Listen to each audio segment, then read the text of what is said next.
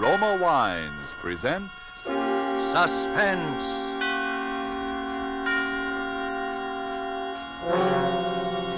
Roma Wines, made in California for enjoyment throughout the world. Salud. Your health, senor. Roma Wines toast the world. The wine for your table is Roma Wine, made in California for enjoyment throughout the world. This is the Man in Black, here to introduce this weekly half hour of Suspense. Tonight from Hollywood, we bring you, in response to requests from many thousands of listeners, Miss Agnes Moorehead, in one of the most famous suspense plays this series has ever presented, Sorry, Wrong Number. But before we raise the curtain on Suspense, here is a message from your host, the Roma Wine Company of Fresno, California. Sometimes it seems we must go far afield to discover riches that were right at hand all the time. As you discover in listening to a conversation which might be taking place at the smart Coral Beach and Tennis Club in Bermuda. An American about to depart for the States thanks his Bermudian friend for the gracious hospitality shown him, in particular for the especially enjoyable wine his friend served. He remarks how much he'd like to be able to get some of that same wine at home.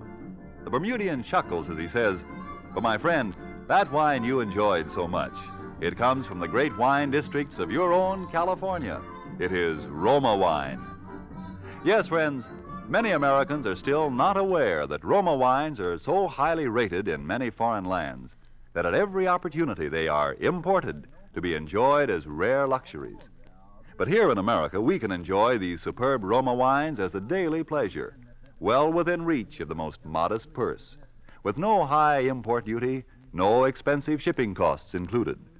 That's why Roma wines cost you so little. Have you been overlooking the enjoyment these richly satisfying Roma wines offer as a delectable beverage at any time, as the addition that can make any meal an occasion, as a sure to be appreciated offering to your guests when you entertain? You get some idea of the great worth of these fine Roma wines when you learn Roma wines are America's largest selling wines. Why put off your enjoyment of Roma wines another day? I'll spell out the name for you. R-O-M-A, Roma Wines, made in California for enjoyment throughout the world. And now with Lucille Fletcher's study in terror called Sorry, Wrong Number, and with the performance of Agnes Moorehead, we again hope to keep you in suspense.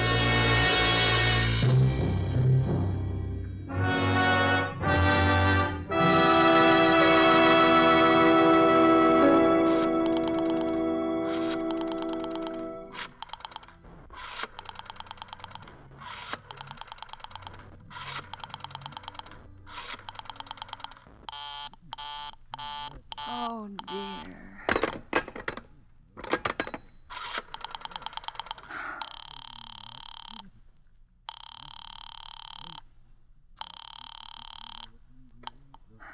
Your call, please. Operator, I've been dialing Murray Hill 40098 now for the last 3/4 of an hour, and the line is always busy.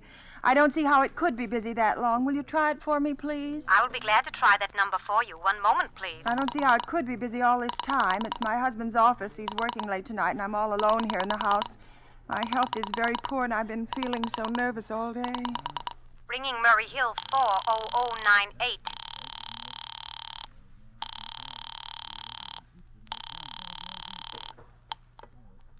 Hello? Hello? Hello, is Mr. Stevenson there? Hello? Hello? Hello. Hello? George? Yes, sir, this is George speaking. Hello? Who's this? What number am I calling, please? I'm here with our client.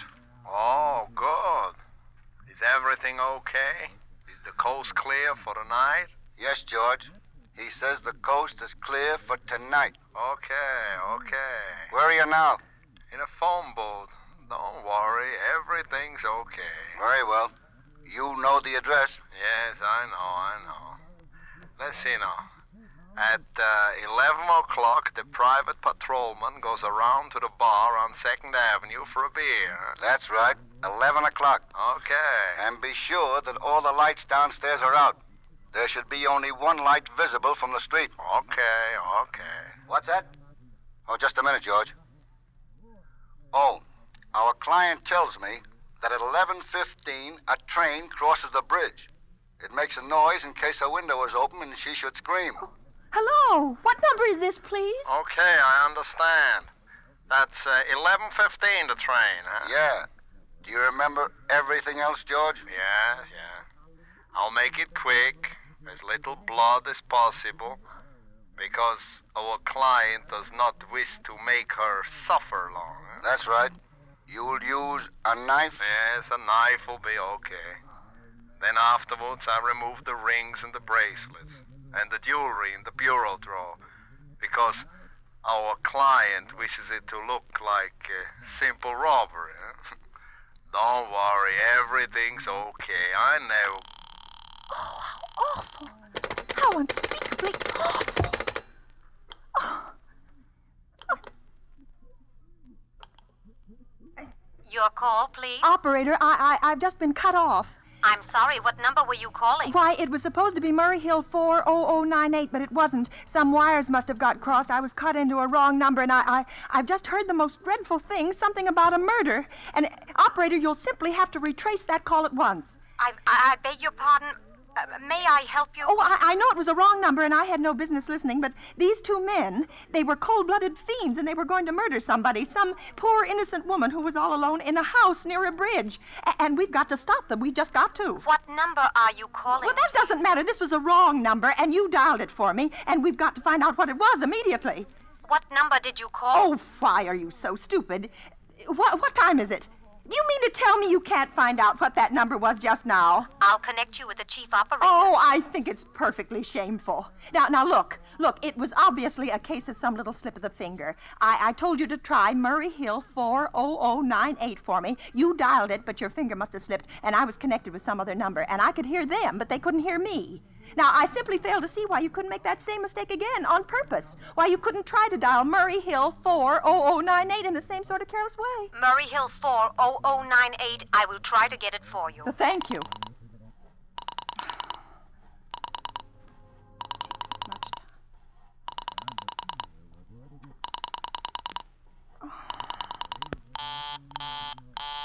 I am sorry, Murray Hill 40098 is busy. I will call you Operator! Your call, please. You didn't try to get that wrong number at all. I asked you explicitly, and all you did was dial correctly. I am sorry. What number are you calling? Well, can't you for once forget what number I'm calling and do something for me? Now, I want to trace that call. It's my civic duty, and it's your civic duty to trace that call and apprehend those dangerous killers. And if you won't... I will connect you with the chief operator. Well, please. This talk, I can't make anyone understand. It takes so much time. This is the chief operator. Oh, Chief Operator, I want you to trace a call, a telephone call, immediately. I don't know where it came from or who was making it, but it's absolutely necessary that it be tracked down because it was about a murder that someone's planning, a terrible, cold-blooded murder of a poor, innocent woman tonight at 11:15. I see. Can you trace it for me? Can you track down those men? Well, I'm not certain. It depends. Depends on what? It depends on whether the call is still going on. If it's a live call, we can trace it on the equipment. If it's been disconnected, we can't. Disconnected? If the parties have stopped talking to each other. Oh, but of course they must have stopped talking to each other by now. That was at least 5 minutes ago, and they didn't sound like the type who would make a long call. Well, I can try tracing it. May I have your name, please? Mrs. Stevenson. Mrs. Albert Stevenson. But and listen, your telephone number, please. Plaza 32098. But if you go on wasting all Why this do you time... want this call traced, please? Why? Oh, no reason. I mean, I merely felt very strongly that something ought to be done about it. These men sounded like killers. They're dangerous. They're going to murder this woman at 11:15 tonight, and I thought the police ought to know. Have you reported this to the police? Well, no, not yet. You want this call checked purely as a private individual? Yes, but meanwhile... I'm sorry, Mrs. Stevenson, but I'm afraid we couldn't make this check for you and trace the call just on your say-so as a private individual. We'd have to have something more official. Oh, for heaven's sake. You mean to tell me I can't report that there's going to be a murder without getting tied up in all this red tape? Why, it's perfectly idiotic. Well, all right. I'll call the police. Thank you. I'm sure that would be the best way to do it. It's ridiculous. Curse such nonsense. Utter call, please? The police department. Get me the police department, please. Thank you. Ringing the police department. Oh, can't you ring them direct? This time.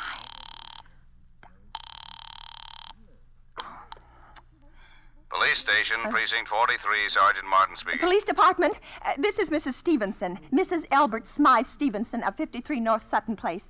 I'm calling up to report a murder. Huh? I mean, the murder hasn't been committed yet, but I just overheard plans for it over the telephone, over a wrong number that the operator gave me. I've been trying to trace down the call myself, but everybody is so stupid, and I guess in the end you're the only people who could do anything. Yes, ma'am. It was a perfectly definite murder. I heard their plans distinctly. 2 men were talking, and they were going to murder some woman at 11:15 tonight. She lived in a house near a bridge. Are you listening to me? Yes, ma'am. And there was a private patrolman on the street. He was going to go around for a beer on 2nd Avenue. And there was some third man, a client, who was paying to have this poor woman murdered. They were going to take her rings and bracelets and use a knife. Well, it's unnerved me dreadfully, and I'm not well. Yeah. Yes, I see. When was all this, ma'am? About 8 minutes ago.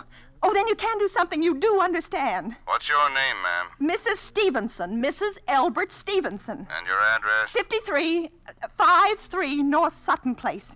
That's near a bridge, the Queensboro Bridge, you know. And we have a private patrolman on our street, and 2nd Avenue is the next... And what was that number you were calling? Murray Hill 40098. But that wasn't the number I overheard. I mean, Murray Hill 40098 is my husband's office. He's working late tonight, and I was trying to reach him to ask him to come home. Yeah. I'm an invalid, you know, and it's the maid's night off, and I hate to be alone, even though he says I'm perfectly safe as long as I have the telephone right beside my bed. Well, we'll look into it, Miss Stevenson, and see if we can check it with the telephone company. But the telephone company said they couldn't check the call if the parties had stopped talking. I've already taken care of that. Oh, you have? Yes, and personally, I feel you ought to do something far more immediate and drastic than just check the call. What good does checking the call do if they stop talking? By the time you track it down, they'll already have committed the murder.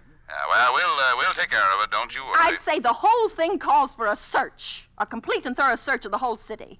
I'm very near the bridge, and I'm not far from 2nd Avenue, and I know I'd feel a whole lot better if you sent around a radio car to this neighborhood at once. Well, what makes you think the murder's going to be committed in your neighborhood, ma'am? Well, I don't know. Only the coincidence is so horrible. 2nd Avenue, or the patrolman, the bridge. Yeah, well, 2nd Avenue, you know, is a very long street, ma'am, and you know how many bridges there are in the city of New York alone. Not to mention Brooklyn, Staten Island, and Queens, and the Bronx. I know all that. How do you know there isn't some little house on Staten Island, on some little 2nd Avenue you never heard about? How do you know they were even talking about New York at all? But I heard the call on the New York dialing system. Well, maybe it was a long-distance call you overheard. No. You know, telephones are funny things. Now, look, lady, why don't you look at it this way? Supposing you hadn't broken in on that telephone call. Supposing you got your husband the way you always do.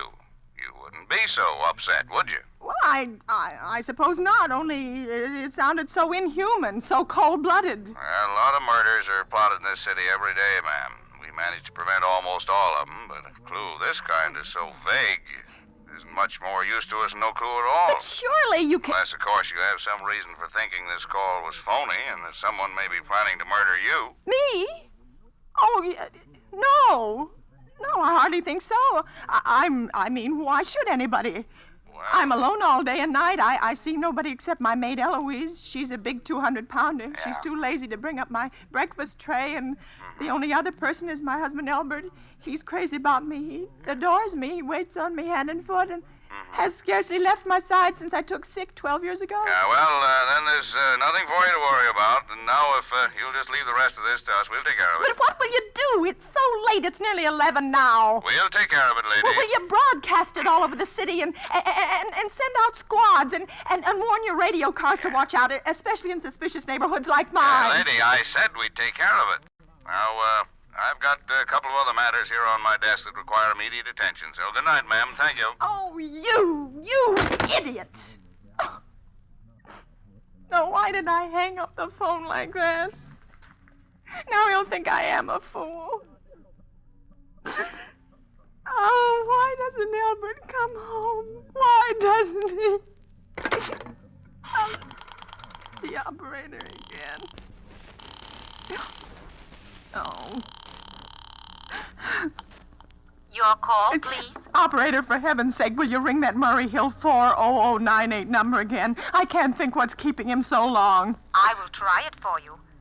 Oh, got me so nervous. Takes so long. Oh. I'm sorry, Murray Hill 40098 is busy. I will call I can hear it. You don't have to tell me. I know it's busy. Oh, if I could only get out of this bed for a little while. If I could get a breath of fresh air or just lean out of the window and see the street. Hello? Albert? Hello? Hello? Oh, what's the matter with his phone? Hello? Hello? Hello? Oh, for heaven's sake, who is this? Hello? What are they trying to do to me? Oh. Answer somebody. Your call, please. Hello, operator. I don't know what's the matter with this telephone tonight, but it's positively driving me crazy. I've never seen such inefficient, miserable service. Now, look, I'm an invalid, and I'm very nervous, and I'm not supposed to be annoyed. But if this keeps on much longer... What seems to be the trouble, Well, please? everything's wrong. I haven't had one bit of satisfaction out of one call I've made this evening. The whole world could be murdered for all you people care, and now my phone keeps ringing and ringing and ringing and ringing every 5 seconds or so, and when I pick it up, there's no one there. I am sorry. If you will hang up, I will test it for you. I don't want you to test it for me. I want you to put that call through, whatever it is, at once. I'm afraid I cannot do that. You can't, and why? Why, may I ask? The dial system is automatic. Oh. If someone is trying to dial your number, there is no way to check whether the call is coming through the system or not, unless the person who is trying to reach you complains to his particular operator. Well, of all the stupid... And meanwhile, I've got to sit here in my bed, suffering every time that phone rings, imagining everything. I will try to check the trouble for you, madam. Check it. That's all anybody can do. Oh, what's the use of talking to you? You're so stupid. I'll fix her. Volley, impudent. How dare she speak to me like that? How dare she speak to me like that? No satisfaction out of anybody. Answer. Your call, please. Young woman, I don't know your name, but there are ways of finding you out. And I'm going to report you to your superiors for the most unpardonable rudeness and insolence it has ever been my privilege. Give me the business office at once. You may dial that number direct. Dial it direct? I'll do no such thing. I don't even know the number. The number is in the directory, or you may secure it by dialing Listen here, you... Oh, what's the use? Oh, for heaven's sake, I'm going out of my mind, Hello, stop ringing, do you hear? Answer me, who is this? You realize you're driving me crazy? Who's calling me? What are you doing it for? Now stop it, I say. Hello, if you don't stop ringing, I'm going to call the police, do you hear? The police! Oh, if Albert would only come home. Oh, let it ring. Let it go on ringing. It's a trick of some kind. I won't answer it. I won't. Even if it goes on ringing all night, I won't answer it.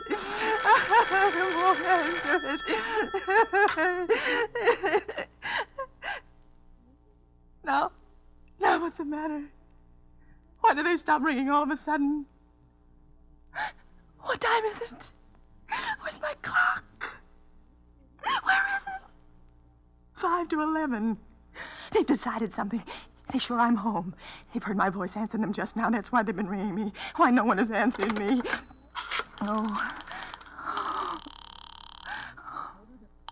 Oh, where is she? Why doesn't she answer? Your call, please. Where were you just now? Why didn't you answer at once? Give me the police department.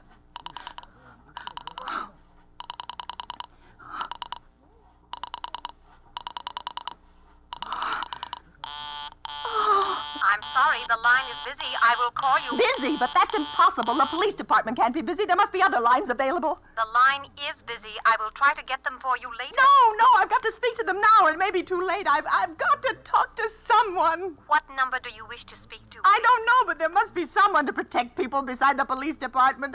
A detective agency. You will find agencies listed in the classified But directory. I don't have a classified. I mean, I'm too nervous to look it up, and I don't know how to use the book. I will connect you with information. Perhaps she will be able to help you. No. Oh, you're being spiteful, aren't you? You don't care, do you, what happens to me? I could die, and you wouldn't care. Oh, stop it. I can't stand anymore. Hello, what do you want? Stop ringing, will you? Stop it. Hello? Is this Plaza 32099? Yes. Yes, I'm sorry. This is Plaza 32099. This is Western Union. I have a telegram here for Mrs. Albert Stevenson. Is there anyone there to receive the message? I am Mrs. Stevenson. The telegram is as follows. Mrs. Albert Stevenson, 53 North Sutton Place, New York, New York. Darling, terribly sorry. Tried to get you for last hour, but line busy. Leaving for Boston, 11 p.m. tonight on urgent business. Back tomorrow afternoon. Keep happy. Love, signed Albert. Oh, no. Do you wish us to deliver a copy of the message? No, thank you. Thank you, madam. Good night. Good night. No. Oh, no, I don't believe it. He couldn't do it. Not when he knows I'll be all alone. It's some trick, some fiendish trick. I know it. Your call, please. Operator, try that Murray Hill 40098 number for me just once more, please. You may dial that number direct. Oh.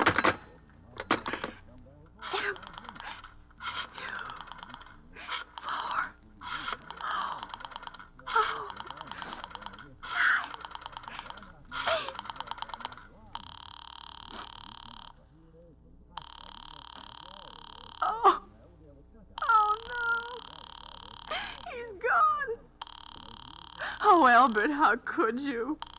How could you? Oh, but I can't be alone tonight. I can't. If I'm alone one more second, I'll go mad. I don't care what he says or what the expense is. I'm a sick woman. I'm entitled to some consideration.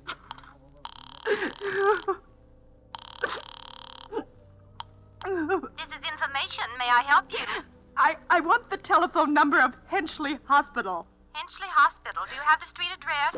No, it's somewhere in the 70s. It's a very small, private, and exclusive hospital where I had my appendix out 2 years ago. Henchley, Henchl. 1 moment, please. Please hurry. And please, what is the time? You may find out the time by dialing Meridian 71212. Oh, for heaven's sake, I've no time to be dialing. The number of Henchley Hospital is Butterfield 89970. You.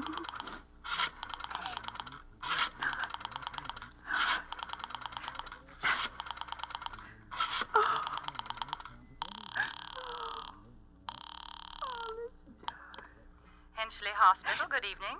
Nurses' registry. Who was it you wished to speak to, please? I want the nurses' registry at once. I want a trained nurse. I want to hire her immediately for the night. I see. And what is the nature of the case, madam? Nerves. I'm very nervous. I need soothing and companionship. You see, my husband is away, and I'm... Have you been recommended to us by any doctor in particular, madam? No, but I really don't see why all this catechizing is necessary. I want a trained nurse. I was a patient in your hospital 2 years ago, and after all, I do expect to pay this person for attending me. We quite understand that, madam. But these are war times, you know. Registered nurses are very scarce just now, and our superintendent has asked us to send people out only on cases where the physician in charge feels it is absolutely necessary. Well, it is absolutely necessary. I'm a sick woman. I'm very upset, very. I'm alone in this house, and I'm an invalid, and tonight I overheard a telephone conversation that upset me dreadfully. A woman's going to be killed when a train... In fact, if someone doesn't come at once, I'm afraid I'll go out of my mind. I see. Well, I'll speak to Miss Phillips as soon as she comes in. What is your name, Miss madam? Phillips. And when do you expect her in? I really couldn't say. She went out to supper at 11 o'clock. 11 o'clock? Oh, it's not 11 yet. Oh, my clock has stopped. I thought it was running down. What time is it? Just 15 minutes past 11. What was that? What was what, madam? That clicked just now in my own telephone, as though someone has lifted the receiver off the hook, off the extension telephone downstairs. I didn't hear it, madam. Now, about But this... I did. There's someone in this house. Someone downstairs in the kitchen, and they're listening to me now. I won't pick it up. I won't let them hear me. I'll be quiet and they'll think. But if I don't call someone now, while they're still down there, there'll be no time. I've got to get that operator.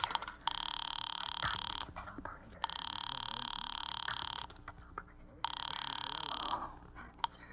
Your call, please? Operator, I'm in desperate trouble. I'm sorry, I cannot hear you. Please speak louder. Oh, dear, there's someone listening.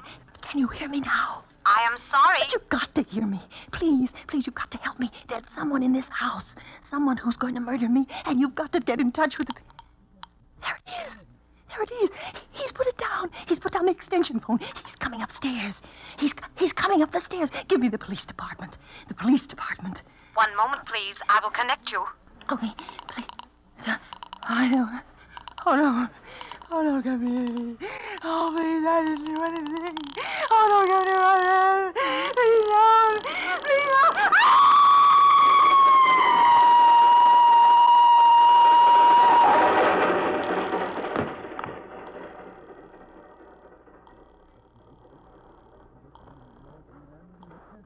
Police Department, Precinct 43, Sergeant Martin. Police Department, Precinct 43, Sergeant Martin speaking. Police Department, Precinct 43, Sergeant Martin speaking. Police Department? Well, I'm sorry. Must have got the wrong number. Don't worry. Everything's okay.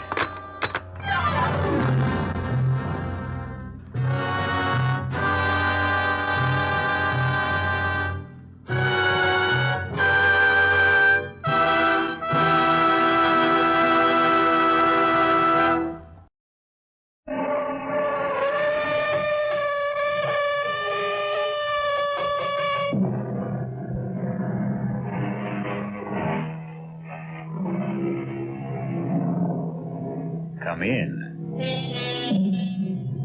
Welcome. I'm E.G. Marshall. Welcome to the sound of suspense, the fear you can hear.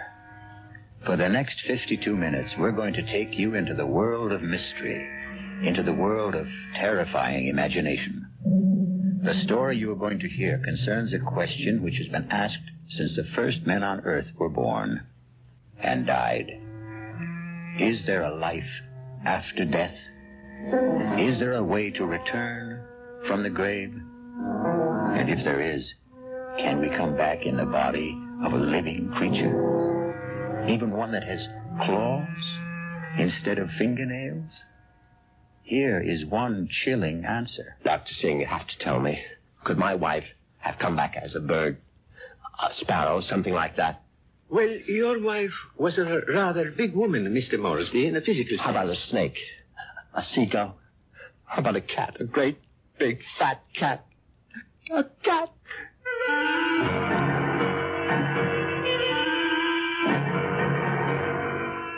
Our mystery drama, The Return of the Moresbys, was written especially for the Radio Mystery Theater by Henry Slessor and stars Patrick O'Neill. I'll be back shortly with Act One.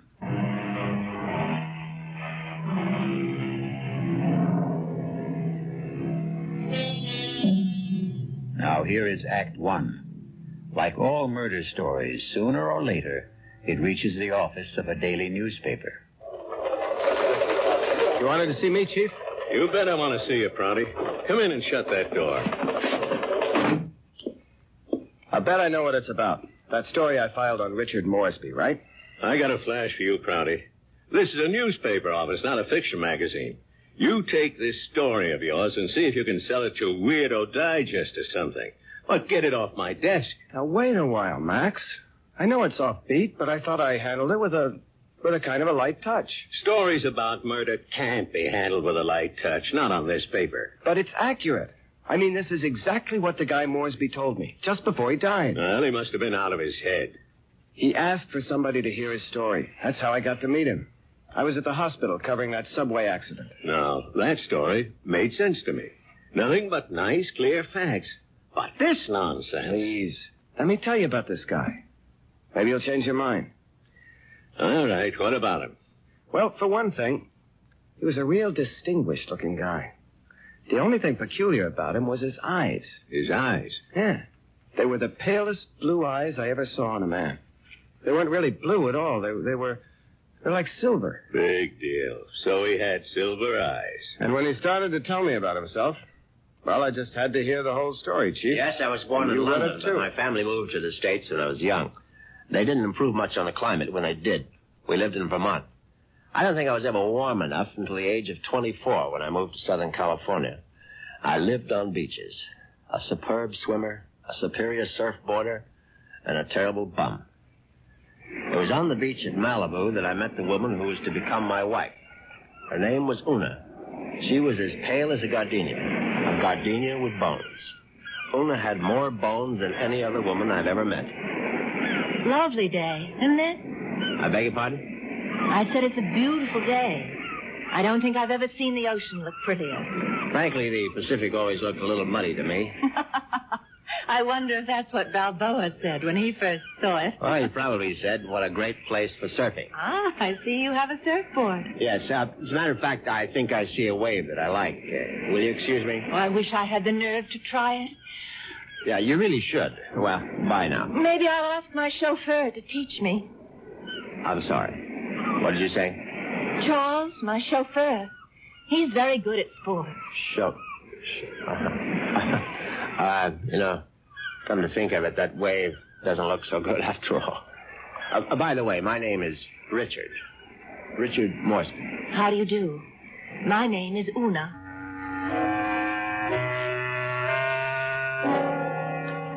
Una Vandermeyer. That was her name. As soon as I realized that she was from the Vandermeyer family, she didn't seem half as bony as she did before. In fact, not only did I become accustomed to Una's appearance, I was even able to tolerate her inane conversation. Can't you just feel the mystery of the stars, Richard? Sometimes I feel their vibrations as if they're trying to communicate with me. Do you ever feel that? Well, sometimes, I suppose. I really think we must be one with the universe, don't you? I really believe there's just one great universal soul, and we're all part of it. Don't you think so, too? Yes, of course. Right on, as they say.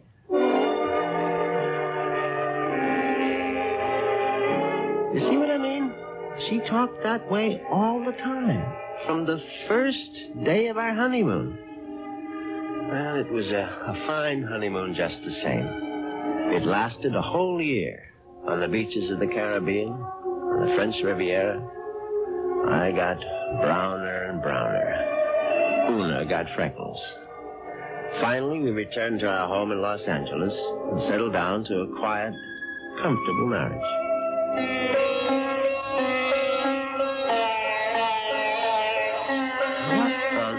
Is that you're playing? It's sitar music, darling. Oh, it's just so spiritual. What made you buy the record? Oh, Dr. Singh recommended it. Who? Dr. Singh, at the Temple of Metapsychosis, you know. The Temple of what? Metapsychosis. I told you about joining the temple last week. Oh, Richard, sometimes I think you don't listen to me. Now, as you may know, Southern California abounds in quasi-religious organizations. And she'd gone through a number of them without discovering the universal soul at any of their altars. Darling, please come to one of Dr. Singh's lectures. He's such a magnificent speaker. He emits such vibrations.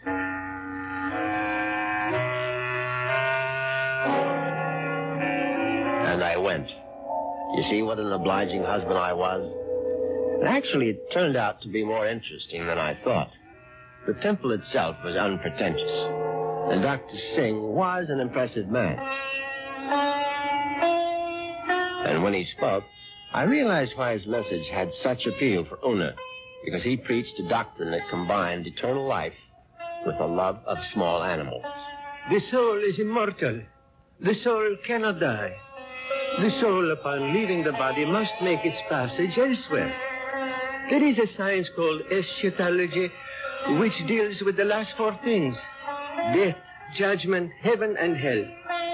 It is the most ancient of all sciences, and from its wisdom has come the inescapable certainty of the transmigration of souls. Yeah, I know it's a bit weird, but stay with it. And where does the soul go? According to the wise men of all generations past, the soul departs from the mouth of the dying. It is consequently a small thing. A bird, a snake, a mouse, a dove, or a hawk, a dog, a cat, an insect. For these small creations of God are empty vessels placed upon earth for only one purpose: to house the departing souls of humanity, so that they need not wander forever in a trackless eternity. Yeah, it's pure rot, of course. But that's what the man said. And Una sat there and believed every single word. Oh, wasn't he marvelous, Richard? Isn't it wonderful that the soul never dies? That we can all come back as little animals? I'm not sure I want to come back as an animal. But you'd still be you, Richard. Oh, don't you see? Well, by the way, what was that envelope you handed Dr. Singh after the meeting? The envelope? Oh, that was my donation, of course. Your donation to the temple? Yes, to support the work of Dr. Singh, to open other temples around the world. Well, how much money was in the envelope? Now, what does it matter, Richard? I'm just curious. $2,000. Una, you go to that temple once a week. Do you always give that kind of donation? Oh, it's all in a very good cause, Richard. Well, in an equally good cause, that of finding out exactly how much of my wife's money was supporting this nonsense, I sneaked a look at Una's checkbook. The answer astonished me. Not only had my wife put more than $30,000 into Dr. Singh's collection plate, she had also donated some $20,000 more to various institutions for the care and feeding of cats, dogs, and birds. It was so kind of you to honor us with a visit, Dr. Singh. I know how terribly busy you are. On the contrary, you were kind to invite me to your lovely home. Oh. Now tell me, Dr. Singh, what determines the kind of animal one becomes when the soul escapes after death? Mrs. Moresby, that is a question which has baffled wise men for countless generations. But isn't it possible to do, research? Yes, Mrs. Moresby. I don't doubt that we could find the answer to such great questions if only we had the proper resources. But, unfortunately, that would require money. A great deal more money than the movement has at present. Well, it seems to me you don't do badly.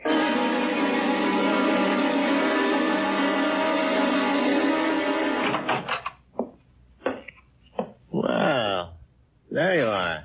Hello, Richard. Where have you been all morning? Right here, in my little sewing room. Don't tell me you were sewing. Oh, don't be silly.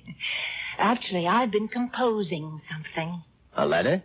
Oh, something more important than that.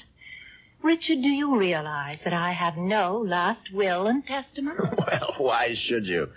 Healthy young chicken like you. I can't call myself young anymore, Richard. You'll always be young to me, darling. Oh, that's very sweet.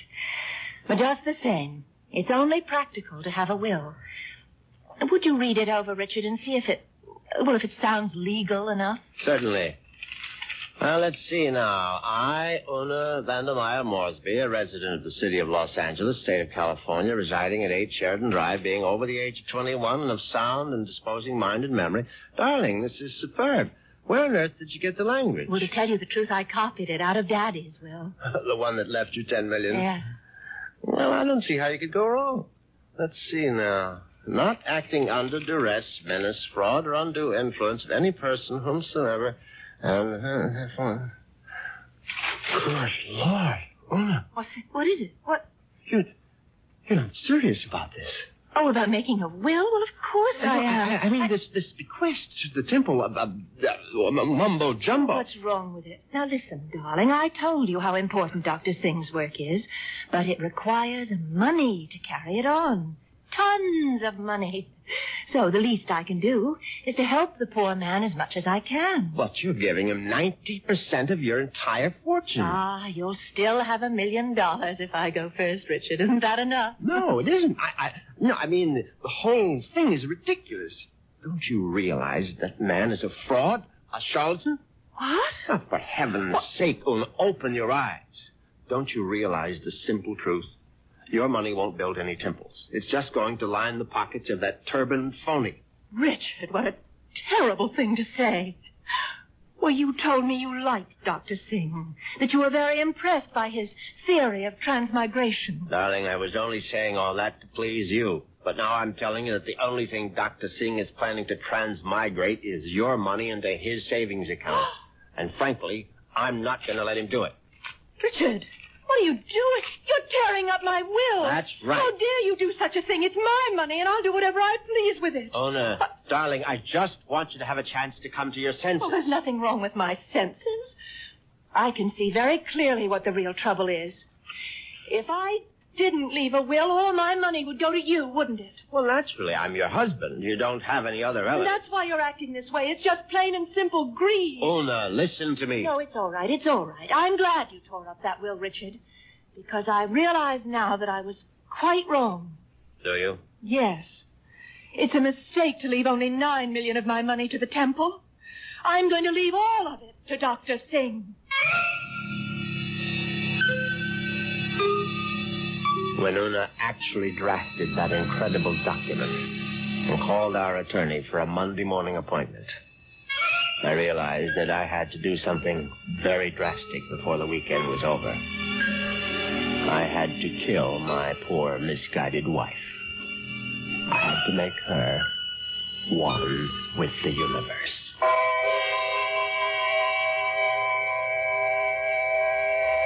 It's obvious that Mr. Moresby is going to be a very reluctant murderer.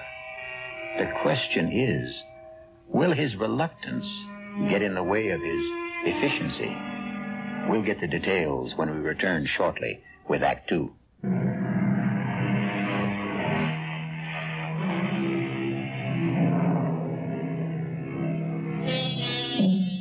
Now let's return to Richard Moresby. In order to find him, we'll have to search the highway, for Richard has taken his white Jaguar out for a spin. But there he is now. On Saturday morning, I took a little spin in my XKL and did some thinking on the open road. I didn't want to kill poor Una, of course. The whole idea was repellent. But on the other hand, the thought of Dr. Singh spending the fortune that was rightfully mine was even more abhorrent. However, I decided I would make one more stab at a reconciliation. Darling, may I come in? It's your living room, too. It doesn't feel like it. Matter of fact, I've felt like a stranger in this house for the past 2 days. I suppose that's my fault. Well, you haven't been exactly cordial, have you? I've hardly been home, Richard. I spent all day yesterday at the temple and all morning at the Pet Breast Kennels. And how are all the little souls doing? You just won't stop being irreverent, will you? It's been my money all along, hasn't it, Richard? From the very beginning, you were attracted to my money. Oh, now, darling, if you thought that, you would never have married me. I didn't want to believe it. I don't want to believe it now. Well, now, how can I prove to you that you're mistaken? Richard, do you really want to prove it? Of course, I'll do anything you say. All right. Now, I know exactly what you can do. You can let me leave my money to Dr. Singh and the temple. The whole $10 million? Yes, because that's the only way I'll know that it's me you love.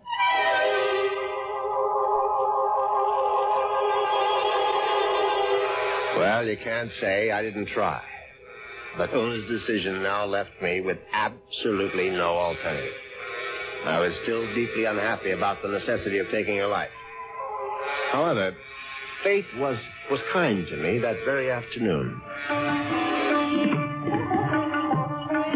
Now you're sure that you want me to continue reading, Richard? Of course, darling.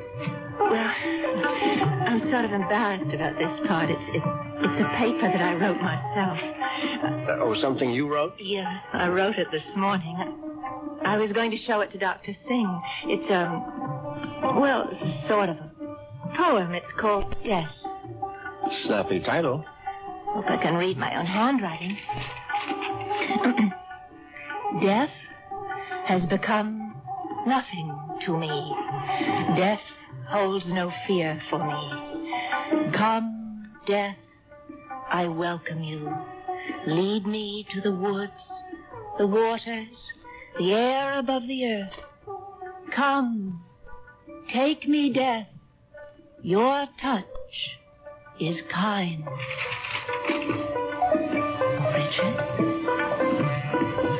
Richard, why do you look like that? Is it really that terrible? Oh, terrible.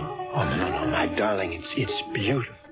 Do you mean it? You must give it to me, Una. I must have it. You like it that much? Yes, I certainly do. Well, I'll type it up for you, Richard. No, I must have the original. Now, just the way you wrote it. Oh, darling, I'm so flattered. What will you do with it? Oh, I'm going to put it in a frame, of course. And I know just where I'm going to hang it.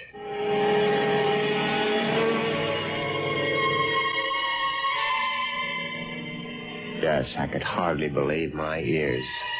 Una had written her own suicide note in her own handwriting. It was truly karma at work. Now there was no question of failure, and no longer any need for delay. Oh, what a lovely idea this was, Richard. Candlelight dinner for two. Yes. I thought you'd enjoy it. So sweet of you to handle the whole menu with Cook. You spoil me shamefully.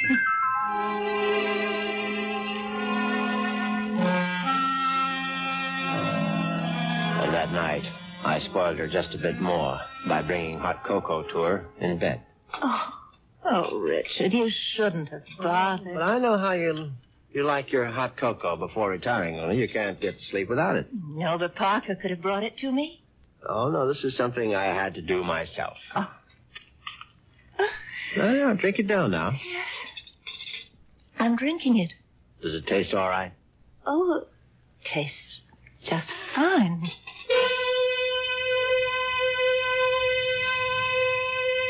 Now, that was very good news, because I'd prepared the hot cocoa myself, and I had no idea whether 25 melted sleeping pills would seriously affect the flavor.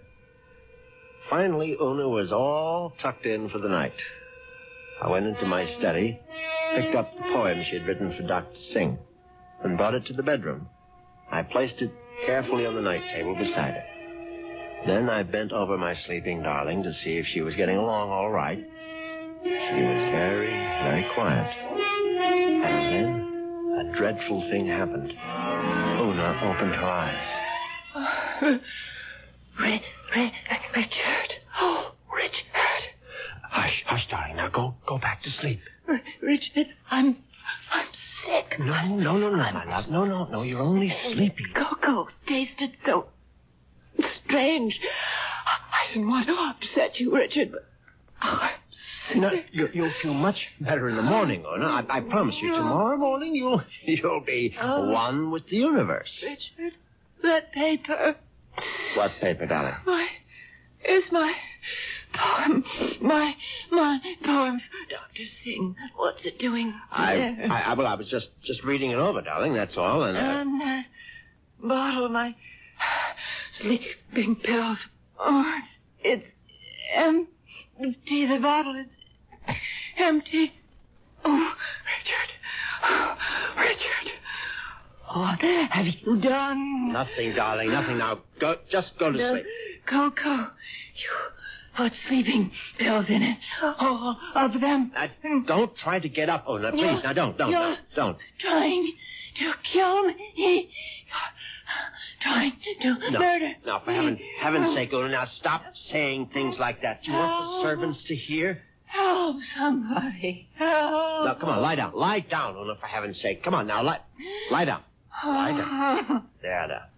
That's better. You won't get away with it. You won't get away with it, Richard. I promise you. Anything you say, darling. I'll come back, Richard. You know I'll be back.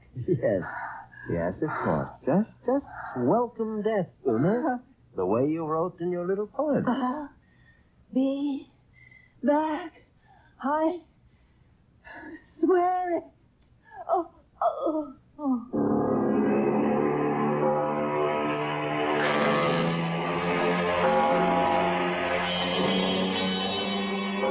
The funeral was held 2 days later.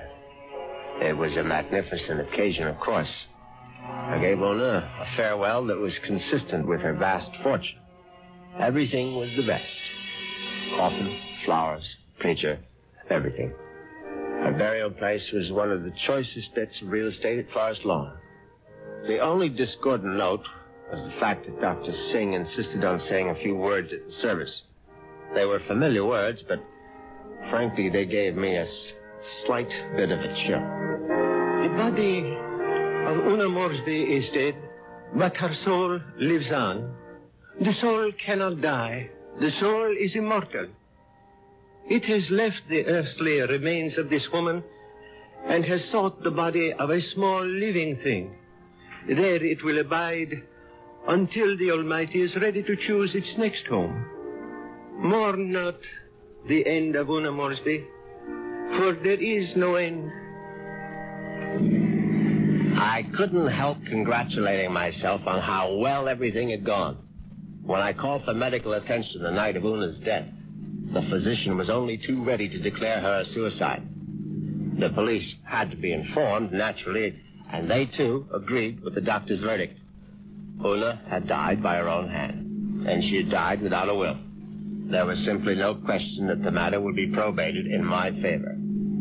Suddenly I realized I was not only rich, but a rich widower. What vistas opened for me? The devil! Look out, you stupid mongrel! Dog trying to get run over. I admit I was shaken up by it. It was sort of a coincidence, you know? Right after the funeral and all that.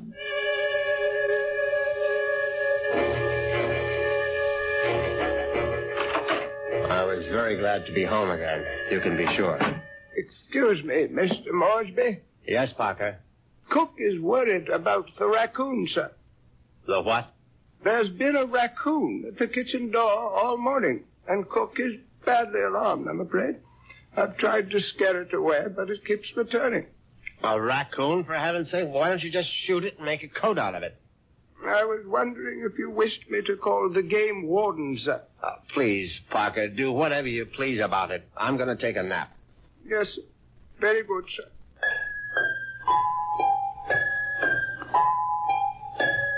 I went upstairs at once, undressed, and got into bed. It was a warm day, and yet I found myself cold. I got out the electric blanket and soon felt very cozy indeed. In fact, I felt so much better that I made a phone call.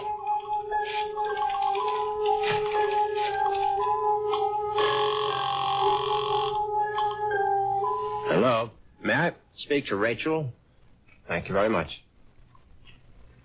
Hello, Rachel? Yeah, who's this? Rachel, you probably don't even know my name, but it's Moresby, Richard Moresby. Who? You met me at the club numerous times. I'm the rather distinguished-looking gentleman who sits at the table on the far right corner. Oh, yeah, well, that's not my station. Yeah, I know it isn't, and I've always regretted it. Frankly, I would have enjoyed my lunches at the club even more if you had served them. Listen, I'm pretty busy right now. Well, what I wanted to find out was if you're busy this evening. Oh, what'd you have in mind? A little, quiet dinner, perhaps. Is that all you had in mind? Why don't we just wait and see? I can pick you up outside the club whenever you're free. Yeah, I hardly know it's you. I'm still not sure which gentleman you are. I'll be sitting in an XKL Jaguar. Do you think you'll recognize it? A Jag? I get off at 6:30. See you then.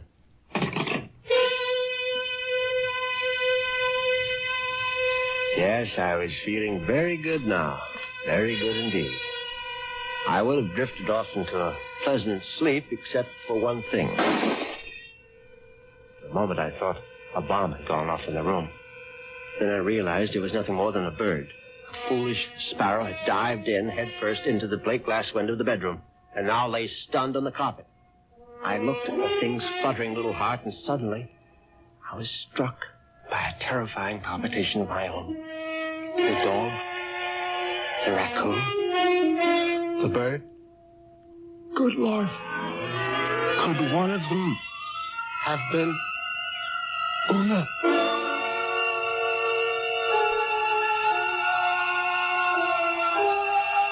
Has Una Moresby returned from the grave? Nonsense.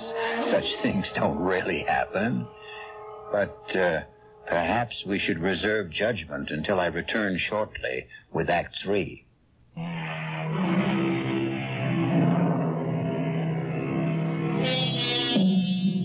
Now let's see if common sense has returned to our hero. He's doing a sensible thing right now. He's taking a good, refreshing shower.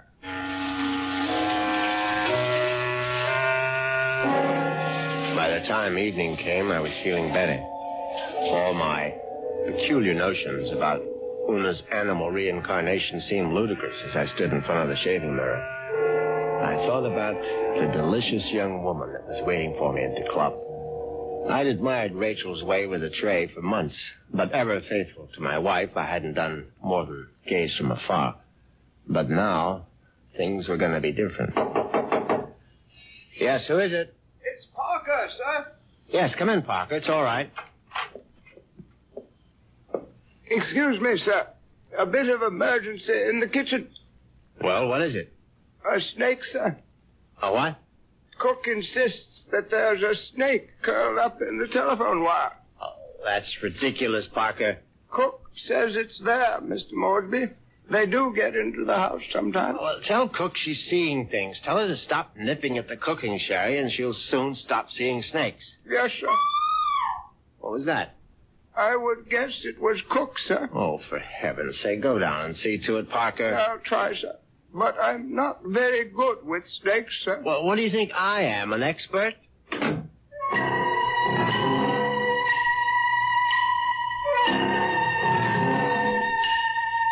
But that wasn't the end of it. 10 minutes later, Parker was back upstairs saying that the snake had left the kitchen and run into the living room. No, I suppose snakes don't run, they slither. It slithered into the living room and was now embracing still another telephone wire, obviously mistaking it for a long-lost love. But then, another unsettling thought came into my mind. What if the snake... No, that was ridiculous. Hello? Hi.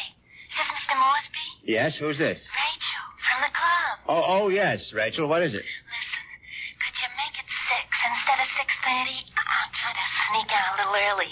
Yes, fine, I'll be there as soon as I can. In the Jaguar, right? Yes, in the Jaguar. Listen, the reason I want to leave earlier is because my husband always picks me up at 6:30. What was that? So I asked one of the girls I work with to tell him I got another job someplace. He won't care. He likes me to earn extra money. Yes, I see. So, just to make the story look good, I guess you'll have to lend me a few dollars after our date. Yes, of course. And listen, I really do remember you, sugar. You're the handsome one with the cute bald head. See you soon.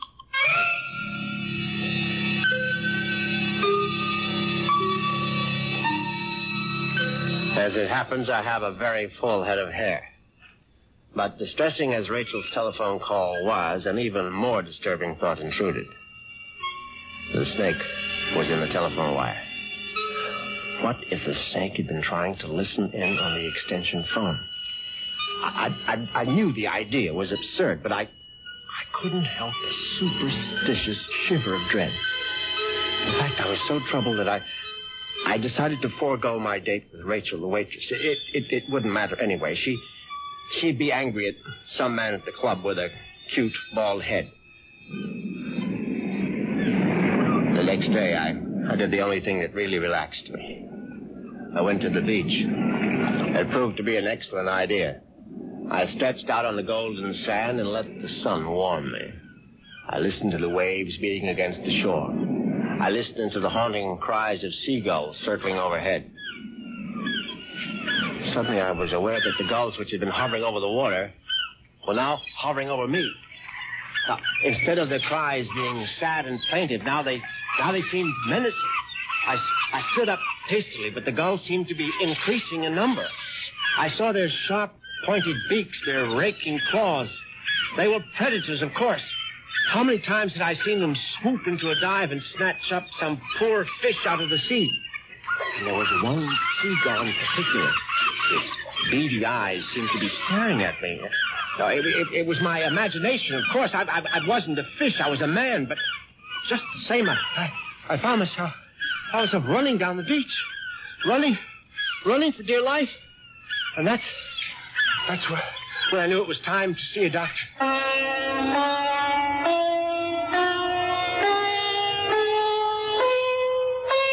Yes, Mr. Moresby.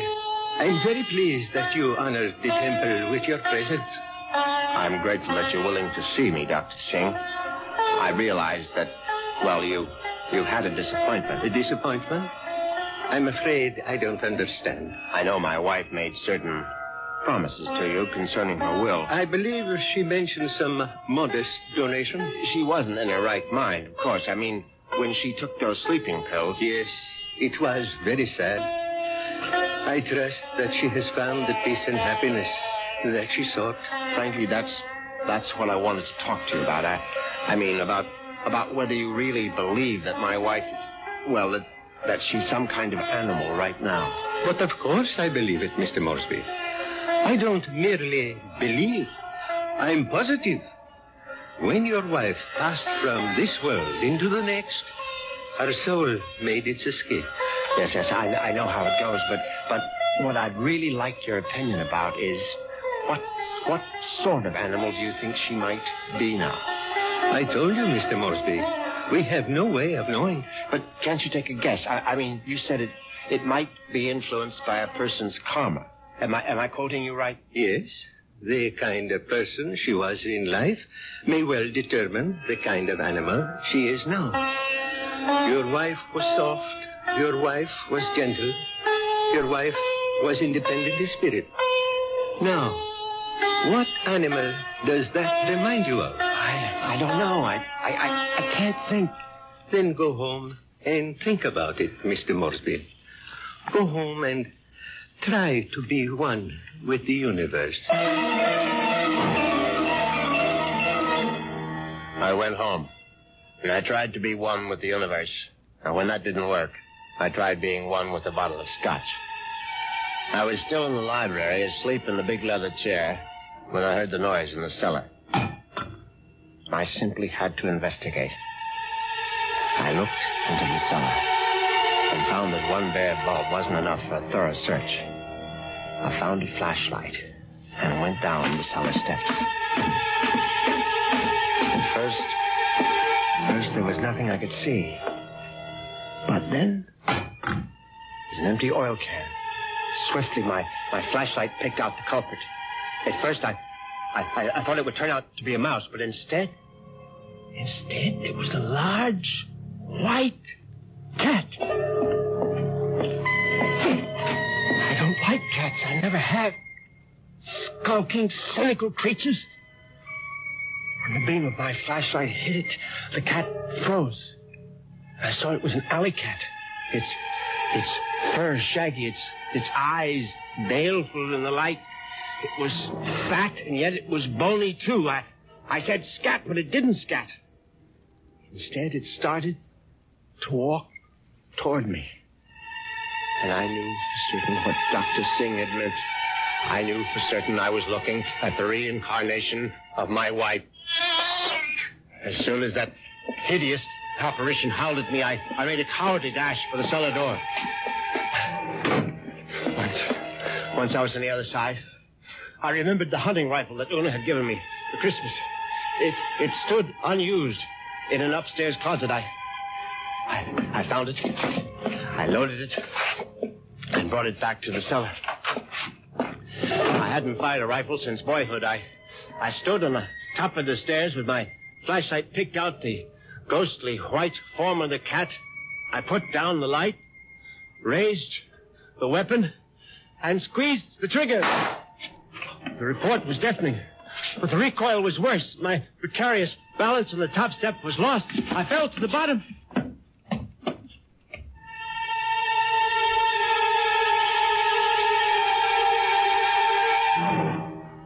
I tried to get up again, but the pain in my right leg was agonizing. I found out later that it was broken. But the cat was still alive. And it was regarding me at eye level now. Its fur matted with plaster dust. Its eyes filled with hatred. I tried to crawl toward my fallen rifle. Just as I saw the creature advancing toward me, I screamed, "Una!" My hand was on the rifle now, grasping it.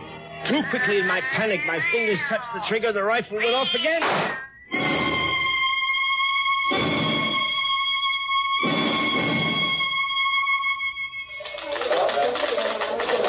Well, that's how Moresby ended up in the hospital, Chief, with a broken leg and a bullet in his hip.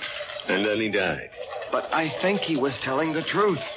You could see it in his eyes. His silver eyes, right? Yeah, his silver eyes.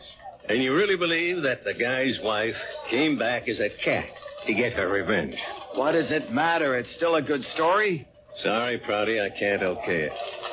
Well, what if I got more details? What if I talked to this Dr. Singh? If I went to the Moresby cellar and found that cat? And what would you do then? Ask her if she's Mrs. Moresby? I still think it's worth a try, Chief. I'll tell you what, Prouty. What are you doing for lunch? I hadn't thought about it. Well, think about buying my lunch. You? There's a pretty good restaurant right around the corner where the Moresbys live. Now, we can get a bite there and then check out that cellar.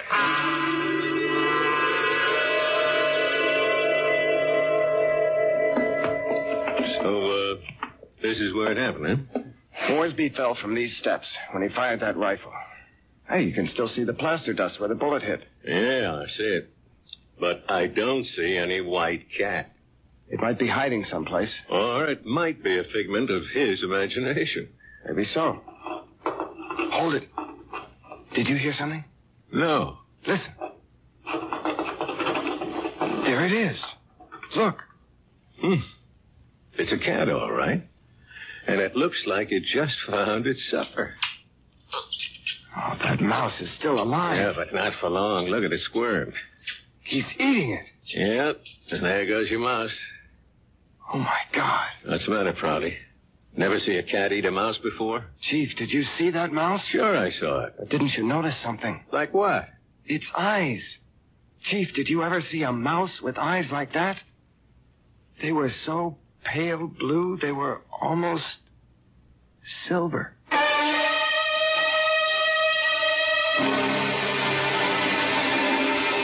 And so the cat and mouse game comes to an end. But according to Dr. Singh, there is no end. Perhaps Richard Moresby will have his turn next in another afterlife. I'll be back in a few moments.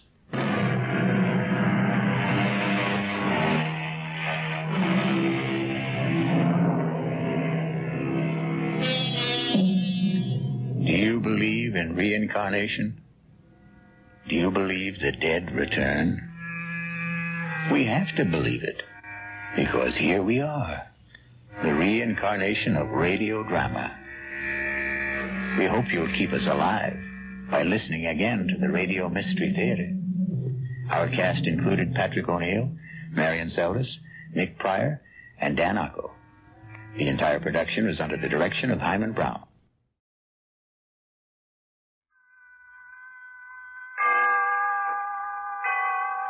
Autolite and its 98,000 dealers bring you Miss Agnes Moorehead in tonight's presentation of Suspense.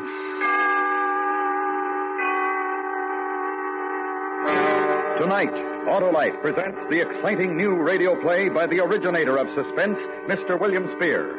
The story is called Death and Miss Turner. Our star, the First Lady of Suspense, Miss Agnes Moorehead.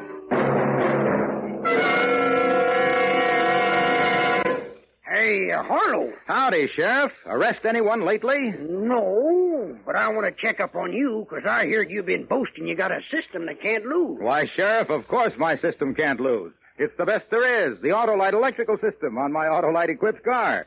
Why, every unit and component part is related by Autolite engineering design and manufacturing skill to give the smoothest performance money can buy. What system is that, Harlow? The electrical system, Sheriff, including the Autolite starting motor, distributor, coil, generator, battery, spark plugs, and all the other parts of the complete Autolite electrical system installed as original equipment on many leading makes of our finest cars, trucks, and tractors. You mean you're always right with the Autolite electrical system? You sure are, Sheriff. That's why it pays to insist on Autolite original factory parts for your Autolite-equipped car. And remember, from bumper to tail light, you're always right with Autolite. And now, Autolite presents transcribed Death and Miss Turner, starring Miss Agnes Moorehead, hoping once again to keep you in suspense.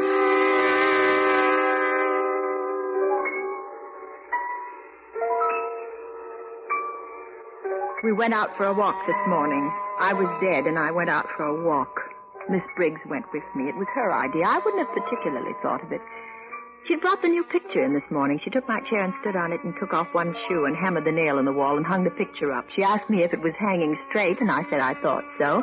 And she said, well, and she took off her glasses and gave me a little inquiring expression. She always does that after she's done something for me. She wants my approval. So I looked at the picture hanging there, and I smiled, and I said, it's lovely. Plain black frame. Yes, you're right. That's just the right frame for it. I beg your pardon? The frame. I said it's good. The frame? Yes. Yes. There are some other pictures downstairs we could have framed, if you like. That would be a lot of trouble, wouldn't it? Not a bit. I think I could sleep some more. There's a headache just hovering over me. I don't want to wait until it gets me. Of course. You finish your nap. You know what might be nice, though, later on? To get some air. Go for a stroll in the park. Go out today? And have lunch somewhere nice, like 96 Piccadilly or Claridge's. How about it? I'll ring up and reserve a table. It's cool. Maybe I can borrow that red coat that's hanging up in there. Yes. That's fine, Rachel.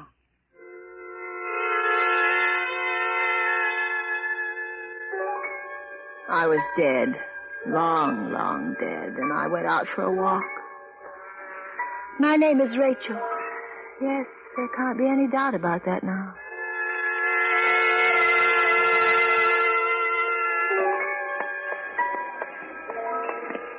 And then the American meets the Englishman and says, well, how are things here, old boy? And the Englishman says, better than next year. Well, no sense pulling a long face. Like my dad always says, if I could get a steak, I couldn't afford it anyway, so... Are you getting tired, dear? You've seen enough of London for today? Oh, no. I'm enjoying this so very much, as long as we don't walk too fast. We're not, are we? Oh, no, it's lovely. How long have you been in London, Rachel? You know I can't tell you that, Miss Briggs. Yes, of course. You're just hoping that I just might let something sort of slip accidentally, aren't you, Miss Briggs? Yes, I guess so. It would be nice, wouldn't it? No, it wouldn't. Don't count on it, Miss Briggs. It's not going to happen. I can't risk it. Look, there's the frame shop where I got our new picture done this morning. The black frame you like so much. He's framing some more for us. Let's just go in and see how he's coming along. Is this a new shop? Yes, I think so. Hello there, anybody in? Who's that? Oh, Miss Briggs, isn't it? How are we today? Fine, thank you, Mr. Putney. My friend here and I thought we'd just look in and see how our little job of work is going. I see. Yes, that was the 4 oils by, who was it? Turner, that's it, Turner. Let's see. No, I'm afraid we haven't got them yet. There they are hanging up there on the line. They're awfully good, aren't they, Miss Briggs? Who did you say... I've been here before. Beg your pardon? It was the same. Oh, I'm afraid not. You see... What do you mean? I tell you. Well, I only just opened my shop 4 days ago. Well, I'm not talking about your shop necessarily, Mr. Putney, but these. Oh, these paintings. I don't know. Miss Briggs brought them in by Turner. Turner? That's preposterous. J.M. Turner? Why, these have nothing to do with him. In the first place, he was watercolor. In the second place, landscape. And in the third... Not J.M. Turner. Another Turner. The sign. R. Turner. Oh. Interesting painter, this one, don't you think? Not exactly macabre, but something shivery about it. All 4 of them seem to have a... Well, I guess you'd call it an ominous overtone. Really? I don't feel that particularly. Well, wouldn't you call it a little nightmare when a painter goes to this much trouble? All this detail, painting a man, his hands, his suit, the handkerchief in his pocket, the carnation in his buttonhole, and then leaves out his face? In all 4 paintings, no face. I see a face. Yes, of course. Well, not complete, not the filled-in features, but the qualities of this man's face are there for me, even though they're not there for you. I should know this man if I met him. We must be going. He's dead, I think.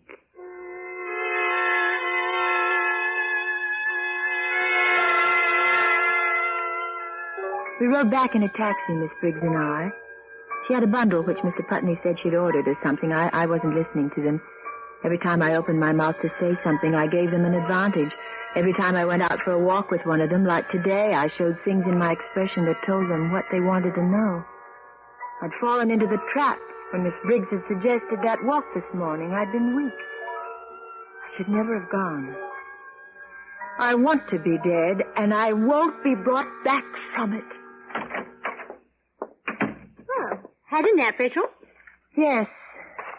What have you got there? This? Some stuff I ordered the other day for Mr. Putney. Oh? What is it? You laugh. No. Well, I know it's foolish, but as my dad says, faint heart never drew a royal flush. I must say I don't know what that means quite. I'm not a card player. Anyway, it's something I've always wanted to have a private dabble at. They say it relaxes the nerves. And who knows? I'm younger than Grandma Moses. Paints. You bought a box of paints. And brushes. This one, if you please, costs 2 guineas. It's for the fine detail work, he says. Sable. Huh? It's a sable brush. And these things, you mix your colors on them. Palettes. And then there's whatever this is, fixative. And, well, anyway, I've gone and got a perfect smasher of a real professional kit. Now, someone will teach me to draw a straight line. You didn't buy this box of paints for yourself. Did you, Miss Briggs? Well, whatever. You bought them for me. That was it, wasn't it? I was a painter. That's what you're waiting for me to find out. R. Turner, the painter who does portraits of a man without a face. It's Rachel Turner. Is that it? I don't remember it, but is that it? Am I Rachel Turner? Wait here. I'm going to get Dr. Grice.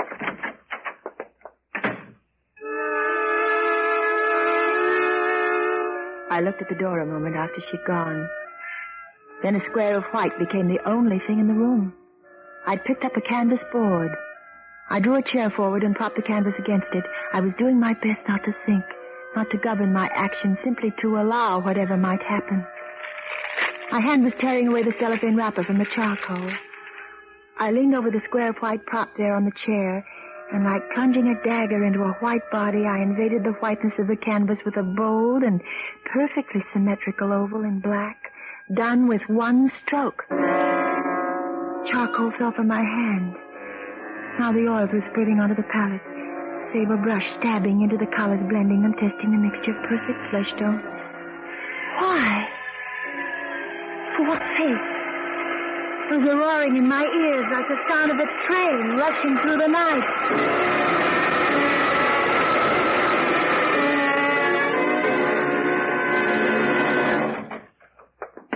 Rachel? Well, we meet at last. That is to say, we meet as people meet in a drawing room, a cocktail party, perhaps, where the hostess hasn't had the time to introduce us all around. We find each other elbow to elbow at the punch bowl. At this moment, you smile to me as I hand you your glass, and I say, my name is Grice. I'm Rachel Turner. I'm a painter. Oh?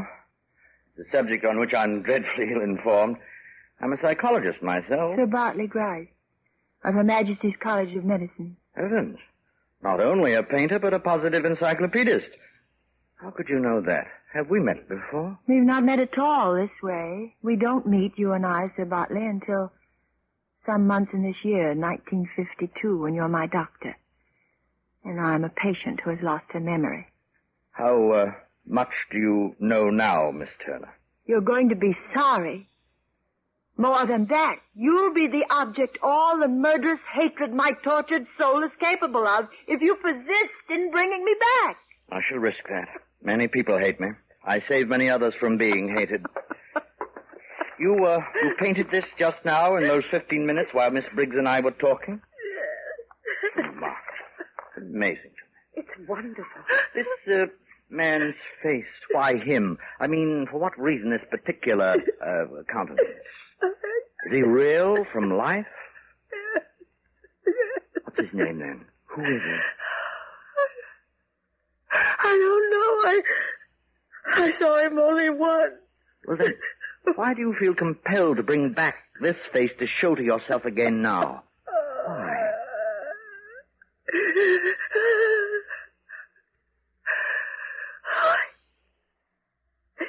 It's the face of the man I murdered. Autolite is bringing you Miss Agnes Moorehead in Death and Miss Turner, tonight's presentation in radio's outstanding theater of thrills, Suspense.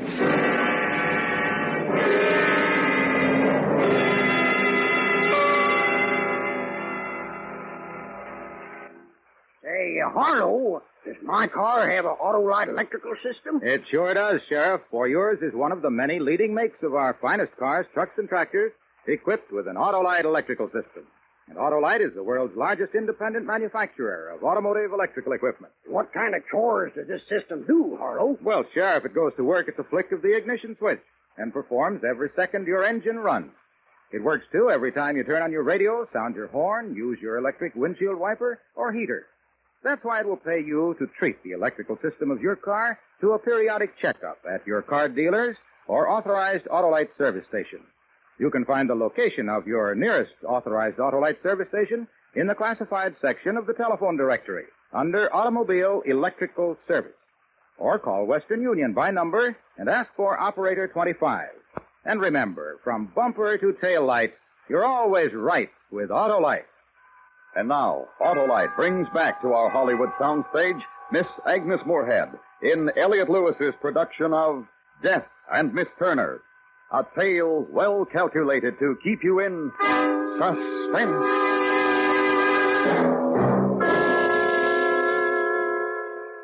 You murdered this man whose face you have painted here? Yes. Yes, How did you murder him? I don't know. You have no recall of having actually done it. You're unable to tell yourself where it happened or when? No. No, I'm sure that I killed him. Yes. Miss Turner, we're going to give you something to make you sleep. Now, if you'll just roll up your sleeve, Miss Briggs, please. Sleep? Suppose, dear. Yes, for a period of time now. We shall need to help you sleep. I hope it'll be a brief one. You've wanted to sleep a great deal of recent months, haven't you? That was because you were afraid of reality, of your thoughts while awake. So you were always dozing off, taking a nap, staying in bed till half the day was gone. Now I know I'm a murderess. So I've earned the right to be drugged into forgetting it for a few hours. I was already dead. I'd forgotten. Why couldn't I have been allowed to die? Why not have hung me for it while it didn't matter? What, for what? For a murder you can't describe? Of a man whose death in circumstances pointing to violence we have no record? Why, no one on earth has come forward to accuse you of any crime. How did you find me? What was I doing? Where was I when you found me? You must remember what happened yourself. Live through that horror again. Only then will you know what is true. Meantime, I shall help you in every way I can. Hate me if you like. It's better than hating yourself. Good night, Miss Turner.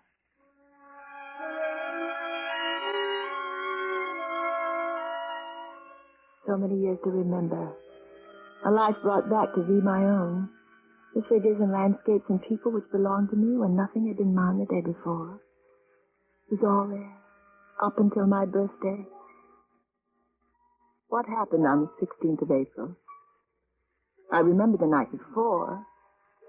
It was the last thing I remembered until awaking here in the hospital on the first day of May. I was standing in the lobby of the hotel, just having got off that rickety elevator. And my bag was packed. It was there at my feet. And the porter came around from behind his booth and handed me an envelope. After that, nothing.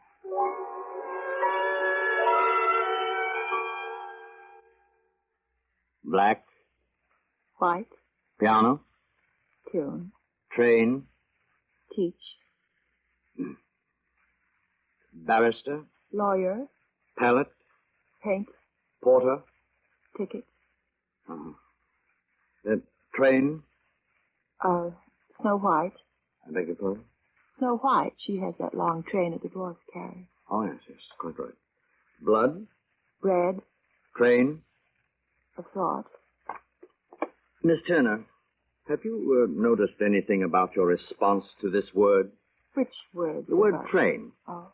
I've put it to you 3 times, and each time you, for some reason, avoided connoting what one should expect to be the most commonplace definition. You haven't answered with smoke or wheels or Waterloo Station or underground.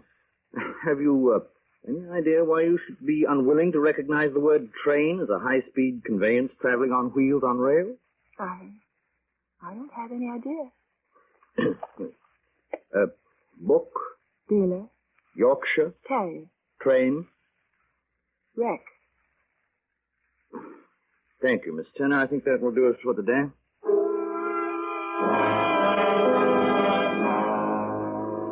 Miss Briggs took me back to my room. I was in a fever.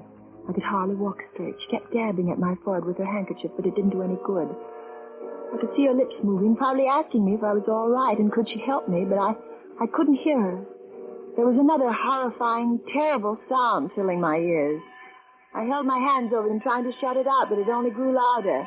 In my room, Miss Briggs tried to push me toward the bed. I could see her lips framing, "You must lie down," but I thrust her out of the way and lunged for the canvas board. My hands and arms were numb as though they were floating out of my control, except that they ached agonizingly.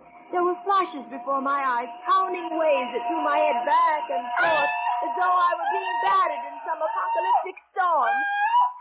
Came a frightful shrieking, torn from the throat of a damned soul in torment, and I fell forward on the ground, and something fell with me.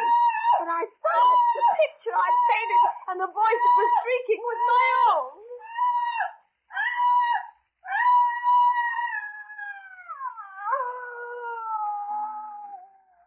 Oh, I can't. Lie down. Yes, lie down. This is it, is it, nurse? Oh, yes. All right, roll up that sleeve. Now, Rachel. Painted that picture there. Delirious like a mad woman. Yes, quiet. Now, Miss Turner.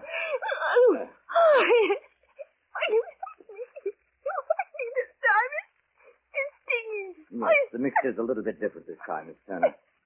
But it will stop hurting in just a moment. Oh. There. All ready. Oh, yes. He's warm. Peaceful. This picture you've just done. Is it good? I think it's extraordinarily good. Are you sleeping? Sleeping, but awake. Asleep, but not asleep. Can you describe this picture to me as though I hadn't seen it? A man sitting in a railway compartment looking out of the window of a train. Opposite him with her back to us is a woman. It's as though we were the woman whose attention is on this man. As though we were this woman? Yes. Don't you mean that you are this woman Miss Turner? Yes, I am. What day is it now? My birthday. April 16th. Last April. Yes, that's the day. I'm aboard the Flying Scotsman Express. I'm on my way to Edinburgh to paint the moors. I'm in the first class compartment. Alone, I'm relaxed and happy. I feel the urge to paint something. Right here as the train goes speeding along. And what do you paint? A man. That is the embodiment of a man. His posture, his clothes. But for some reason, I can't paint his face. I know his face, but I find it impossible to transfer it to the canvas. I make 4 separate versions of him, but each time my brush remains poised in midair, refusing to invade the oval of white where the face should be.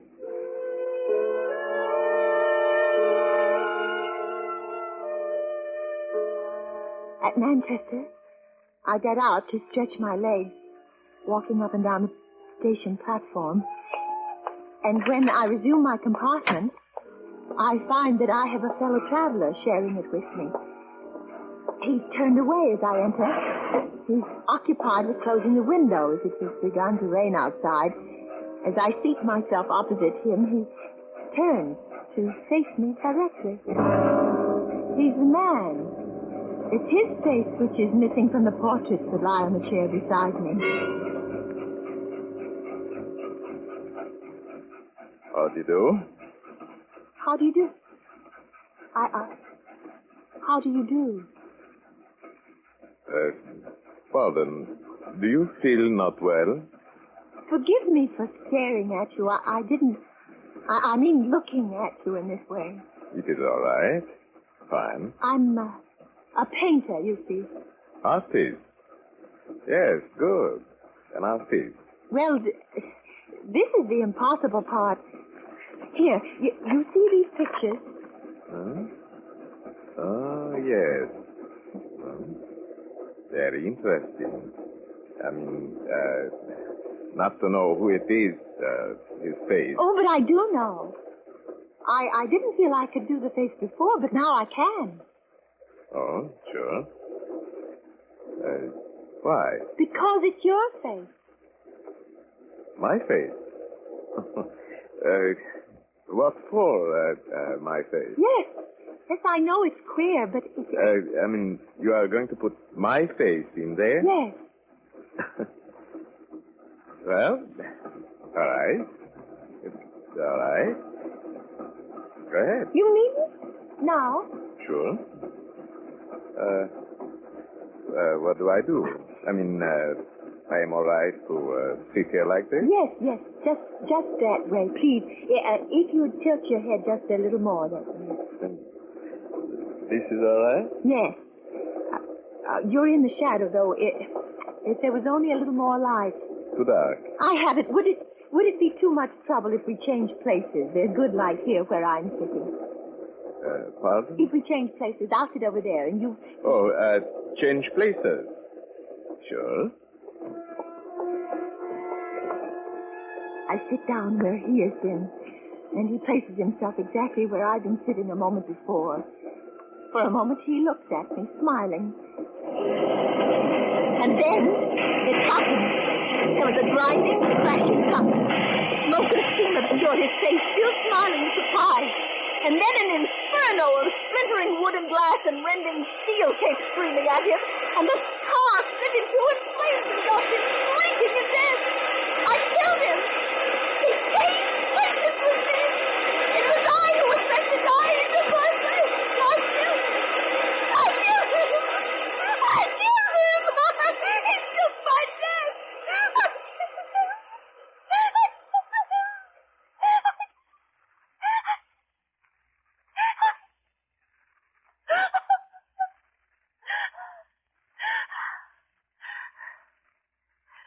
No, you didn't kill him.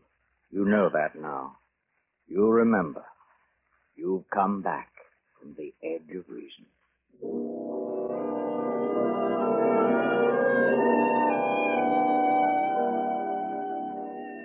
I'm going home. Sailing at midnight. It'll be midwinter.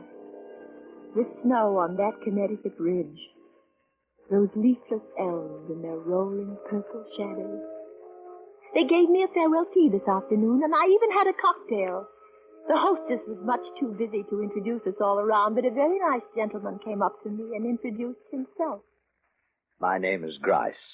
I'm a psychologist. I am Rachel Turner. I'm a painter.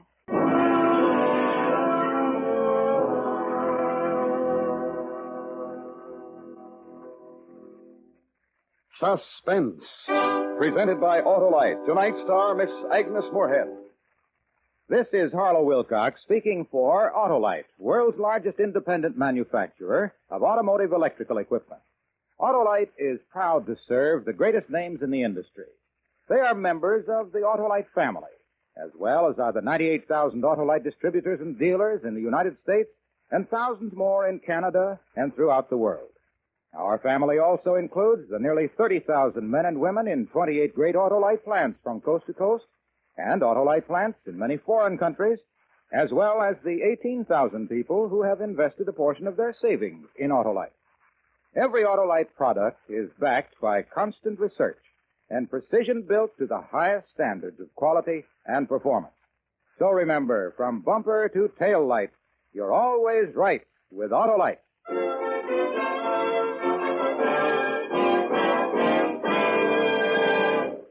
Next week, a story based on fact and taken from your morning newspaper. The exciting report of one man's efforts to prevent a national tragedy. The story is called Man Alive. Our star will be Mr. Paul Douglas. That's next week on Suspense.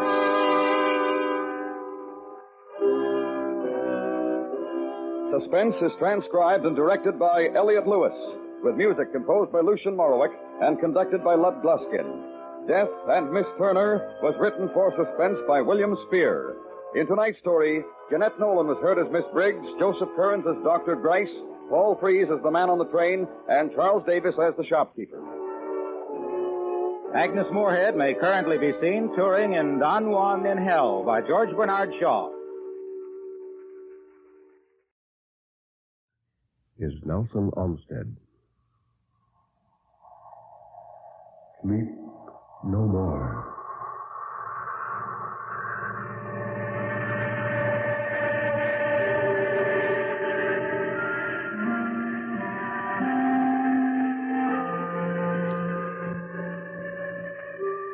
Sleep no more. Turn down the lights.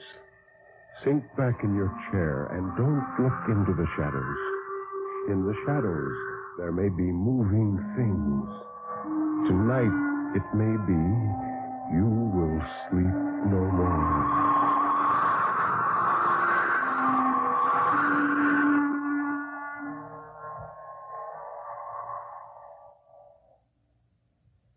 Good evening. This is Ben Grauer introducing tonight's Tale of Terror, told by Nelson Olmsted on the National Broadcasting Company's presentation of Sleep No More. The story of terror can be as simple as a sheeted ghost rattling chains. It can be a complex and hidden world of horror, lurking in such unholy dimensions as only the dead and the moonstruck can glimpse. Or it can be those terrible, fathomless shadows which lie buried deep in the primitive mind of civilized man. And for this evening, well, Nelson Olmsted, tell us about this evening's story. Thank you, Ben. I think one of the most fascinating of all types of stories is the tale of suspense. And not to keep you in suspense about this any longer than necessary, we're going to do just one story tonight, but it happens to be one of the finest examples of this type of story ever written. It's about a man and his struggle with a pair of handcuffs. It's called The Escape of Mr. Trimm, and it was written by Irvin S. Cobb.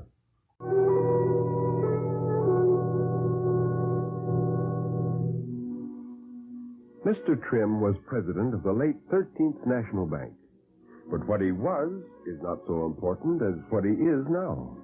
Mr. Trimm, as his lawyer described him, was all chill steel and brains. He had been called the Iron Man of Wall Street, and all during his trials, the newspapers had filled columns describing him. He was a haughty man, and even during the time he was in the Tombs, he maintained his sense of aloofness to everything and everybody.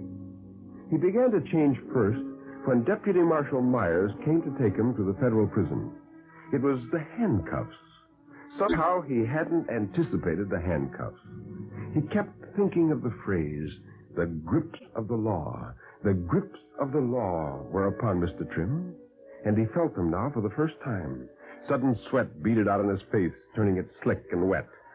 The trip to the train was a horror for Mr. Trimm because of the staring, jabbering people. Cameras had been shoved in his face like gun muzzles. Reporters had scuttled alongside him, dodging under Myers' fending arm to shout questions in his ears. He had neither spoken nor looked at them. The sweat still ran down his face, so that when finally he raised his head in the comparative quiet of the train shed, his skin was a curious gray under the jail paleness, like the color of wet wood ashes. And the deputy said, I reckon we better get to the smoker. There's room there.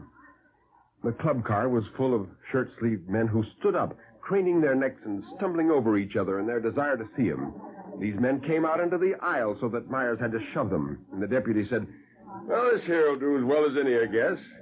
And the deputy drew a newspaper from his pocket, opened it up flat, and spread it over Mr. Trimm's lap so that it covered the chained wrist. Almost instantly, the train was in motion. In 3 hours, they would be at the prison. It was late afternoon. They were sliding through woodlands with occasional openings which showed meadows melting into wide, flat lands. And Deputy Myers said, you want a drink? No? Well, guess I'll have a drop myself. Traveling fills a fellow's throat full of dust. He got up, lurching to the motion of the flying train, and started forward to the water cooler behind the car door. He had gone perhaps 2/3 of the way when Mr. Trimm felt a queer, grinding sensation beneath his feet. The train, the earth, the sky, all fused together in a great spatter of white and black. Mr. Trimm shot through the air over the seat backs, his chained hands aloft, clutching wildly. He rolled out of a ragged opening, flopped gently on the sloping side of the right-of-way, and slid easily to the bottom, where he lay quiet and still on his back in a bed of weeds and wild grass, staring straight up. How many minutes he lay there, Mr. Trimm didn't know. It may have been the shrieks of the victims or the glare of the fire that brought him out of the daze.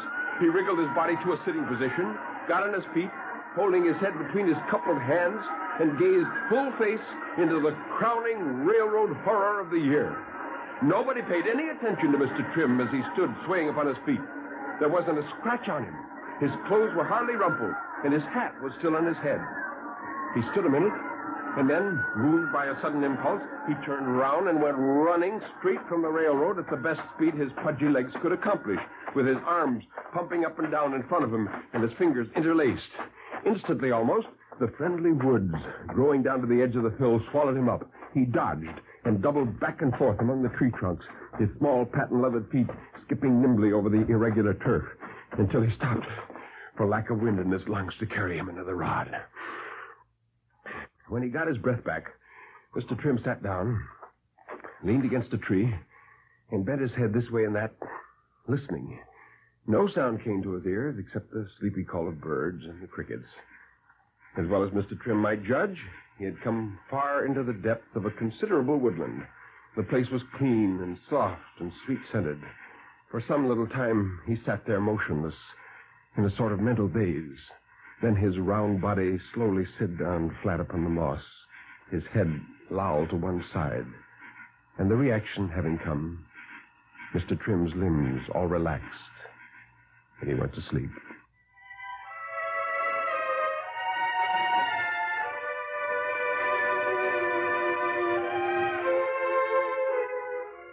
After a while, when the woods were black and still, the half-grown moon came up and, sifting through a chink in the canopy of leaves above, shone down full on Mr. Trimm as he lay snoring gently with his mouth open and his hands rising and falling on his breast.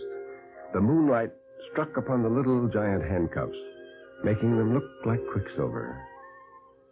Toward daylight, it turned off sharp and cool. The dogwoods, which had been a solid color at nightfall, now showed pink in one light and green in another like changeable silk. as the first level rays of the sun came up over the rim of the earth and made long, golden lanes between the tree trunks. Mr. Trimm opened his eyes slowly. Of escape he had no thought.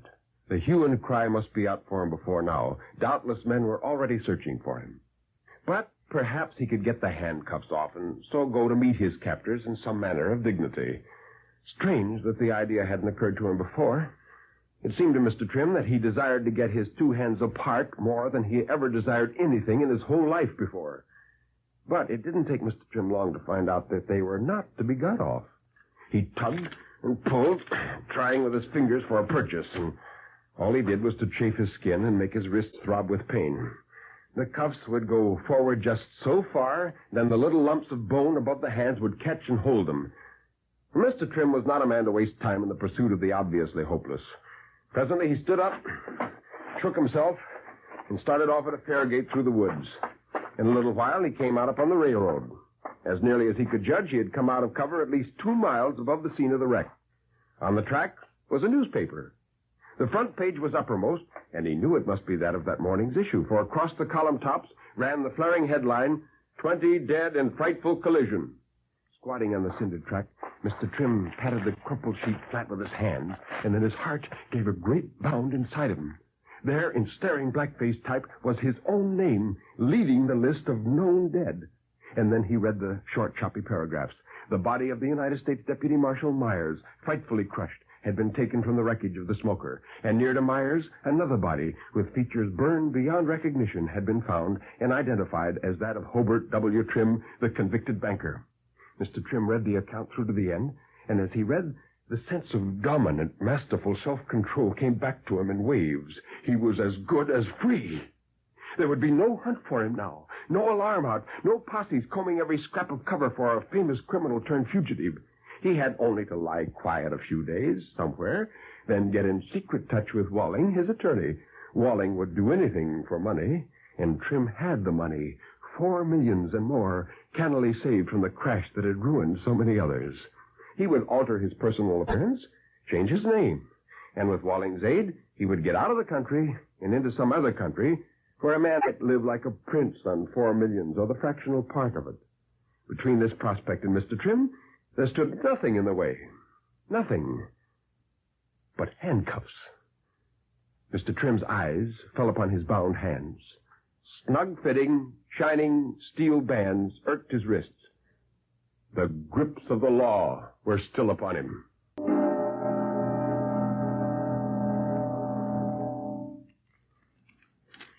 Mr. Trimm didn't know much about picking lock.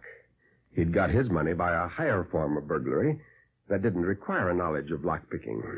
He worked with deliberate slowness, steadily. Nevertheless, it was hot work. The sun rose over the bank and shone on him through the limbs of the uprooted tree. His hat was on the ground alongside of him. The sweat ran down his face, streaking it and wilting his collar flat. The scrap of metal he was using kept slipping out of his wet fingers.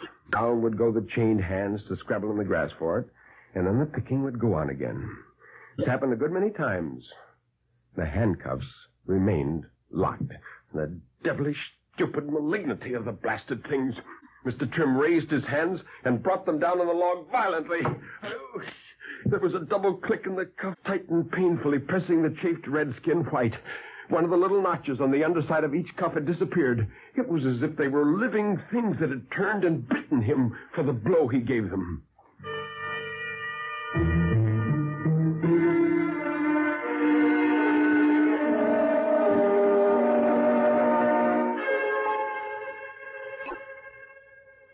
From the time the sun went down, there was a tingle of frost in the air. Mr. Trimm didn't sleep much. Under the squeeze of the tightened fetters, his wrists throbbed steadily and racking cramps ran through his arms. His stomach felt as though it were tied into knots. The water that he drank from the creek only made his hunger sickness worse. His undergarments that had been wet with perspiration clung to him clammily. His middle-aged, tenderly cared-for body called through every pore for clean linen and soap and water and rest, as his empty insides called for food. Soon after sunrise, Mr. Trimm was off again, wandering without purpose, until he came to a clearing. Near the center of it rose the sagging roof of what had been a shack or a shed of some sort. stooping cautiously to keep his bare head below the tops of the shoemacks, Mr. Trimm made for the ruined shanty and gained it safely. In the midst of the rotted, punky logs that had once formed the walls, he began scraping with his feet. Presently, he uncovered something. It was a broken-off harrow tooth, scaled like a long red fish with the crusted rust of years. Mr. Trimm rested the lower rims of his handcuffs on the edge of an old, broken watering trough, worked the pointed end of the harrow tooth into the flat middle link of the chain as far as it would go, and then, with one hand on top of the other, he pressed downward with all his might. Oh, the pain in his wrists made him stop at once. The link had not sprung or given in the least, but the twisting pressure had almost broken his wrist bones. He let the harrow tooth fall, knowing that it would never serve as a lever to free him, which indeed he had known all along. And he sat on the side of the trough, rubbing his wrists and thinking. He had another idea. It came into his mind as a vague suggestion that fire had certain effects upon certain metals. He kindled a fire of bits of the rotted wood, and when the flames ran together and rose slender and straight in a single red thread, he thrust the chain into it, holding his hands far apart as possible in the attitude of a player about to catch a bounced ball. But immediately, the pain of that grew unendurable too, and he leaped back, jerking his hands away. He had succeeded only in blackening the steel and putting a big water blister on one of his wrists right where the shackle bolt would press upon it. Staggering a little and putting his feet down unsteadily, Mr. Trimm left the clearing, heading as well as he could eastward away from the railroad. After a mile or two, he came to a dusty wood road winding downhill. On a smooth patch of turf behind a blacksmith shop, 3 yokels were languidly pitching horseshoes at a stake driven in the earth. At the extreme end of the woods, close by, Mr. Trimm was squatted behind a big boulder, squinting warily through a thick fringed curtain of ripened goldenrod tops and shumacs. He had been there more than an hour, cautiously waiting his chance to hail the blacksmith. After a bit, the blacksmith took a hand in the game himself. He wore no coat or waistcoat, and as he poised the horseshoe for his first cast at the stake, Mr. Trimm saw, pinned flat against the broad strap of his suspenders, a shiny, silver-looking disc. Mr. Trimm, stooping low, stole back into the deep woods again. In his extremity, he was ready to risk making a bid for the hire of a blacksmith's help to rid himself of his bonds, but not a blacksmith who wore a deputy sheriff's badge pinned to his suspenders.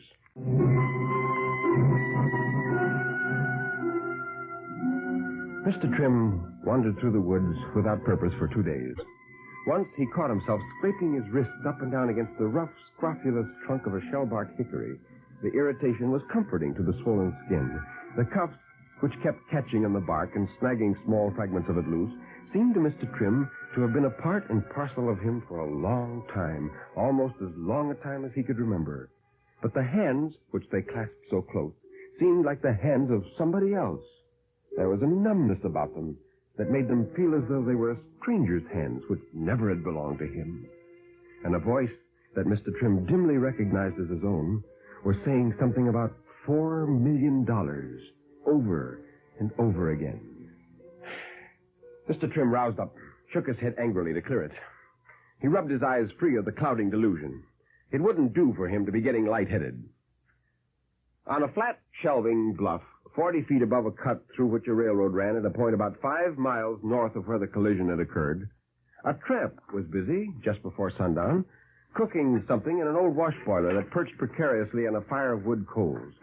At the sound of the halting footsteps, the tramp stopped stirring and looked up apprehensively. As he took in the figure of the newcomer, his eyes narrowed and his pasty, nasty face spread in a grin of comprehension. And he said, "Well, well, welcome to our city, little stranger." Mr. Trimm came nearer, dragging his feet, for they were almost out of the wrecks of his patent leather shoes. His gaze shifted from the tramp's face to the stuff in the fire, his nostrils wrinkling. And then slowly he said, I'm in trouble." And he held out his hand. "Why, what I'd call a mild way of putting it. That particular kind of jewelry ain't generally wore for pleasure. Are you sure there ain't nobody looking for you?" "I'm all alone. I want your help in getting these things off, and and sending a message to a friend. Now, you'll be well paid, very well. I can pay you more money than you ever had in your life, I can promise. He broke off, for the tramp, as if reassured by his words, had stooped again to his cooking and was stirring the bubbling contents of the wash boiler with a peel stick.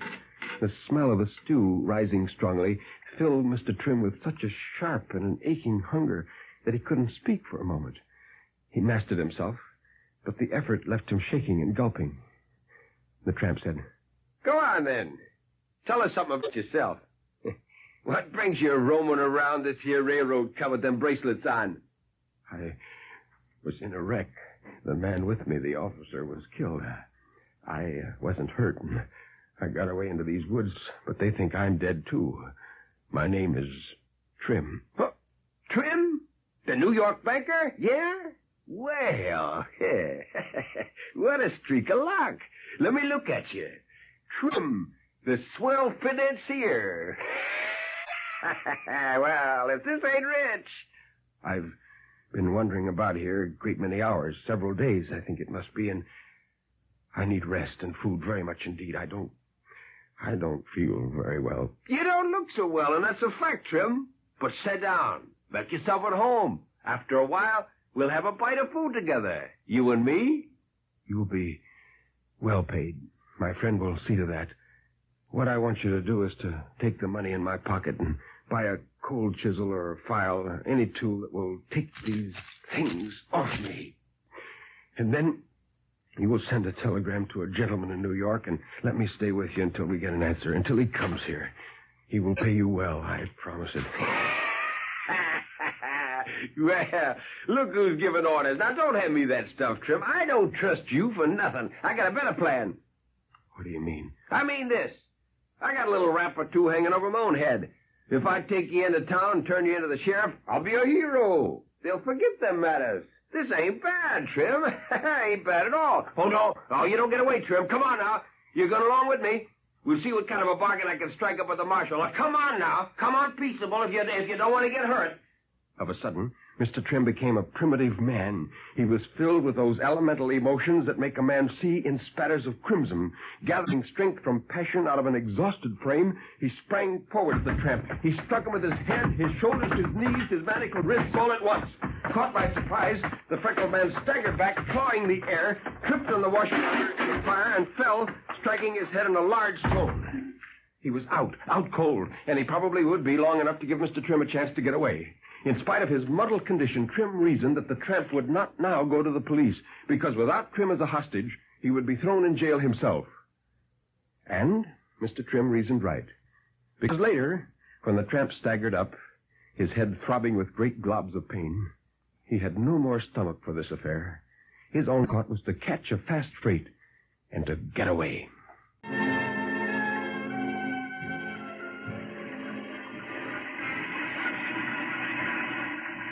Later that night, it rained. A cold, steady, autumnal downpour. A huddled figure slowly climbed upon a low fence running about the house yard of a little farm. On a wet top rail precariously perching, the figure slipped and sprawled forward in the miry yard. It got up, painfully swaying on its feet. It was Mr. Trimm, looking for food.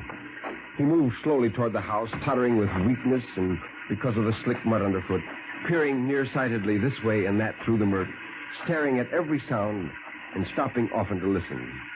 The outlines of a lean-to kitchen at the back of the house were looming dead ahead of him, when from the corner of the cottage sprang a small terrier. It made for Mr. Trimm, barking shrilly.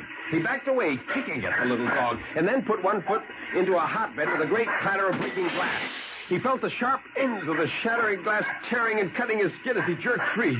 Recovering himself, he dealt the terrier a lucky kick under the throat that sent it back yowling to where it had come from. And then, as the door jerked open and a half-dressed man jumped out into the darkness, Mr. Trimm half hobbled, half fell out of sight behind the woodpile.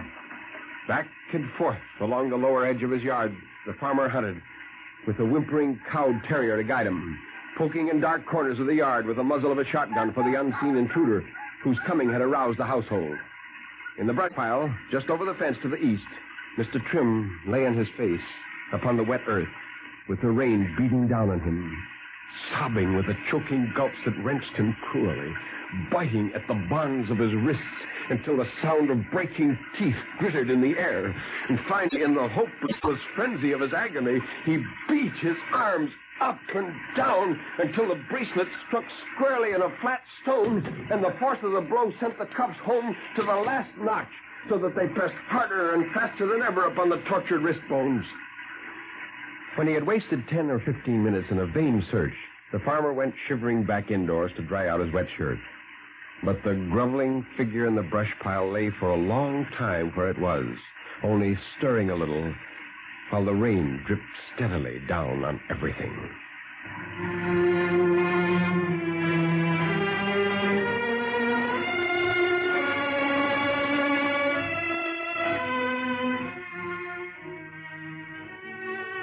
The train wreck was on a Tuesday evening.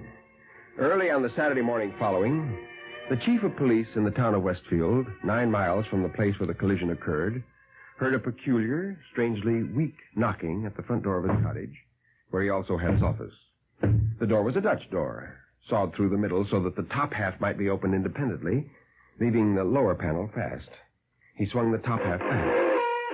A face was framed in the opening, an indescribably dirty, unutterably weary face, with matted white hair and a rim of whitish beard stubble on the jaws. The eyes blinked weakly at the chief from under lids as colorless as the eyelids of a corpse. The bare white head was filthy with plastered mud and twigs and dripping wet. The chief of police, startled at this apparition, said, "Well, what do you want?" With a movement that told of a straining effort, the lolled head came up off the chest. The thin, corded neck stiffened back, raising from a dirty, collarless neckband. The Adam's apple bulged out prominently, as big as a pigeon's egg. I've come to surrender myself. I am Hobart W. Trimm. Well, I guess you got another thing coming. When last seen, Hobart W. Trimm was only 52 years old, besides which he's dead and buried.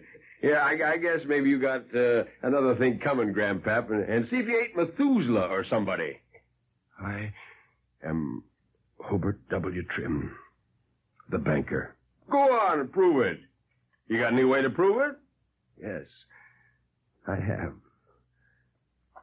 Slowly, with struggling attempts, he raised his hands into the chief's sight.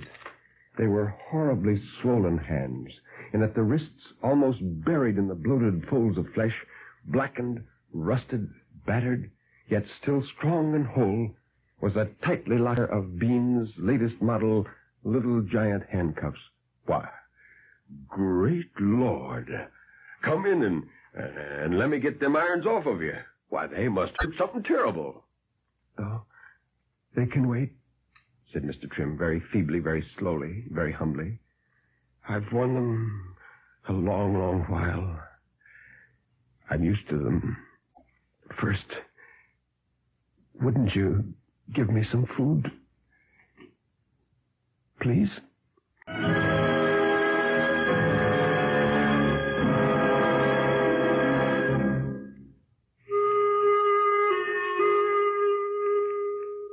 You can turn up the lights now.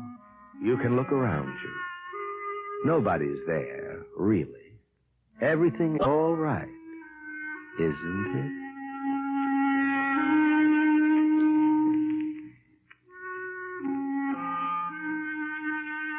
Well, Nelson, now that we've taken care of Irvin S. Cobb's poor Mr. Trimm, what do we have scheduled for next week?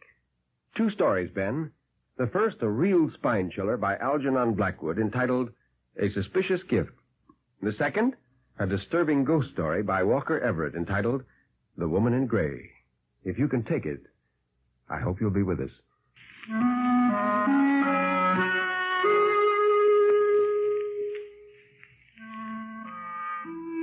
You have been listening to Sleep No More, an NBC Radio Network production directed by Daniel Sutter.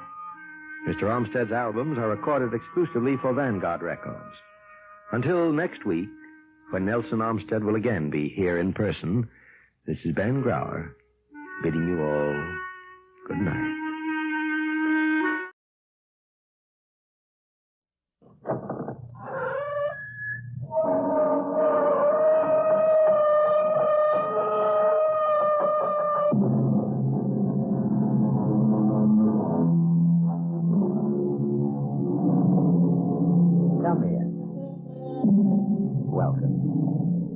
I'm E.G. Marshall. Welcome to the world of mystery, the world of terrifying imagination. The story you are about to hear is called Lost Dog. Yes, a dog story. But please don't expect a charming family tale about man's best friend. In fact, you may even decide that the dog in this story is man's worst enemy. It all depends on whether or not you share the particular terror of our heroine, Miss Julia Smollett. Get out! Get out of here, please! Please, George, take him away! Give me a dog, for Pete's sake. It's not going to hurt you. Get out! George! Please!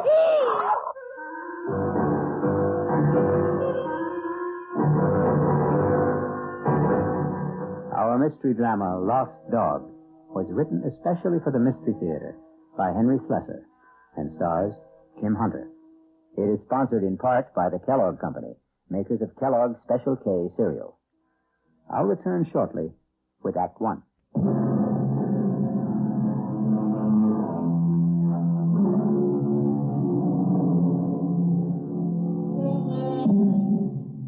Our story begins in the quiet parlor of a small suburban house at the end of Elm Street. Well, not completely quiet, since young Ronnie Hughes is once again practicing his scales under the gentle, watchful eyes of his piano teacher, Mrs. Julia Smollett.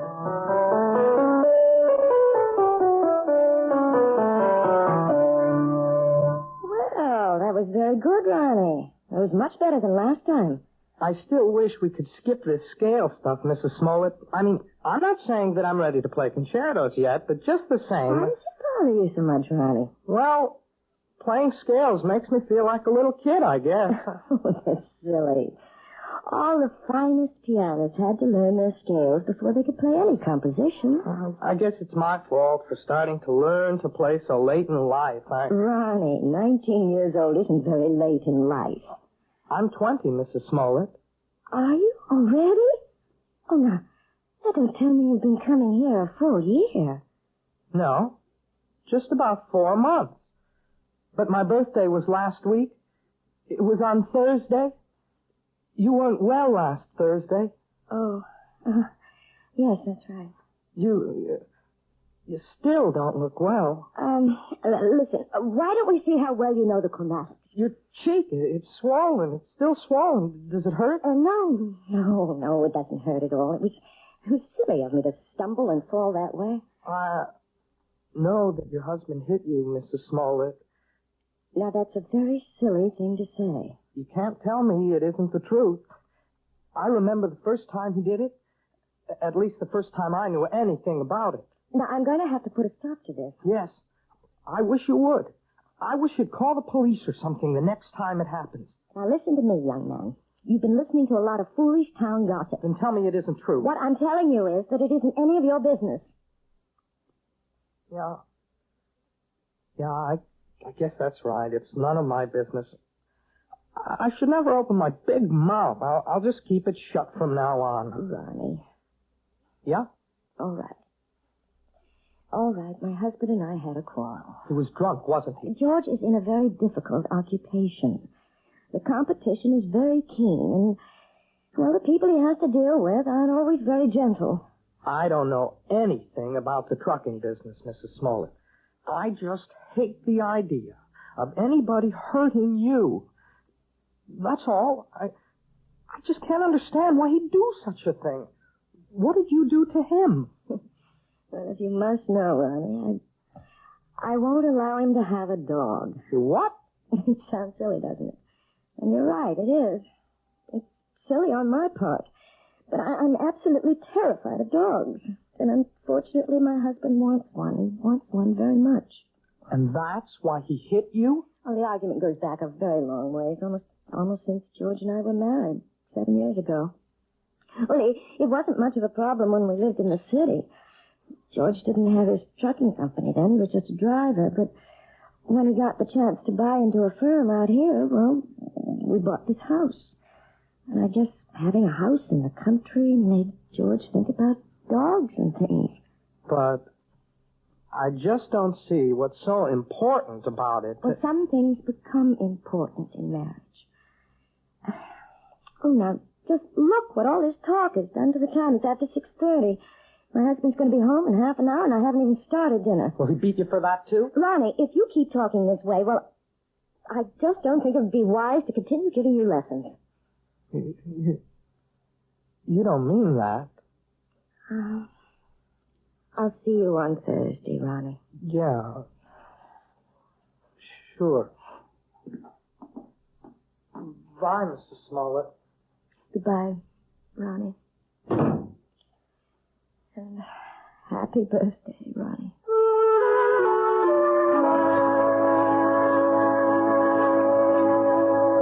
What else could I tell the guy? I had 2 semis in a repair shop. If I wanted the job, I had to use his equipment. Well, fine. Only nobody was going to hook me for a $500 premium. Hey, are you listening, Julia? Yes. Yes, I'm listening, George. What's the matter with you tonight? I'm a little tired, I suppose. Tired? You? From what? Lifting the piano cover? Ah, you make me sick, you know that? You weren't listening to a word I said. You don't care about what happens in my business. You never cared. But I never understood much about it. You always talk to me as if I'm one of your associates. I know what's eating on you. Think I don't know? You're sitting there like the last judgment. You're sitting there blaming me for taking that swipe at you last week. No, you're wrong. Look at yourself. You didn't even bother putting makeup on that cheek of yours. Makeup wouldn't cover the swelling. Yeah, you want to remind me how much you suffer. Well, I got a hot flash for you, kid. The one who suffers around this house is me. I could enjoy this house plenty. I could have a great time if you weren't so sick in the head. You're talking about the dog again. Why not? You think I forgot? But surely it can't mean that much to you. I've had dogs ever since I was 6 years old.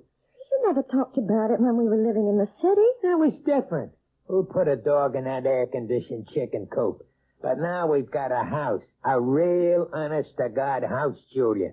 A house needs a dog. Oh, George, you know I feel terrible about saying no, but I can't help myself. It's just something in me. It's a phobia, I guess, but dogs terrify me. Even small dogs, tiny, harmless little dogs. I go to pieces when one comes near me. It's all in your mind. Yes, but isn't that enough? No, not for me it isn't.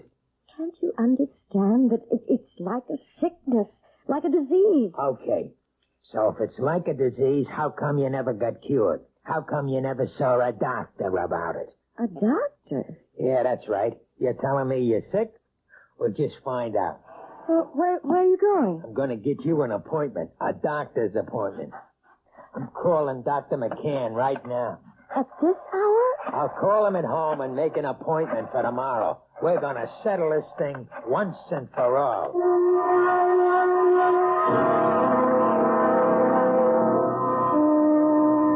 Well, Julia, maybe I'm the wrong kind of doctor.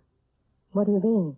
Well, if you're serious about getting rid of this phobia, that would take a specialist. You mean a psychiatrist? Oh, some kind of head doctor. I'm sure you realize that people who are afraid of certain things, well, they've usually had something happen to them in their childhoods, some traumatic experience or other that gets stuck in their mind like a burr and won't come out. Doctor, you know we couldn't possibly afford going through analysis. George's company isn't doing that well. He'd never stand for paying all that money week after week. Well, maybe you don't need all that couch stuff. Maybe there's something else you might try. Like what? You ever hear of hypnotherapy? You mean getting hypnotized by someone? Not just by someone. I mean someone who can put you under and maybe help cure you of this thing. I'm not saying it always works, but it does sometimes. Oh, I don't know. The thought sort of frightens me. Nothing frightening about it. It might be just the way to find out why you're really afraid of dogs.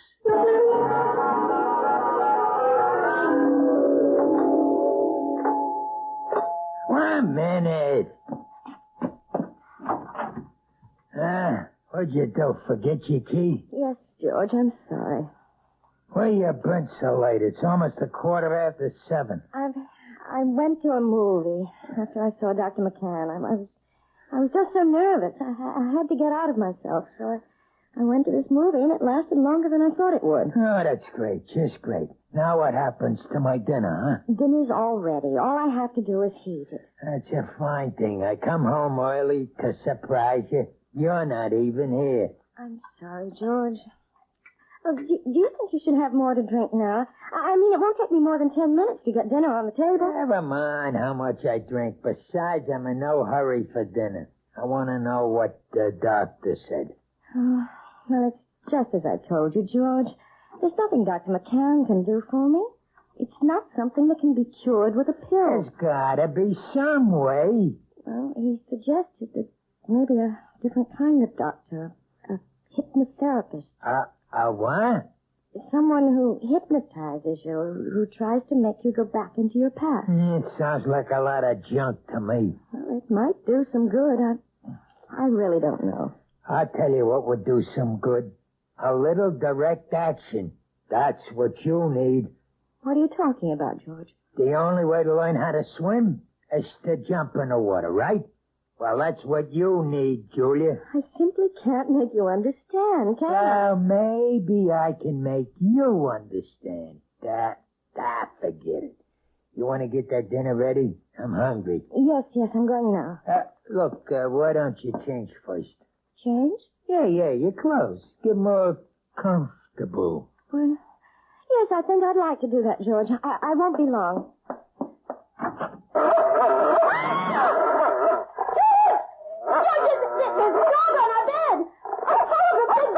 Take it easy. That's my surprise. That's it. Tell her. Please, George, take him away. It's only a dog, for Pete's sake. He's not going to hurt you. Get it out, George!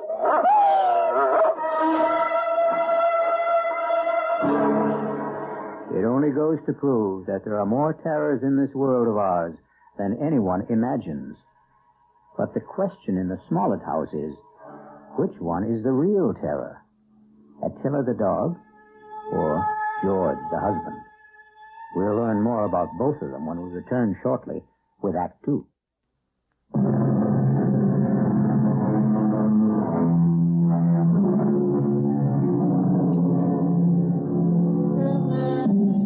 Now let's return to the plight of Mrs. Julia Smollett, the woman whose nightmares take the shape of a barking dog. How long do you want me to board the animal, Mr. Smollett? I don't know. Until that wife of mine gets her head on straight, I guess. Beg your pardon? My wife doesn't like dogs. Took one look at Attila and screamed the house down. Well, some women get scared of Dobermans. This dog's only 6 months old, for Pete's sake. Practically a puppy. Can you board my dog until my wife gets through with her treatment? Treatment? I don't think I understand. Just give me a straight answer. Oh, yes, sir. Certainly. We'll take the dog for as long as you like.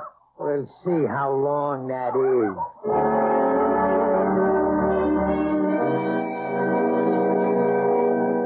Please sit down, Mrs. Smollett. Thank you. Right here, Mr. Smollett? Yeah, thanks. You both seem a little nervous. I'm sorry, Dr. Froelich, but I suppose I am. I know. Dr. McCann explained to me. He said that hypnotherapy was an accepted kind of treatment. For some cases, yes. Not all of them. All I want to know is, will it work? Well, frankly, I don't know much about your wife or her problem. I'm not going to say I can help her get over this particular phobia until I do. Please, George, let me tell the doctor about it. I can tell him in one sentence. My wife's afraid of dogs. All dogs. Big ones, little ones. Falls apart when she just looks at one. No, that isn't true. I don't fall apart, as my husband said, unless I'm close to them. Animal phobias are one of the most common types I deal with, Mrs. Smollett, and I might say that I have a great deal of success with them. But how do you do it? I use a technique called hyperamnesia. Amnesia? Actually, it's the opposite of amnesia. After placing the subject in a trance state, and making her completely willing to free herself from critical judgments about her past. Hey, wait a minute. I'm not following you. What we do is get the subject to remember long forgotten, very, very deeply repressed experiences. Sometimes they remember them in great detail, even though they still maintain amnesia at the conscious level. And you see? I'm not sure I do. Do you mean you can find something in my mind that I don't even know is there? Possibly. It may take some time. We might need several visits to establish a rapport between us. But if all goes well, we should soon be able to find out if anything in your past is causing this problem. And, of course, that something will most likely concern a dog.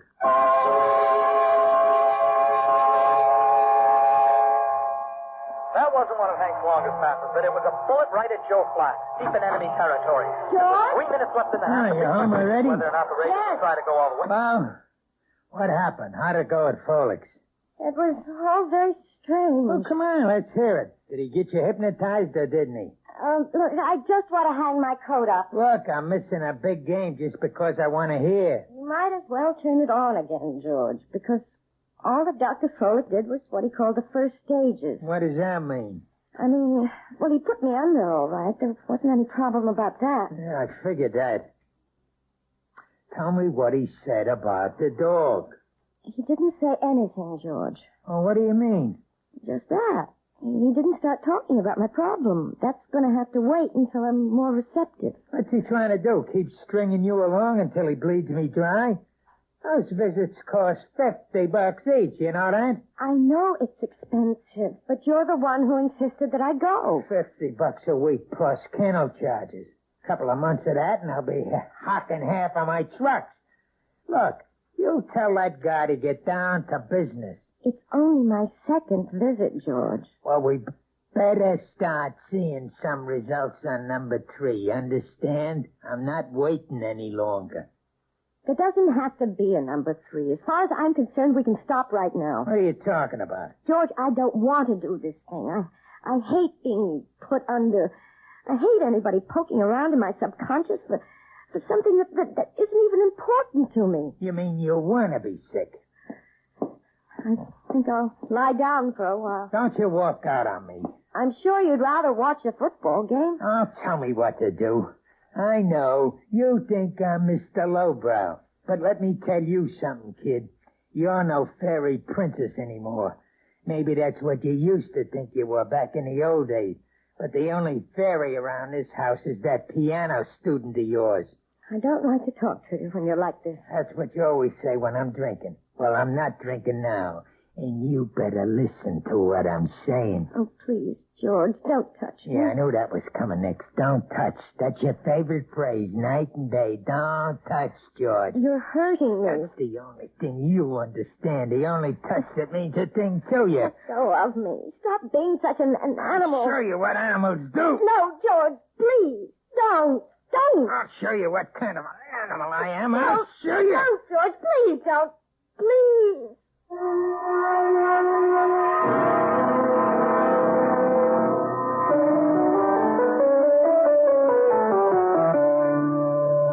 Well, I guess that wasn't much better, was it? What? You didn't think much of the performance. I mean, it wasn't exactly Horowitz, was it? No, it was perfectly all right, Ronnie, really. But you're not all right, are you? Oh, yes, I'm fine. You look awful. No, I didn't mean that. You never look awful. But you're acting so funny today. I'm sorry. I guess I have something on my mind. Can I take a guess? No. What you can take is the next page of this lesson. Listen, Mrs. Smoke. Look. Can I call you Julia? Oh, really, Ronnie? I know. You're going to give me all that stuff about teacher-student relationship. Only I'm sick of calling you Mrs. Smollett. I hate it. I hate it because It's his name. Ronnie. No. You're the most important thing in my whole life. Please, Ronnie. I don't want you to say things like that. They're not true, and they're just making it impossible for me to teach you. You know how I feel about you. I'm sure you do. You're just too smart not to have seen it. I know that you're 20 years old. Is that why you don't want me to talk about it? Because I'm younger than you are? It's flattering that you feel that way, Ronnie, but I know it's just a little crush you have. Boys go through that sort of thing all the time. Boys? Crush? Look, you're treating me like a kid. If you ask me, that's why you keep me on those damn scale exercises all the time, so you won't have to think that I'm any more of a man than those 10-year-old kids that you teach all the time. No, Ronnie. I know you're a man. Of course I do. Well, and if you think that, treat me like one. Just once. Please. Please. Let me kiss you, Julia. Just once. Ronnie. Please, Julia. What is it? What's the matter? It's nothing. I just bruised my neck a little, and when you touched it... Your neck? Yes, it's nothing. Is that why you're wearing the scarf today? Let me see. No, Ronnie, don't. Oh, my God. It was just an accident. Nothing but an accident. You're all bruised. Your whole neck. Look at it. I can see more bruises. Down the shoulder. What did he do to you? Please don't talk about it. I can't bear to talk about it. You don't have to. Julia, you don't have to. But he's going to talk about it. With me.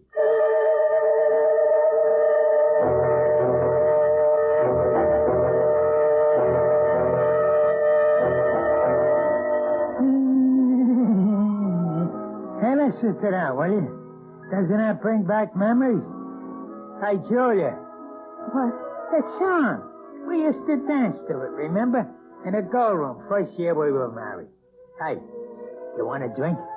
No, thanks. You're drinking enough for both of us. Makes me feel good. Yes, I know. I should think about wives. They ought to do what their husbands do. A man needs a pal, not just a wife. I'm sorry that I'm not a pal, George. That's why I need a dog, you understand? A man's got to have a friend. Somebody who understands him, you see? You really think that dog, what's his name, would understand you? His name's Attila. Attila. It's an awful name for a dog. A frightening name. Everything scares you, even names. Oh, who the heck is that? I don't know. Hello, Mr. Smollett. Hey, what is this? Since when do you give piano lessons at night, Julia? Ronnie, what are you doing here? I didn't come for a lesson. I came to talk to Mr. Smollett. You want to talk to me? About what? May I please come in, sir? Yeah, sure. Come on, Sonny. Ronnie, you shouldn't have come here. I won't stay long. I just want to say something to your husband. Sure, kid. Go ahead. I wanted to say that I know what you're doing to Julia. I know how you've been hurting her, and I won't let you get away with it. What was that? Oh, Ronnie, no. Even if she doesn't want to say anything about it, I will. You touch her again, I'll go to the police. I mean that. See, there are laws in this country. I think maybe I'm hearing things. I swear, Mr. Smollett, you ever hit her once more, you're going to go to jail. So I'm going to jail her, and you're going to put me there. Ronnie, I begged you not to do this. No. It's okay, Julie. I like hearing this. I mean, I want to know what the younger generation is thinking. You don't want me to hit my wife anymore, is that it? That's it. You sure you know the difference between hitting and just giving little love taps? Please, Ronnie, go. Go right now. I mean, maybe you made a mistake, kid. For instance, this is a love tap. Oh, George! Now, That's a love tap, Ronnie, baby. This is... Oh, George, stop it! Don't! And you see the difference, kid? You better be sure you know the difference before you talk to the cops. George! George, don't!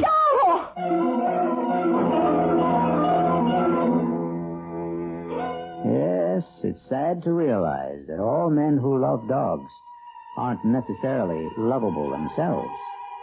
But obviously George Smollett is a man who believes that brute force trains people as well as animals. He may be right in some respects, but perhaps he should be aware of the old saying that every dog has his day. I'll be back shortly with Act 3.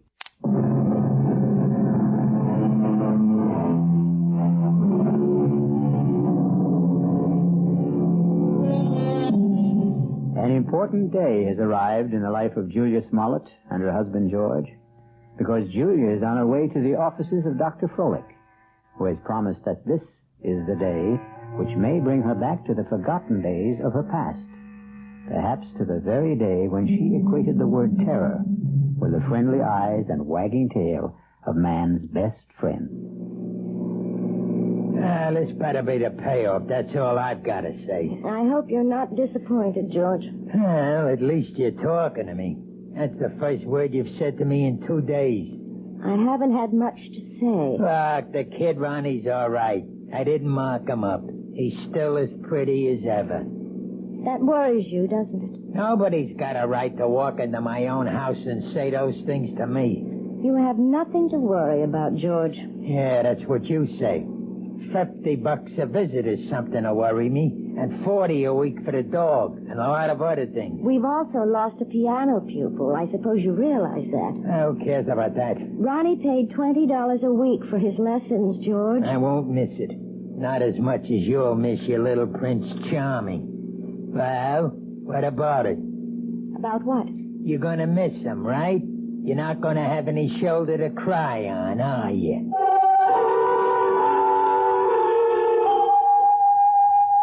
I think I'd better explain exactly what I plan, Mrs. Smollett.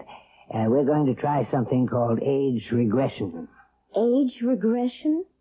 It sounds as if you're going to make me younger. That's almost exactly what we'll try to do. Well, if you can, Doctor, you'll have every woman in America on your doorstep. All I'm going to do is attempt to take your mind back into your own past. I'm going to see if you can relive some of your early years. You mean that I might actually remember things from my early childhood? I'm hoping that you'll recall one particular thing. The thing which you've been concealing from your adult self for a very long time. It's rather frightening, isn't it? No, you mustn't fear knowledge, especially self-knowledge. Now, we'll just draw the window shade and we'll get started.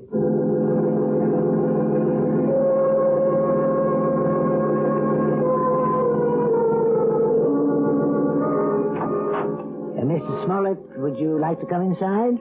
Me? You mean you're all through so fast? No, we're not through, but your wife is in a deep trance, and I thought you might want to be here when we begin the age regression attempt. Well, sure, if you want me in there.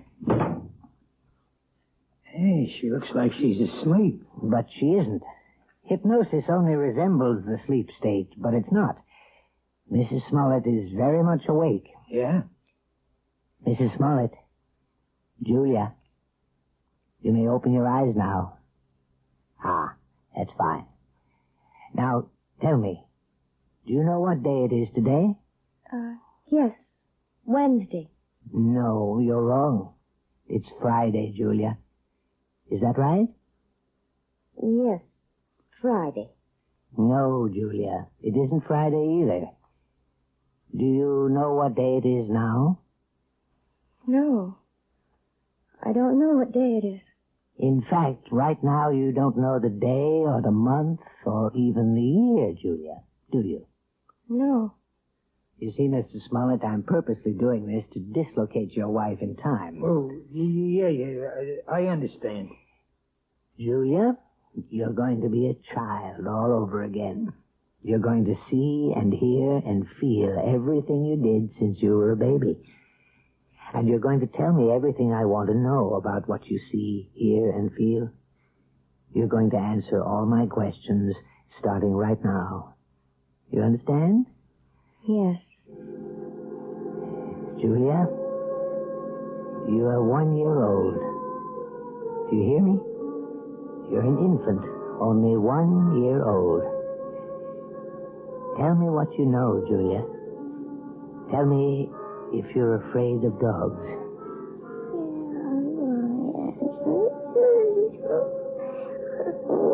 Oh, my God. You sound like a happy baby to me, Julia. I don't think you had any fear of animals when you were a little baby. Did you? Now you're 2 years old, Julia. You can probably say a few words now. Are you afraid of dogs? No. And now you're 3, Julia. You're growing up very quickly. Now you're a big 3-year-old girl. And are you afraid of dogs now, Julia? No. I'm not afraid of Bow Wow. You're 4 years old now, Julia. Tell me if you're afraid of dogs now. It's all right to shake your head as long as you tell me, Julia. Now you're 5 years old. What? Still not afraid of dogs? No, I'm not afraid. I'm not afraid. Now you're 6, Julia. 6. This can go on forever. Please, Mr. Smollett. Not afraid at 6, Julia? Then let's be 7 years old. You're 7 years old. Still not afraid, are you? Now, what about 8? You're an 8-year-old girl now. Topper. Topper. What was that? Topper. Poor Topper. What's she saying? Julia, who is Topper? Is Topper a dog? Topper's my dog. Where is Topper now, Julia? Topper's dead. They put Topper away. They killed him, and it's all my fault. It's all my fault. What's your fault? What did you do, Julia? No. It's his fault. It's Bobby's fault. Who is he, Julia? Is Bobby a friend of yours? I hate him. He teases me all the time. I'm glad I did it. I'm glad. Only don't kill Topper, please. Please don't kill my dog. Does all this mean something? Yes, it means a great deal, Mr. Smollett. Julia, now please listen. I want you to tell me all about Bobby and Topper. Bobby lives next door. He's 10. He teases me. He pulls my hair. He tore my dress.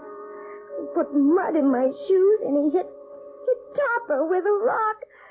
Mommy! What happened, Julia? Why are you calling your mother? What's happened to Bobby? He's killed him! He killed him! Who? I warned him. I told him what I would do. I told him. Was it Bobby you warned? Take him, Topper. Kill him. Kill him. Kill him. Oh, my God. Quiet. Julia, listen to me. I want you to explain everything to me very clearly. Did you tell your dog to hurt Bobby? Yes. Did he hurt Bobby? Did Topper kill him?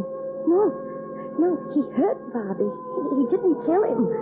He hurt Bobby in the neck, but they killed Topper. They killed my dog.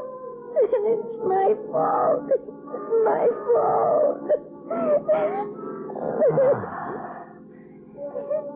Well, I think we found the lost dog.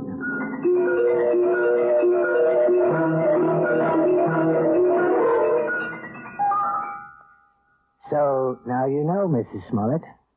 Now you may be able to understand. It was this one incident in your childhood, this one tragedy of your past innocence, which is responsible for your phobia.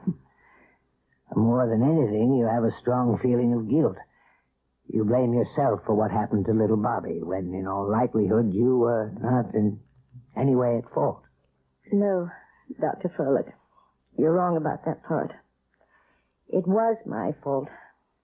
I remember it all now. You probably just wished that Topper would turn on the little boy, and you saw your wish become a reality.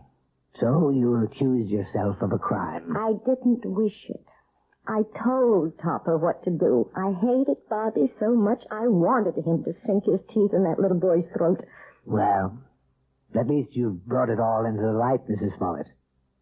And something tells me that it won't be long before you'll willingly accept the love and friendship of a dog again.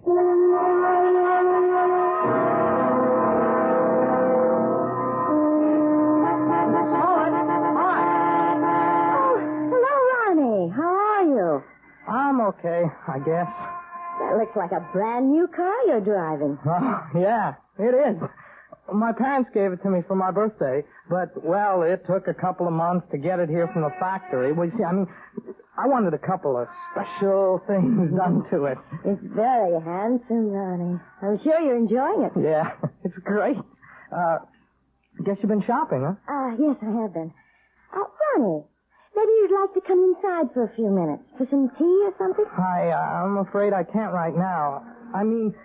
See, I'm supposed to pick up Lisa at her house. Lisa? Yeah, Lisa Bryant. We, sort of going steady now. Yes, of course. Well, it was very nice running into you, Ronnie. Yes, it was. Hey, by the way, you're looking, well, you seem real fine these days, Mrs. Smollett. Yes, Ronnie. I'm really very fine. Now I've got to go inside. It's time to feed Attila. Who? Goodbye, Ronnie.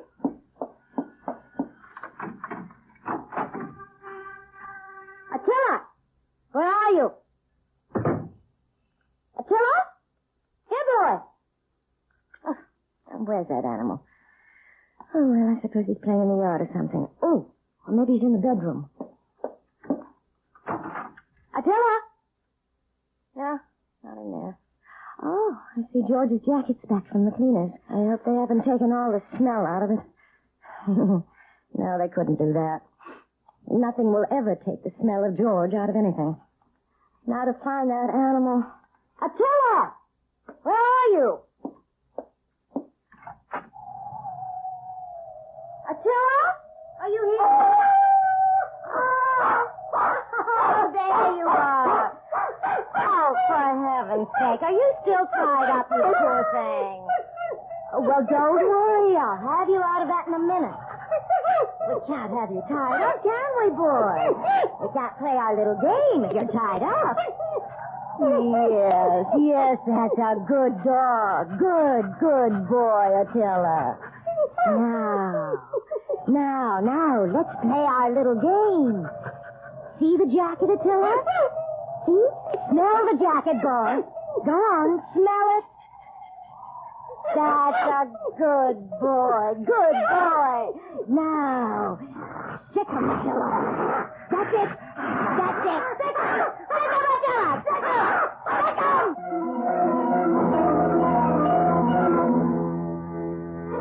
Who said a dog has to be man's best friend? Why not woman's best friend? Especially a woman like Julia, who is just learning how really helpful a dog can be. Or rather, she's remembering how helpful. And one day soon, George Smollett will come home to a very surprising greeting from his own pet. I'll be back shortly.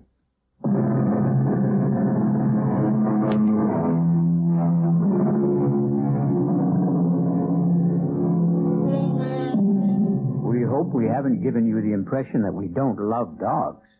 We love them very much, especially since dogs are descended from wolves.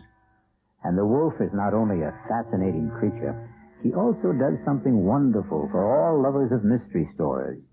He makes this chilling sound.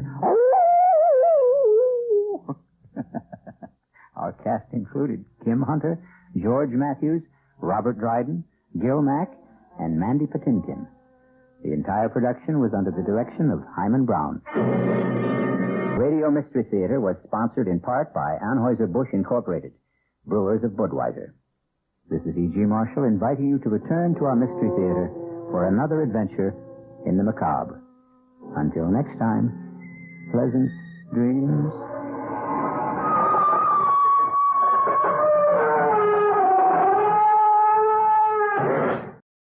In the next suspense tale, End of the Road, the great Glenn Ford and Joseph Kearns starred in this one, which aired February 6, 1947. A slick womanizer car salesman falls in love with a wealthy man's wife and runs away with her. However, he finds out over time that she has a very mysterious past and is not the woman that he thought she was. Really great writing and acting in this one, with a lot of surprises and a lot of passion. Kathy Lewis co-starred. Next up is The Secret Doctrine from CBS Radio Mystery Theater.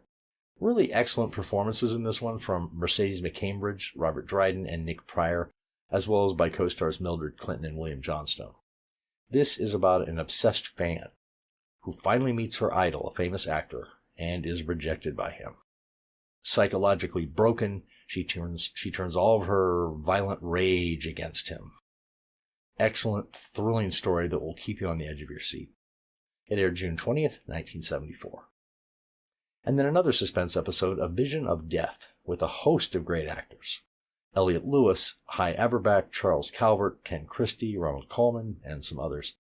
A couple with a mind-reading act that they perform in clubs finds out that they actually can read minds. This is not as great a thing as it seems, though, especially when you can foresee your own violent death. A really thrilling suspense story. I love this one. It aired June 1st, 1953. Next up after that is another lesser-known suspense show, Peril.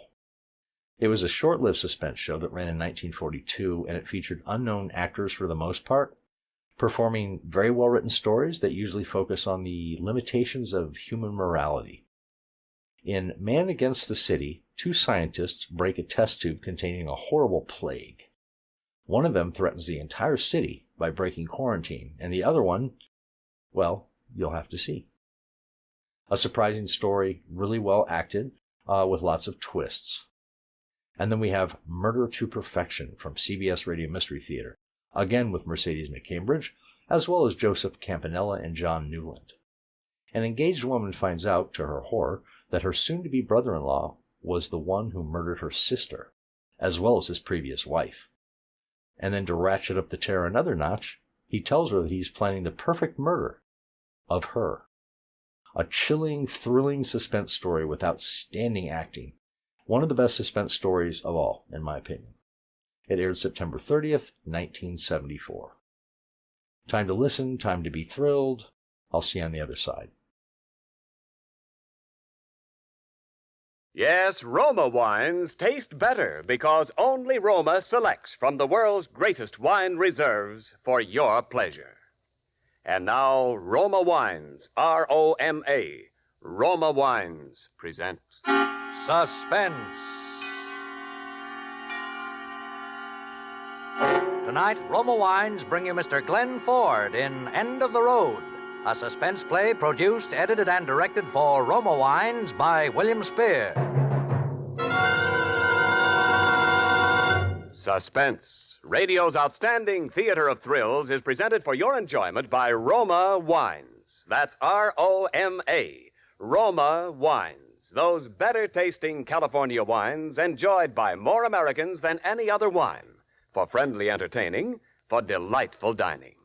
Yes, right now, a glassful would be very pleasant, as Roma Wines bring you Glenn Ford in a remarkable tale of suspense. For an automobile salesman, I have expensive habits. I mean dames. It had been dames as long as I could remember. That's strictly murder. Also, it gets you definitely no place.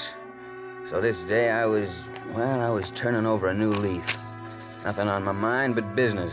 Pencil in my hand, a sheet of figures on the desk, figuring out how to sell 1,000,000 Excelsior 8s, make $1 billion.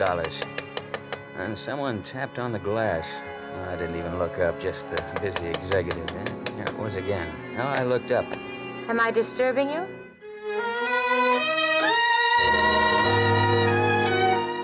Was she disturbing me? I got up in a trance and followed her across the showroom floor. It seemed as though I'd never seen anyone walk like that before in all my life. This is my husband, Mr. Ganlon. Mr. Evans, the sales manager. How do you do, sir?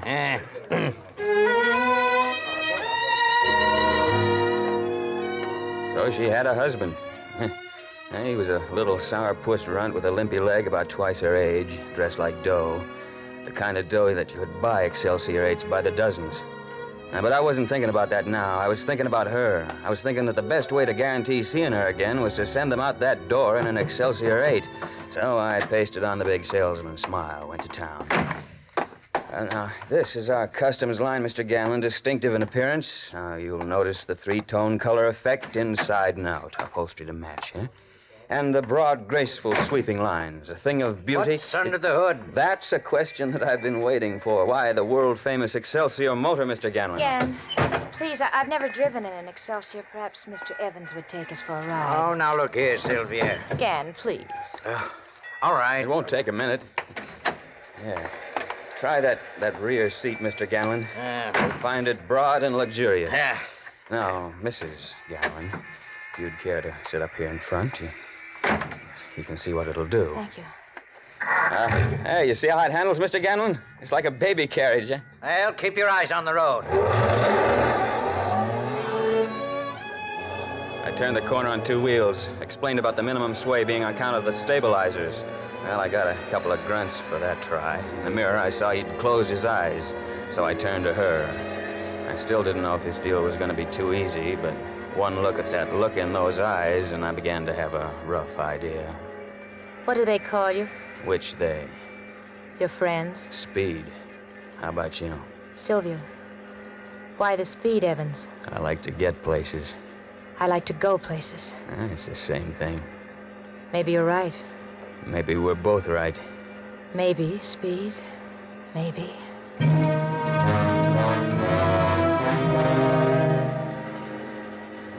She'd asked for it. I'd have made that Excelsior turn somersaults. As it was, I showed her some driving tricks that'd make your hair stand on end. She loved them. Every once in a while, her eyes met mine and clung there just long enough. We knew, both of us, what I was selling, and it wasn't an Excelsior. Now, I can have the car ready for delivery first thing in the morning, Mr. Ganlon. What do you say? Gan, please. All right, Sylvia, all right. Now, if you'll just sign the order. I want it now, and I pay cash. Well, that's fine, Mr. Ganlon. That's just fine. I think you'll find the desk in my office the most convenient. Is that your office there? Yes, that's right, Mr. Ganlon. I'll collect all the necessary papers while you're making out the check. All right. Well, how did you like it? Like what? The car, for a start. I love it. You better drive in for a service check as soon as you can. When? Tomorrow? Tomorrow. Suppose you could manage to be alone? Yes. I'll be alone.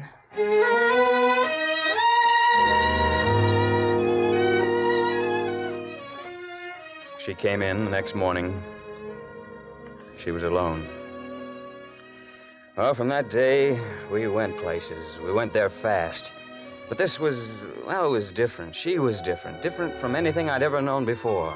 And in less than 2 weeks, I knew I didn't care about husbands or Excelsior 8s or even $1 million. All I cared about was her. And it was the same with her most of the time. That was what was tearing me up.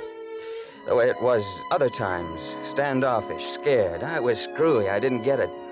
Well, one day we were down at the beach. As usual, lately we were arguing about it. Oh, please, Speed, don't. Oh, what's the matter with Reno? We've got to do something about it someday, haven't we? Oh, yes.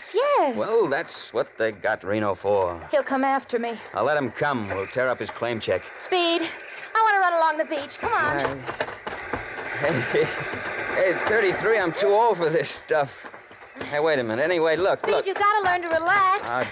I lost my roller skates. I'll get you another pair. I don't need skates. Yes, you do. That's all right.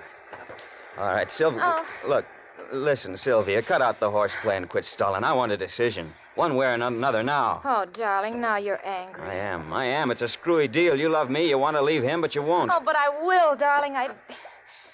Speed, you see, there's so many things. They're all complicated and mixed up. First, there's my father. Well, what about him? Well, you see, my father and Ganlon were mining partners in a little town called Phoebe, Arizona, and then there was a cave-in, and my father was killed. Oh, he was such a wonderful man. We were so terribly close. Oh, it's tough, baby. Sometimes it's almost as though he were alive. I see him, Speed, in dreams ever so often. I hear him speak. It was 10 years ago. Well, what's all this got to do with you and Ganlon? Stop it! Stop torturing me! Can't you just leave me alone? Leave me alone! Okay, if that's what you want. Oh, no. Speed, don't. Look, baby, I don't know about you, but I'm leaving town tonight. I can't take this any longer. I'm going back now, quit my job, and draw my $3 out of the bank and pack a bag. I'm leaving tonight, with you or without you. Oh, no, Speed, you can't. You can't go without me. Well, that's up to you, baby. Oh, I'm afraid. Of what? I don't know. Well, we'll worry about that later. What about it? All right, I'll go.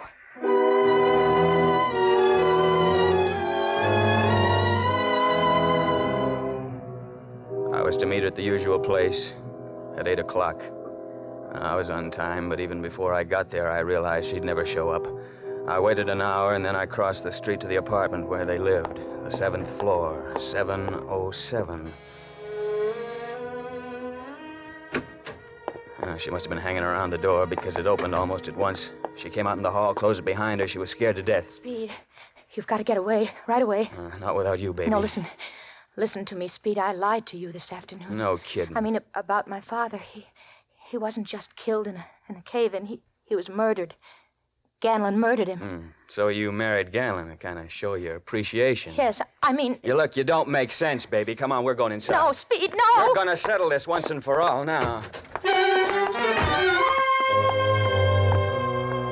In the living room, Ganlon was lying on the couch with his shoes off, his feet propped up. In a chair opposite was a young punk in a tan overcoat who looked like he took the wrong kind of nose drops when he needed courage. He let it be known fairly obvious that he had a gun in his pocket. Ganlon didn't even get up. Well, Mr. Evans, this is an unexpected pleasure. I'm afraid it's no pleasure, either way. I've come to tell you that your wife is leaving you with me. Oh? Is she? Yeah. What about it, Sylvia? You don't seem to have entirely convinced her, Mr. Evans. Listen, I don't know exactly what goes on here. That's obvious. But I do know that she's headed straight for a crack-up and that you're at the bottom of it, so she's leaving tonight. Go on, Sylvia, get your things. All right. Mr. Evans, I'm not sure you fully appreciate the penalties of stealing a man's wife. There's divorce courts to handle that, besides other ways, if you're big enough. Well, since you brought up the question of superior force. All right, Zeke, take him. Okay, put him up. Hi, funny face. Oh, gunsels with guns you have, huh? Sometimes they come in handy, Mr. Evans. Come on, start walking. Any particular direction? Yeah, outside. All right. All right, you win, Mr. Ganlon. Take him out and kick him down the stairs, Zeke. Kick him. The punk was plenty shaky, and he had the gun jammed right in my back. That's not smart if your guy knows a little judo. I made a quick half turn and fired, but not soon enough. I'd have broken his arm before he could try again. The gun scooted across the floor somewhere, and I was just thinking it's lucky they soundproof these fancy apartments. It started going up again. I whirled around to see Sylvia with a gun in her hand, stalking Ganlon like a tigress. He was cowering behind the furniture, and she was moving around trying to get a clear shot at him. It took me one good leap to get over there and knock her out cold. There was a bowl of water, some flowers on the table. I threw the flowers on the floor, threw the water on Sylvia. She opened her eyes, looked around. Oh, Speed. Why did you do it? You're lucky, baby. When you get better at it, they're liable to call it murder. For Suspense, Roma Wines are bringing you Glenn Ford in End of the Road. Roma Wines' presentation tonight in radio's outstanding theater of thrills, Suspense.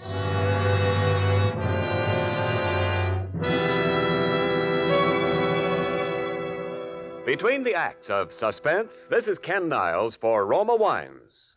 Whenever you want dinner to be outstanding, whenever the occasion calls for the magic touch that changes a meal into gracious, satisfying dining, enrich your table with a delicious Roma California wine. With tender, juicy steak or oven-browned roast, enjoy the tantalizing taste harmonies of red, robust Roma Burgundy. Or bring out the exquisite hidden flavors in fish or fowl with pale gold delicate Roma Sauterne. And remember, all Roma wines taste better because Roma begins with choicest grapes. Then, with unmatched skill and resources, Roma guides these naturally finer grapes unhurriedly to tempting taste perfection. Later, Roma places this luscious grape treasure with Roma wines of years before, and finally, Roma selects from the world's greatest wine reserves for your pleasure. With your dinner tomorrow, enjoy better tasting Roma wines. That's R-O-M-A, Roma, the greatest name in wine. And now, Roma Wines bring back to our Hollywood soundstage Glenn Ford as Speed Evans, with Kathy Lewis as Sylvia Ganlon in End of the Road, a tale well calculated to keep you in suspense. After the gunplay, I thought it would be easy. But when I tried to get her down to the car, she clawed like a wildcat, and I had to clip her again. It was a battle all the way across town till we got to Peril and along Highway 99. She knew she'd break her neck if she tried to jump. And all of a sudden, she just went to sleep. I looked over at her sleeping there in the corner, rolled up like a kitten and as innocent as a baby. And I knew I was for it if it killed me. And I'd just have to do the best I could. We'd passed Bakersfield, and I was headed up over the Tehachapi Mountains before she woke up. It was morning. Oh. Hello, darling. Feeling any better, baby? Oh, yes. I had such a wonderful dream. I was a little girl again. And I was with my father, and he was rowing across a lake. And then... Then what? Speed. I lied to you about Ganlon. He didn't kill my father. I was wicked to say that, wasn't I? Oh, you're just a little mixed up, that's all. Speed? Yeah? Where are we going? We're going to your hometown, baby, Phoebe, Arizona. Oh, You like the idea? I suppose so. Why? Look, baby, I'm no psychiatrist, but something happened back there when you were a kid. Something to do with the death of your father. It's had you on the merry-go-round ever since. So much so that about 9 hours ago, you tried to kill a man. I said I was sorry about that, Speed. Sure. But if you and I are going to make a go of this, I think we ought to do something more besides just saying we feel sorry, don't you? You make it sound as though you thought I was going to go around killing people for the rest of my life. All I say is that you're not going to be very happy until we know the facts about this thing, whatever they are. Until you've faced the facts, and from then on, we can forget it. Speed? Yeah. I'm terribly hungry, aren't you? Yeah, I could do with a little something. Look, there's a place up ahead. No, okay. Bus just pulled in. Yeah, it's one of the regular stops here. Speed. Kiss me. How's that? Oh, that's wonderful. All right, let's go, huh? My, what a lot of people. Those big buses hold a lot of people, baby. Help! Help! I'm being kidnapped! Come here. Help me! Help! It's all right. It's all right. She's my wife. Hey, what's going on here? I'm not. I've never seen him before in my life. What? I'm being kidnapped. Oh, he hit her! Hey, that's no way to treat even your wife, mister. All right, if you must know, she's crazy. She's What? my wife, but she's hopelessly insane. But I don't care.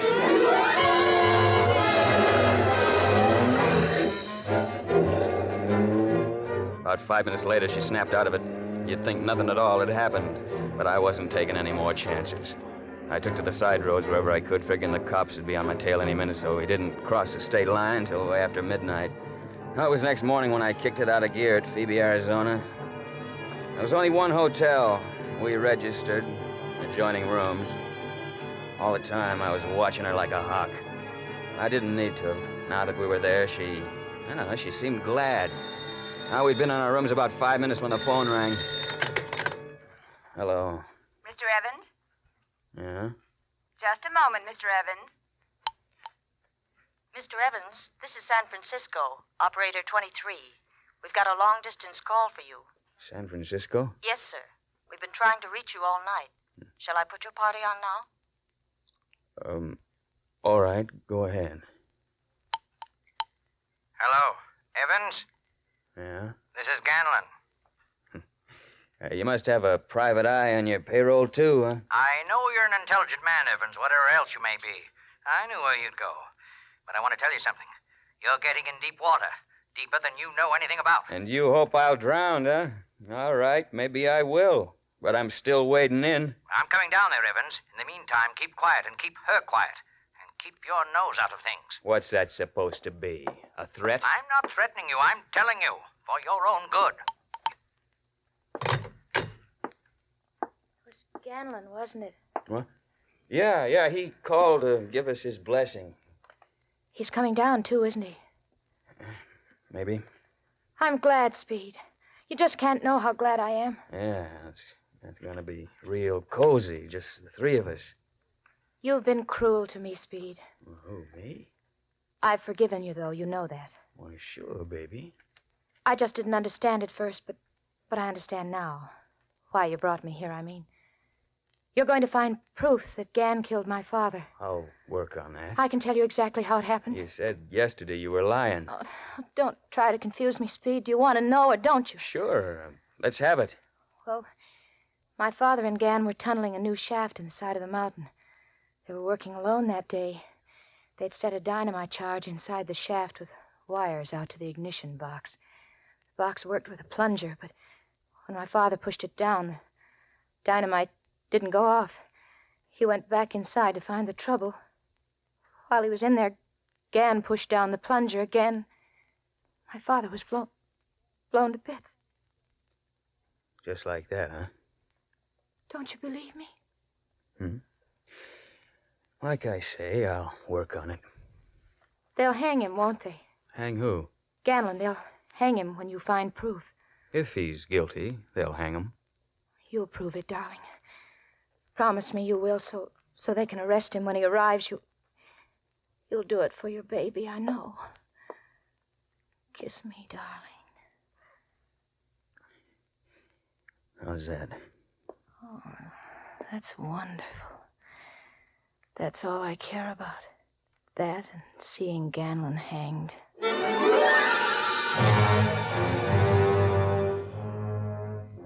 She went to sleep then, just as peaceful as you please, dreaming of Ganlon with a rope around his neck. Well, I found the thing they call the City Hall. Asked to see records on her old man's death. Well, they hemmed and hawed some, and then it came out that half the town was burned down a few years back. The records went up with it. They finally suggested I see an old-timer named Konski who had been her father's mine foreman at one time or another. Well, I did. He was already waiting for me. He seemed to know what I was after. He was all primed with the answers. Sure I know Sylvia. Sweetest, prettiest little kid I ever see all my life. And of course you knew her father. Sure I knew. I guess Sylvia must have been pretty fond of him. Sure, she was crazy about him. Well, wasn't she? Maybe. But if she was the only one in this town wasn't glad to see him die. Look, you don't have to be cagey with me. I'm trying to help Sylvia. All right. You know what is the best thing you can do? What? Get out of town before you make plenty trouble. That was that.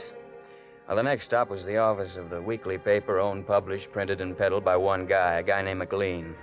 He seemed to know all about my business, too. Had the files all laid out for me. Why don't you lay off it, Evans? It's 10 years old and dead and buried. Mind if I look at your files? Yeah, sure. Go ahead. You can see what it says. Mine disaster, premature explosion, accidental death. Any chance it wasn't accidental?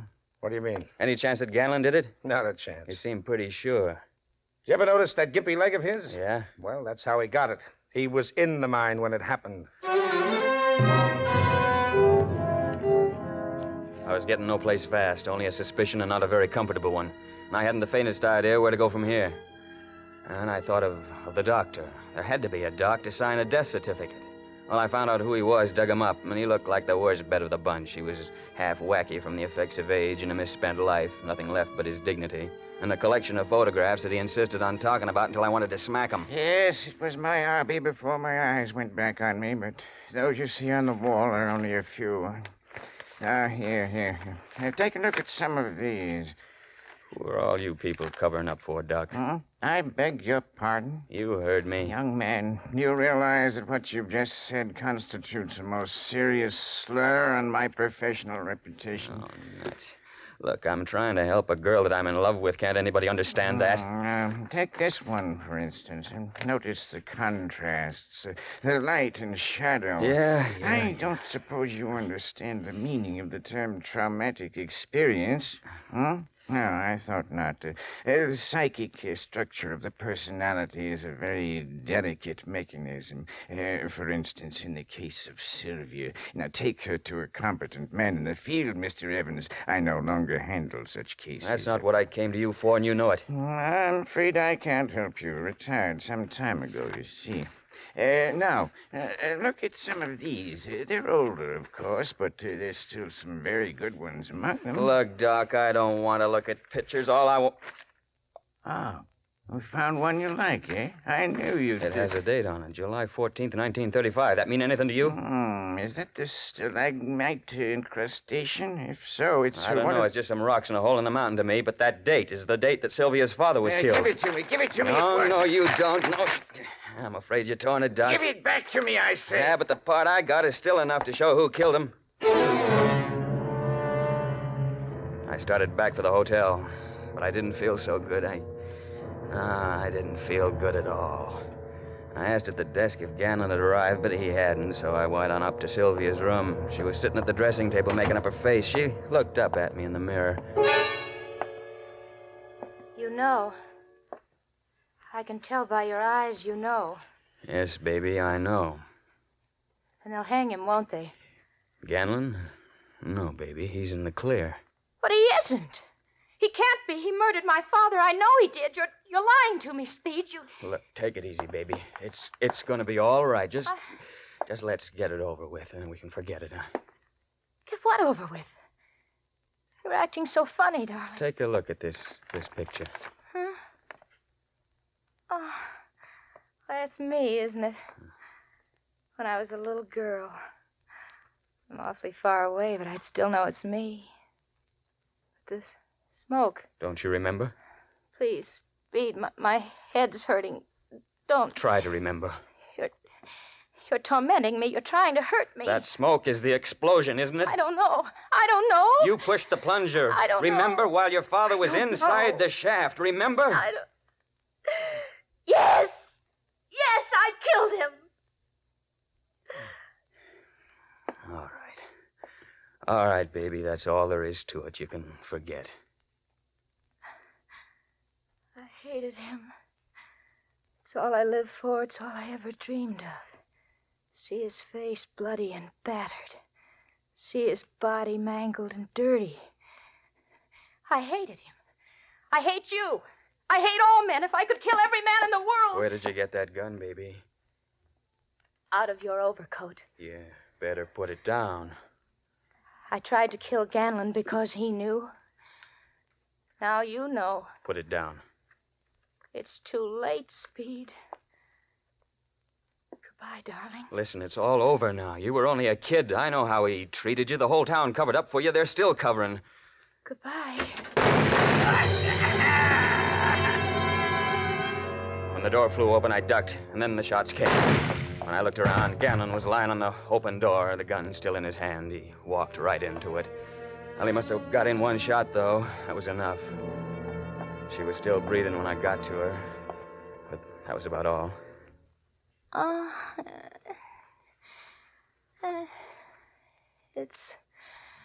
it's all right now, isn't it, darling? Sure, baby.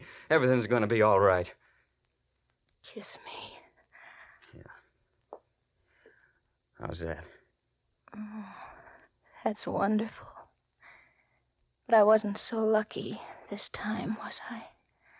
Not too lucky. I didn't miss. No, baby.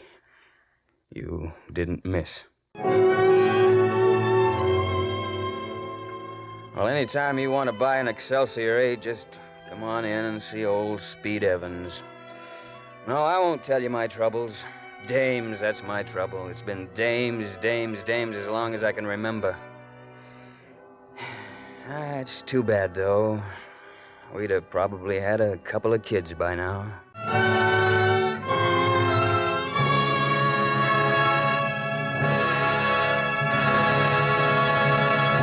Suspense. Presented by Roma Wines, R-O-M-A, Roma, America's favorite wines. This is Ken Niles returning to our Suspense microphone with the brilliant star of tonight's play, Glenn Ford. Glenn, you did a magnificent job. Believe me, I want a recording of your performance for my own personal library of suspense records. Well, thanks, Ken. You're a record fan, too, huh? Well, Mrs. Ford and I can't resist a brisk disc. A brisk disc? Yeah, you know, a torrid wax, a hot platter. Oh, now I get you. Say, speaking of platters, Glenn, isn't Mrs. F. likely to serve you a nice sizzling platter garnished with a thick, juicy steak some night soon? Oh, she's better, Ken. Well, good, because I have a little gift for you that'll make any steak taste better. Oh, suspense me no further, Ken. What's the secret? Your gift, Glenn, is a basket of Roma, California wines presented by Roma, America's greatest vintner. In that basket is a bottle of red, robust Roma Burgundy, the perfect taste companion for tender steaks, a brace of broiled chops, or any red meat.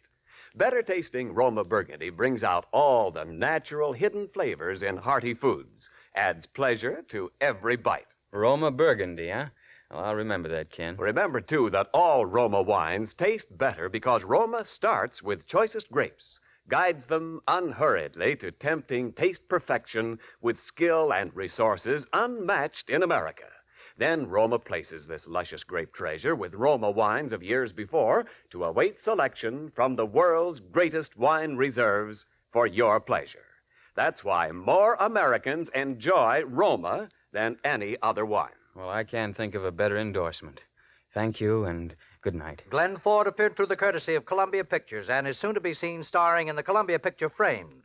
Tonight's suspense play was adapted by Irving Moore and Robert Richards from a story by Irving Moore.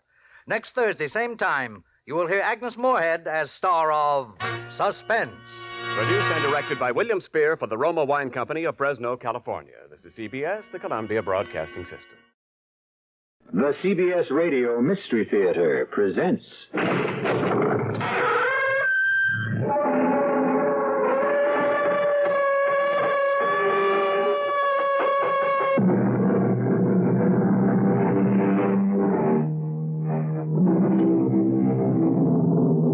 Come in. Welcome. I'm E.G. Marshall. Welcome to another hour with the great forces of the unknown. Those majestic forces that move around above and beneath us, pushing and pulling at our lives, our bodies, our brains.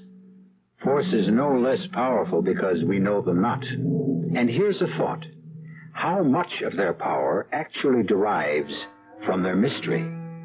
Were we to fathom them, explode their secrets, would they then become as comprehensible as, say, the centrifugal force in the spin dryer at the laundromat? Well, the day is far off when we can be that knowledgeable. So, in the meantime, listen. How will you do it? A gun? Do you have a gun? No. Well, then that's no good. A knife? Could you get near him? Near enough to use a knife? Do you have the strength? No. Well, so that's no good. But he has to die, so that I can live. He will die. He will die tomorrow morning. How do you know? He will die of the mass of Saint-Césaire.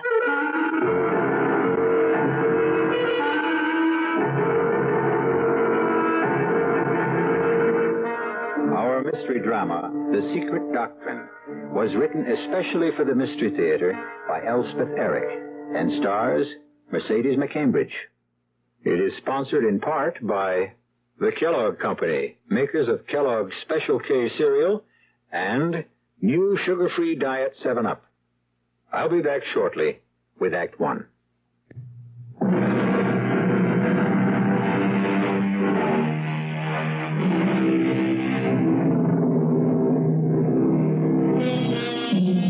Be I say, what you ask for, lest it be given to you.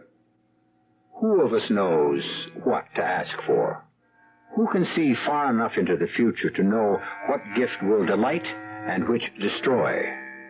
Better simply to accept whatever comes, with gratitude, whenever possible. Listen with me now to the somber story called The Secret Doctrine. You can begin now, Louise.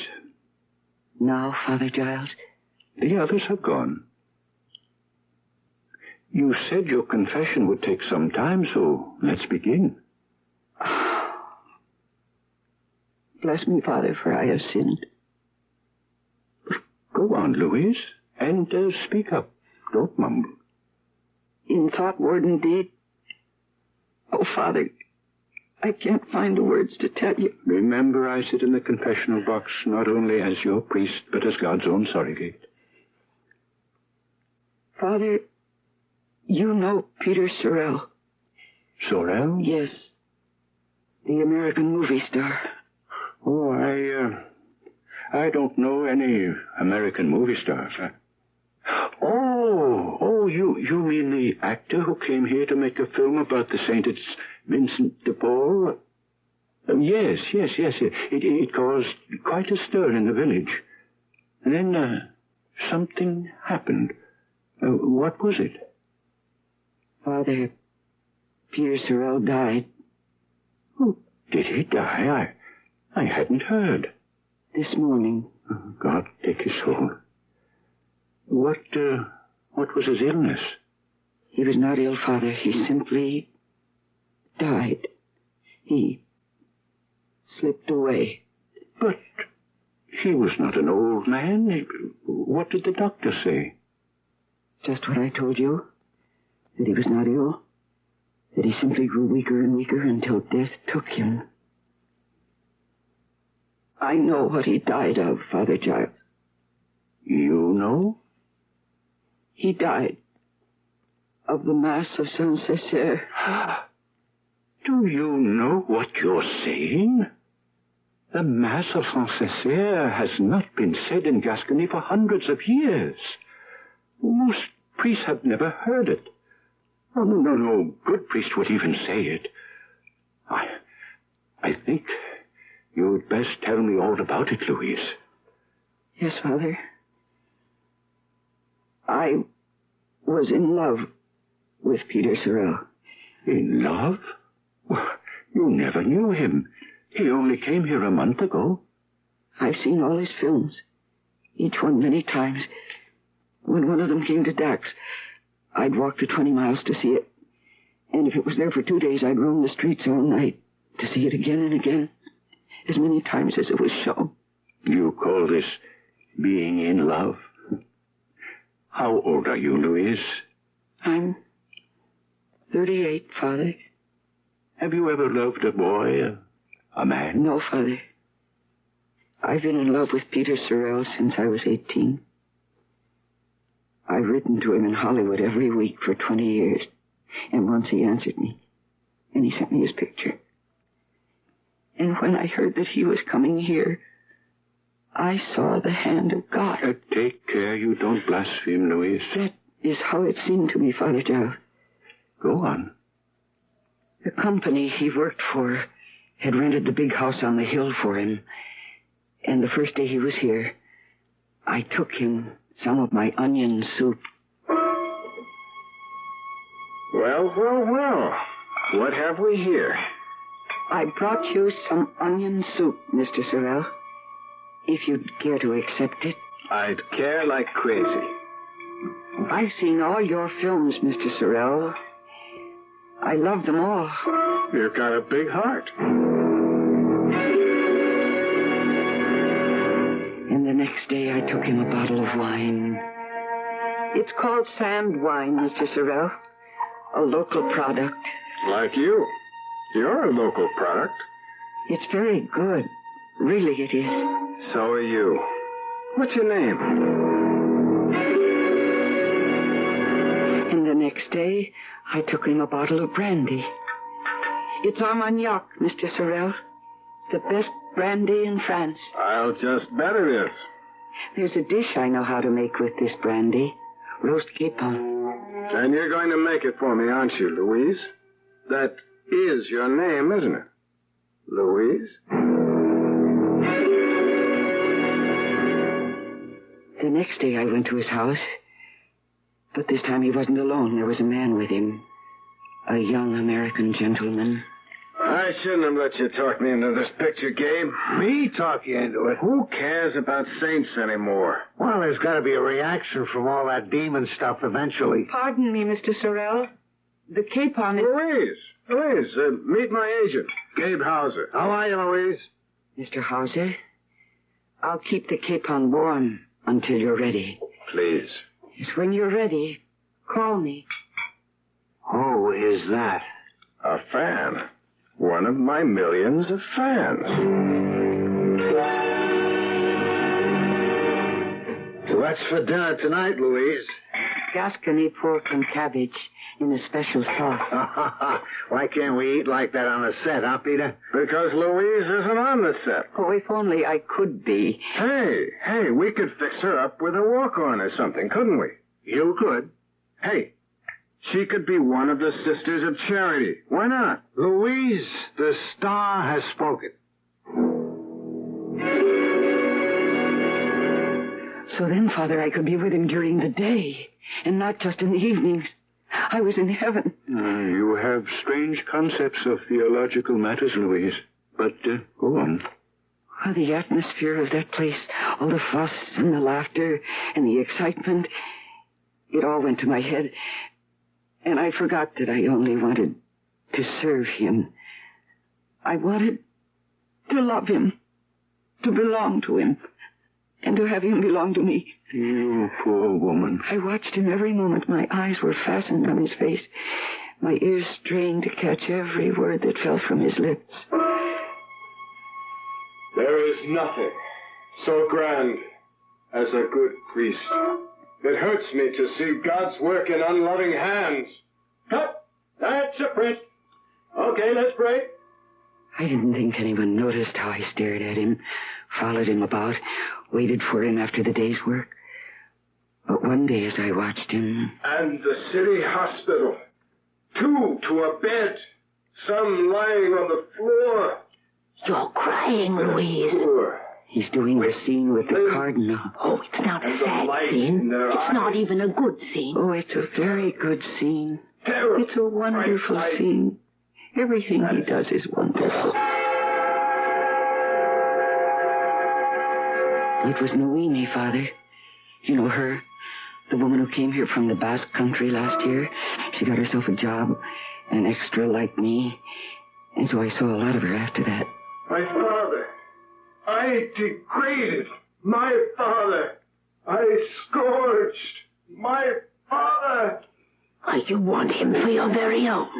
Not the way you mean, Noemi. Oh, yes. It's him. Precisely the way I mean. What other way is there? Oh, my Savior. I need to confess. Cut! Bring it! Break for lunch.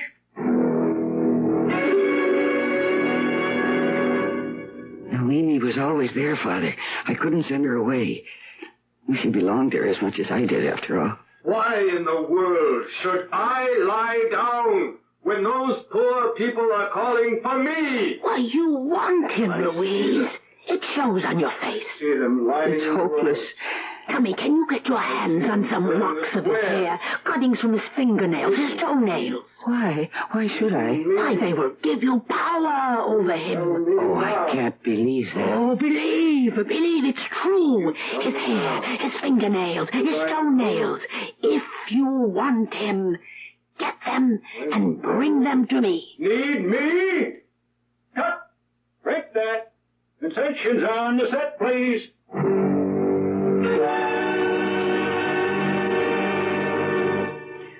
I didn't believe her, Father, not really.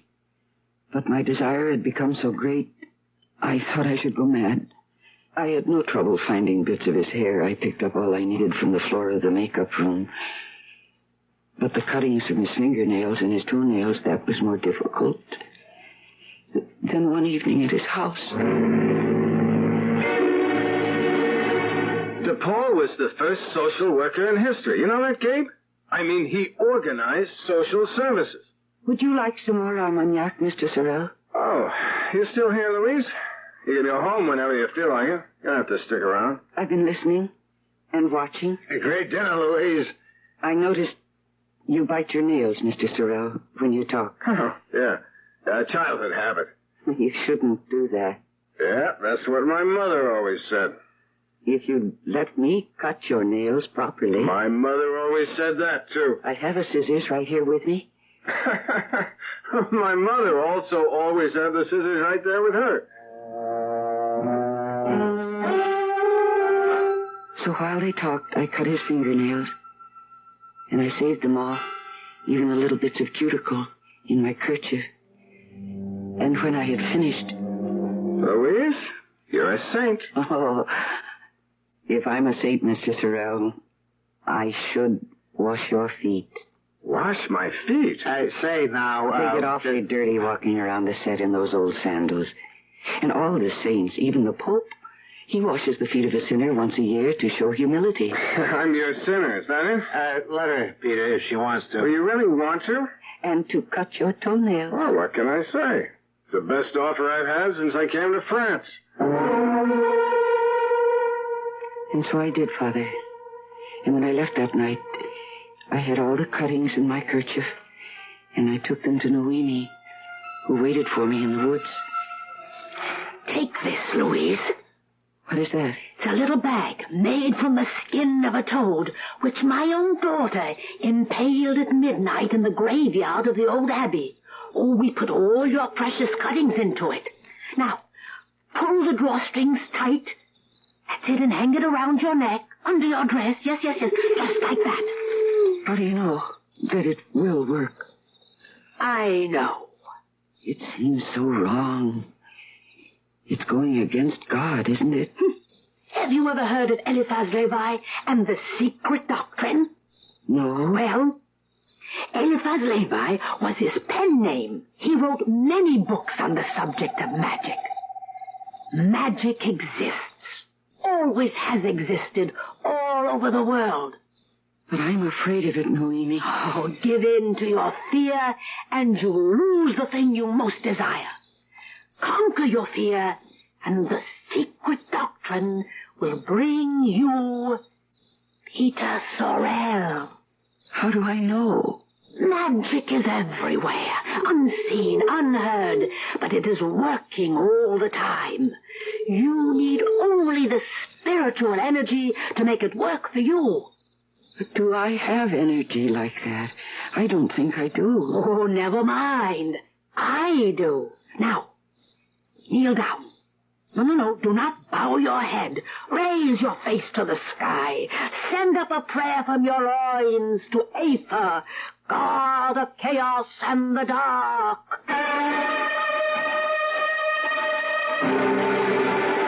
Well, the secret doctrine has been kept from me, I must say.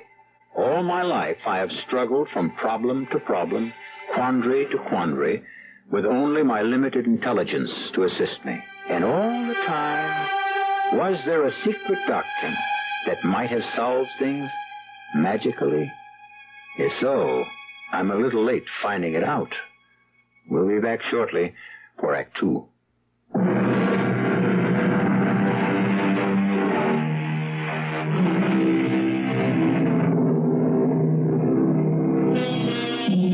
The only magic I have ever known was long, long ago, when I expelled a loud and angry scream, and food instantly appeared.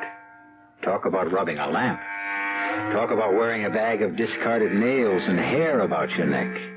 Well, we shall see if they can match my infant cry. Some sort of magic was working, Father Charles, because when I got to my feet, after that strange prayer to the god of chaos, there in the woods with the toadskin bag still hanging around my neck, I felt that I was a beautiful woman. Can you imagine that, Father? Yes. The next day was my last, so far as the film was concerned. I hated to step out of the Sister of Charity habit and get back into my own clothes. But my spirits rose to the sky when Peter stopped me and said... This was your last day, wasn't it, Louise? Yes, my last day. Well, it won't be the same around here without you. We'll miss you. Will you miss me? I'll miss you the most. But I'll see you at the house, won't I? You're not going to desert me now, are you? Never. I'd never do that. Well, you better not, Louise. I met Noemi late that night in the woods, and I told her what Peter had said and what I had said. You see? The magic is beginning to take hold. I couldn't go to the Sept the next day. What reason would I have? So I spent the day in his house cooking a shoulder of lamb for him in the Gascon style. You know how long that takes, Father. Louise! In the kitchen. That smells so good. It's something special I'm cooking for you. Louise, what have I done to deserve you? You're the greatest thing that's happened to me since... You're the greatest thing that's ever happened to me. Let's put it that way.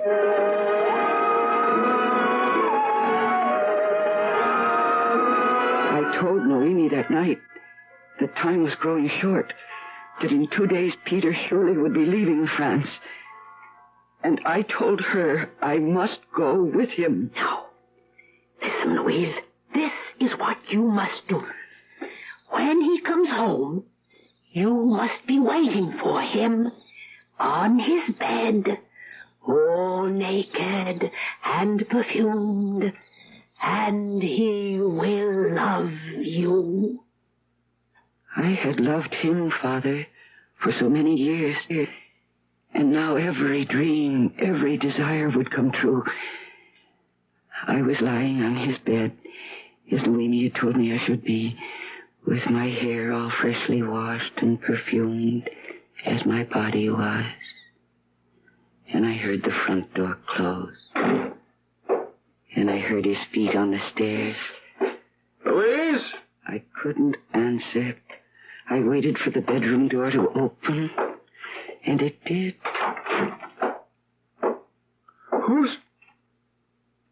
What a... Louise, is that you? What in the name of heaven? I've been waiting for you. Are you crazy? Peter, listen to me. I want you to love me. You do love me. I've seen the love growing in your eyes. I've heard it in your voice. Take me now and tell me that you love me, and that we will go to America together, to your home, where I will love you and look after you. Louise, now listen to me. See, look, over there, I brought all my clothes. I feel that I'm reaching the end of a long, long journey. I've loved you so long. Louise, let me talk to you. Oh, yes. Talk to me. Louise, if I've made you think that I'm anything more than just very fond of you, I'm sorry, Louise. I'm very, very sorry. If I've made you think I love you, well, I'm sorry. What more can I say? But you do love me. You've loved me for 3 whole days. 3 days? And I've loved you for years and years. But you've only loved me for 3 days, so of course it seems new to you. I understand that. Louise, what 3 days are you talking about? The last 3 days, of course. Ever since I started wearing this. What's that? It's a bag made from the skin of a toad. A toad impaled at midnight in the graveyard of the Abbey. What's in that bag, Louise? Why, part of you. Bits of your hair, bits of your fingernails, your toenails, little particles of you. What kind of a game are you running on me, Louise? It's no game. It's real. Real hell. All the time you were hanging around here. You were cooking and cleaning and washing and all that. You were hanging around the set, waiting on me, telling me I'm such a great actor, begging to cut my fingernails, my toenails. You were conning me. You were running some kind of a tricky, sneaky game on me. It was no game. Now, look, lady, you get your clothes on fast, you hear me? You get out of here. You want some money? No. No. I'll give you money. I'll give you money. You've earned it. But if you ever try to play any of these crazy tricks on me again, I'm going to track you down. I'm going to have you put away. Now you get out of here. I did get out, Father Giles, but I can't remember how. The next thing I remember is running through the woods, calling for Noemi. And then I remember falling down on the ground and the blackness coming down over me. My poor Louise. Noemi found me a little later. I don't know how much later. What happened, Louise? Nothing happened, Noemi. He doesn't love me. He never did. I think you'd better take back the little toadskin bag, Noemi. It didn't work. Did you do everything I told you? Yes, I did. I washed my hair and perfumed my body, and I lay on his bed. But when he came home, he didn't want me. I tried to tell him about the secret doctrine, but he didn't want to listen. You told him? I tried to. After all, I don't know much about it, only what you've told me, and I didn't understand all of that. But he didn't want to hear about it. Oh, the man is a monster! Yes, he is a monster. You poor woman. No, don't you feel sorry for me either, Father Giles. I don't want anybody to feel sorry for me. But don't you see? You let your desires take hold of you, Louise. You let them dictate your actions. You lost control. Oh, yes, I did that. You became blind to the realities of the matter. Yes, I did that, too. I fell in love with a man when he was only a walking shadow on a screen. I hurt no one. I would never have hurt him if he hadn't come to France to make another of his foolish motion pictures. Louise, would it make you feel better, my child, if I were to tell you that you are not the first to give your heart to an unknown man who is only making his living by performing in public? I suppose that is true, Father. Does it make you feel a little better? But I don't feel badly, Father. You don't? Not about him. Not about trying to give myself to him and his telling me he didn't want me. I felt badly about it at the time. Very badly, I suppose. Of course you did. But by the time Noemi found me in the woods, I felt quite differently. Just how did you feel? Very calm, very clear, very right. Right? About what? Clear about what? About what I must do. And what was that? I kill him, of course. But you have said that it was all your own doing, that no one else should be blamed. Quite so. But I had to kill him in me. Don't you see what I mean? I'm not sure that I do. Father, he was part of me. He'd been part of me for many, many years. There was more of him in me than there was of myself. Oh, you must understand. I'm trying, Louise. I knew how wrong I'd been to love him. Yes, to lust after him. To have obscene thoughts about him there in the dark of the theater. I knew these were sins. They were bad sins. And now I was willing to take upon myself the last sin of all. To kill him. Don't you understand that? I don't believe I do. How strange. Noemi understood. You say Noemi understood? What you have just told me? Yes, Father. There, that night in the forest, I told her how I must commit this most grievous sin. How will you do it? A gun? Do you have a gun? No. Well, then that's no good. A knife? Could you get near enough to him to use a knife? Are you strong enough? No. Well, then that's no good. But he must die, so that I may live. He will die, He will die tomorrow morning. How do you know? He will die of the Mass of Saint-Césaire.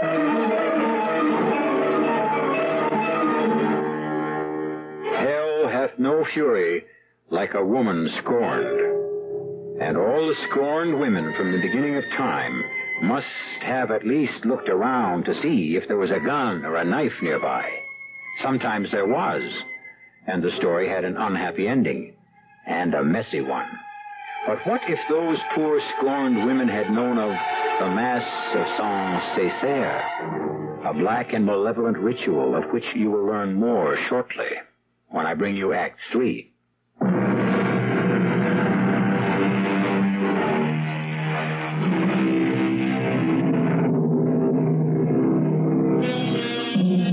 We promised you further details of the Mass of Saint-Césaire, that horrid leftover from the Dark Ages, and so we shall. We always keep our word. Let us pick up our story where we left off, with Louise and Noemi talking in hushed tones beneath the moon in the dark woods of Gascony. He has to die so that I can live. He will die tomorrow morning. He will die of the Mass of Saint-Césaire. How can anyone die of a mass? Oh, the Mass of Saint-Césaire is the Mass of revenge. The peasants of Gascony have known this for centuries. I must ask Father Giles. Oh, no, you will not breathe a word of this to Father Giles. But if he would perform the Mass... He wouldn't dream of it. He probably doesn't even know it. Ah, but I know a priest who knows it, and who will perform it. My daughter lives with him. Come, Louise. We went to the deserted abbey where the priest lived. No one told me his name. I never asked. You are the one who orders this Mass? Yes. For whom shall I say the Mass? For Peter Sorel. Who will be my clerk? Oh, my daughter will be your clerk, Father. Who will bring the water for the Mass? I shall bring it, Father. Do you know a place where the Mass can be held? Ah, by the ruins of the church, where the gypsies live, Father. I listened as though nothing they said had anything to do with me, Father Giles. I scarcely knew when they'd finished speaking. I only knew that after a while, Noemi took me by the hand and led me away. Come, Louise, come. We must get the water for the Mass. Shouldn't there be wine, Noemi? For the Mass of Saint-Césaire, there is no wine. There is only water. And the priest does not consecrate it. He drinks it.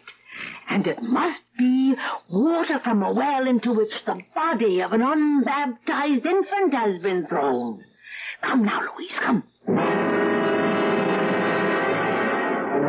Before 11 o'clock, we were at the ruined church. A dreadful place, Father, where bats lived, and toads, and owls. And through the darkness came the priest, Noemi's daughter by his side. And he stood by the ruins of the old altar. Ever and ever to reign and live you, and also on you, redemption is sharing. Noemi, what does he say? It is the Mass of Saint-Césaire. But I don't understand it. It is the Mass for the dead. He's reciting it backwards. I watched in horrid fascination, Father. I confess that I was fascinated by it. I was like a bird watching a snake. What is he doing now, Noemi? He is making the sign of the cross. No, he's not. He's not making. He is making the sign of the cross with his left foot. What? In the dirt. This is the Mass of Saint-Césaire. I couldn't bear to look, Father Giles. I couldn't. And yet I couldn't bear not to look. The awful Mass had started at 11, and now it was drawing to a close as the hour of midnight struck. And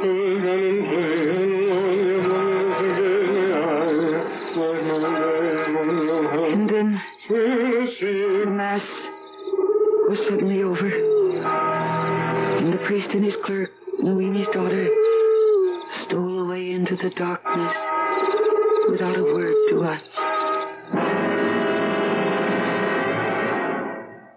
It is over, Louise, and Peter Sorrel has begun to die.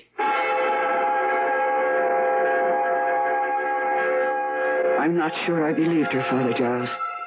I wasn't capable of belief or disbelief or of any thought at all or of any feeling whatsoever. I only felt tired. So tired I doubted I could move. But I pulled myself to my feet and I said, I must go to him, Noemi. I must go to Peter Sorrel. And I went, Father. I went into town to the house on the hill. And I waited there till the sun had been up for an hour. And then I went to the door and knocked.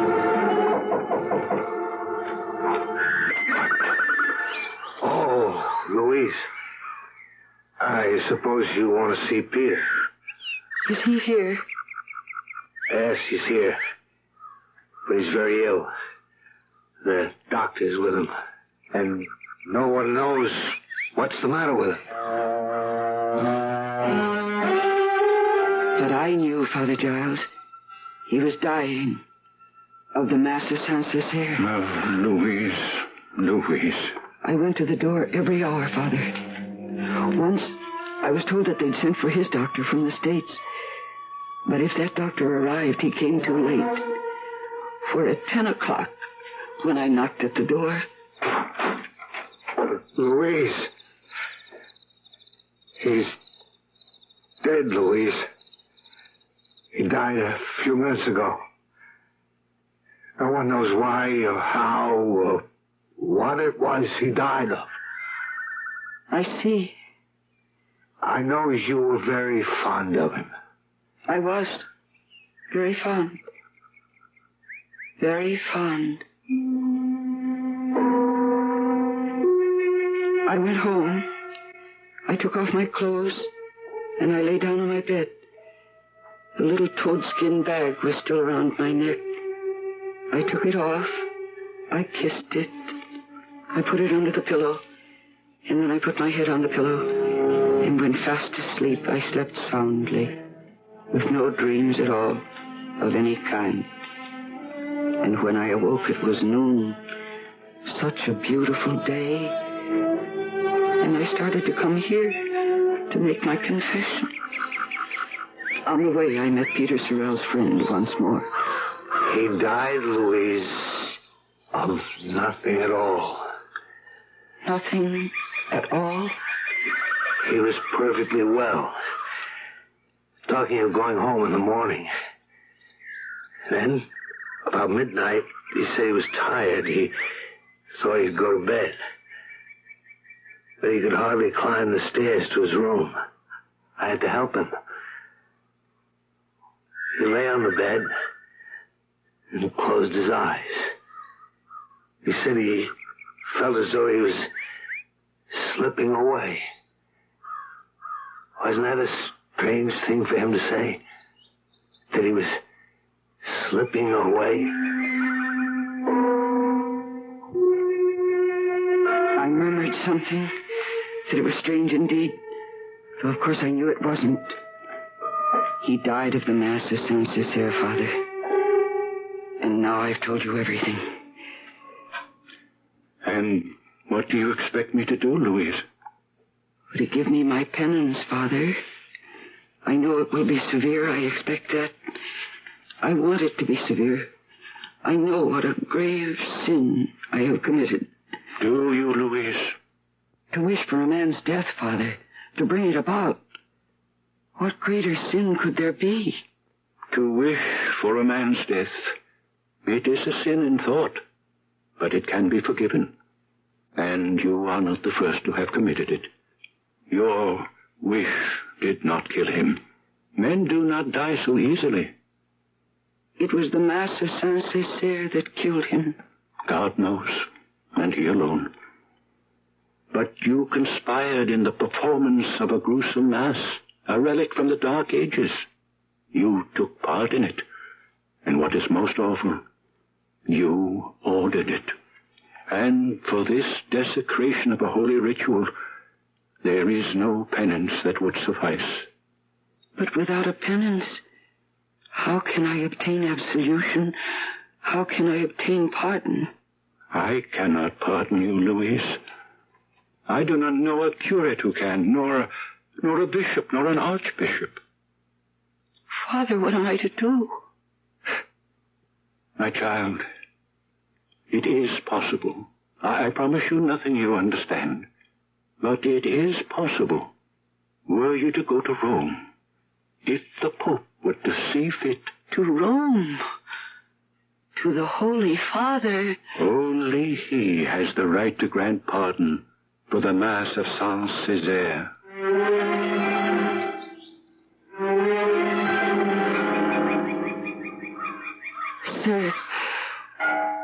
Sir, can you tell me, sir? May I ask you? Yes, Signora. Can I help you? Please. Is this the Vatican? This is Vatican City, yes. Is this the square of St. Peter? Yes. Straight ahead is St. Peter's Gate. Oh, I am here. You've never been here before? Oh, I have come to see the Pope.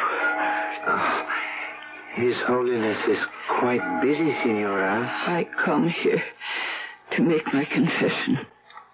Let me take you to a priest. No. It must be His Holiness. No one else. Are your sins so great? My sin is so great. Yes. Well, I'm only a student here, Signora, but I'll be glad to take you to a priest. No priest can help me. No bishop. No archbishop. But a priest might be able to arrange things so that you could see His Holiness, and not right away, of course. It would take time. I have time. It has already taken me a long time just to come this far. How long has it taken you? 1,000 days.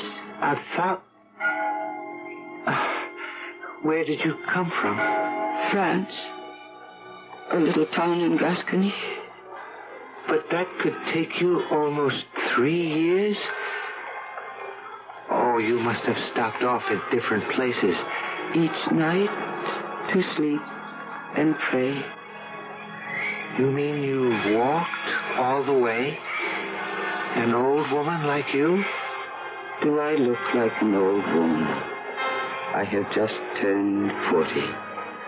Oh, forgive me, but you look much older than that. It doesn't really matter now. Come. Let me help you to your feet. No. I shall stay on my knees until I see the Pope. I shall end my journey as I began it.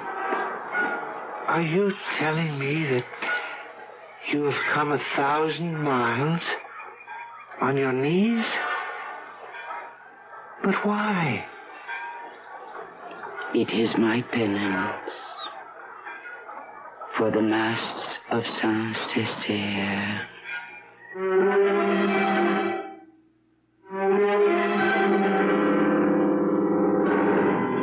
1,000 miles, 1,000 days, on her knees.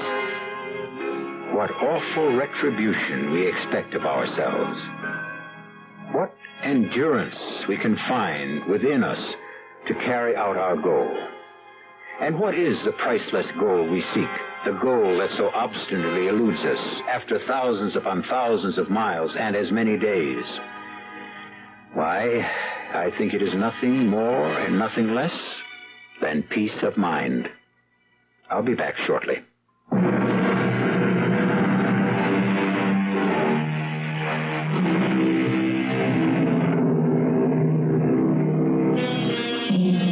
I told you it would be a somber story, did I not?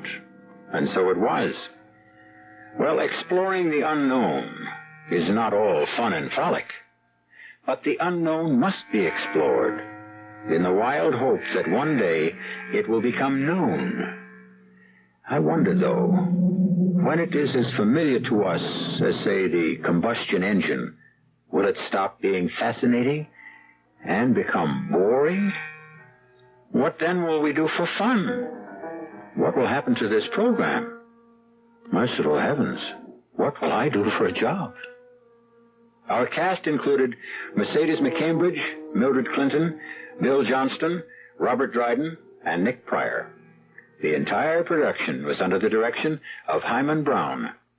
Radio Mystery Theater was sponsored in part by Sign-Off, the Sinus Medicines, Buick Motor Division, and Anheuser-Busch Incorporated, Brewers of Budweiser.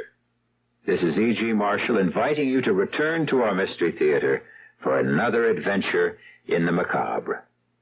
Until next time, pleasant dreams.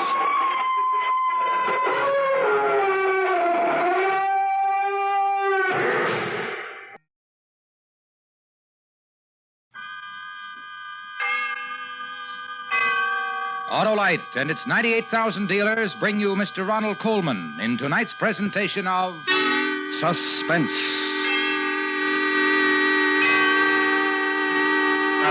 Tonight, Autolite brings you the story of a mind reader who discovers his nightclub act is not a fake, a vision of death. Our star, Mr. Ronald Coleman. Help! What's the trouble, Oscar Otto? It's my battery, Harlow. Water, please. Why, sure. But why not avoid that battery distress, Oscar? Get an Autolite Stay Full, the battery that needs water only 3 times a year in normal car use. Is that a fact, Harlow? A fact that millions of cars and owners have proved for themselves, Oscar. And the Autolite Stay Full gives longer life, too. Fiberglass retaining mats protect every positive plate to reduce shedding and flaking, and give the Autolite Stay Full longer life, as proved by tests conducted according to accepted life cycle standards. Where do I get this no-worry battery, Harlow? From your nearest Autolite battery dealer. To quickly locate him, phone Western Union by number and ask for Operator 25. I'll tell you the name of your nearest Autolite battery dealer, where you can get an Autolite Stay Full, the battery that needs water only 3 times a year in normal car use. And remember, from bumper to tail light, you're always right with Autolite. And now, Autolite presents A Vision of Death, starring Mr. Ronald Coleman, hoping once again to keep you in suspense.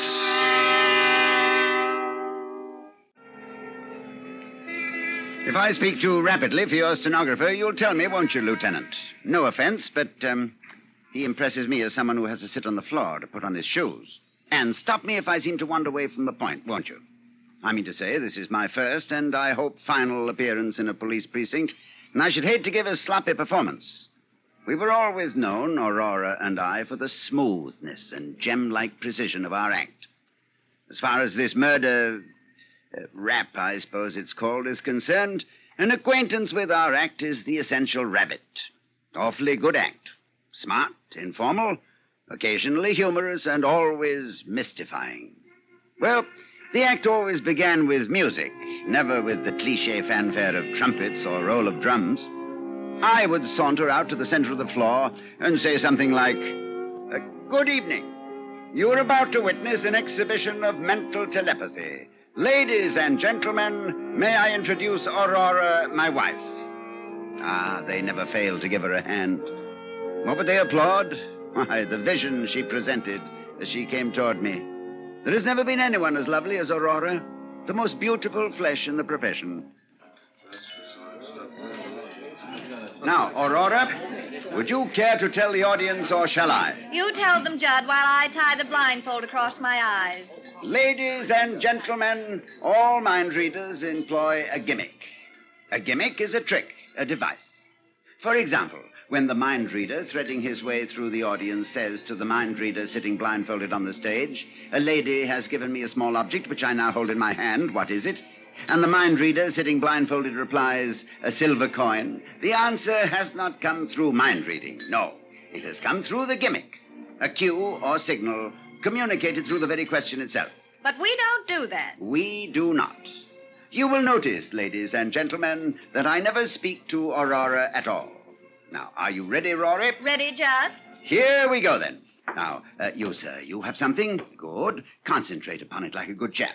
And The you, gentleman madam. holds a coin in his hand. It's a Mexican peso bearing the date 1892. Oh, that's very clever of you, madam. I'll be surprised if she gets this one. The Now, how about lady you? holds in her hand her other hand.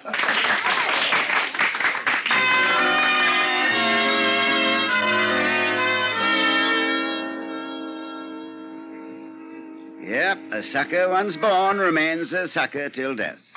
The audience never realized, never in all the years we worked, that although I was not speaking to Aurora directly, my chatter nevertheless was loaded with signals and cues for her guidance. By revealing the gimmick, we concealed the gimmick, and that, Lieutenant, is the ne plus ultra of gimmicks. Yes, it was as crude as that. But it enabled us to work 50 weeks a year here and abroad at an average of over 1,000 a week. Of course, I always gave some credit for our success to our agent, Harry Arnold, although Rory was inclined to give him no credit at all. Good news, Judd. I've managed to book the act into the College Inn in Chicago with a 4-week guarantee. That's not bad, huh? Get him. He managed to book the act. I suppose they never heard of us in Chicago. I suppose we weren't held over there 6 weeks when we played the Sans-Souci in 1948. Well, you think it's easy to get a 4-week guarantee these days? Money is short. Money is tight. I have never yet heard you say money is long, money is loose. You have to sweat for your 10%, don't you? Yes, you do. In a pig's ear, you do. Agents, they're all alike. There's gratitude for you. There's the milk of human memory. What were you when I first saw you? Nothing, not this much. Playing 10 a day under canvas in Monash, Wisconsin, and paid off in bottle tops. I worked, I schemed, I sweated. Agents, all of them. All they know is how to live off a dead whale. Scum of the earth. I'm not going to take that from you, you hear me? You'll take it, baby, along with the 10%. You'll take it, you'll chew it, you'll swallow it, and you'll keep it down. How do you like that? I'm warning you, kid. Don't push me too far. Don't push me. Children. Now, on your way, Harry, and don't let it get you down. I think a 4-week guarantee is pretty good. Thanks, Judd. If it wasn't for you, I'd... Yeah, why go into it? I'm going for a walk.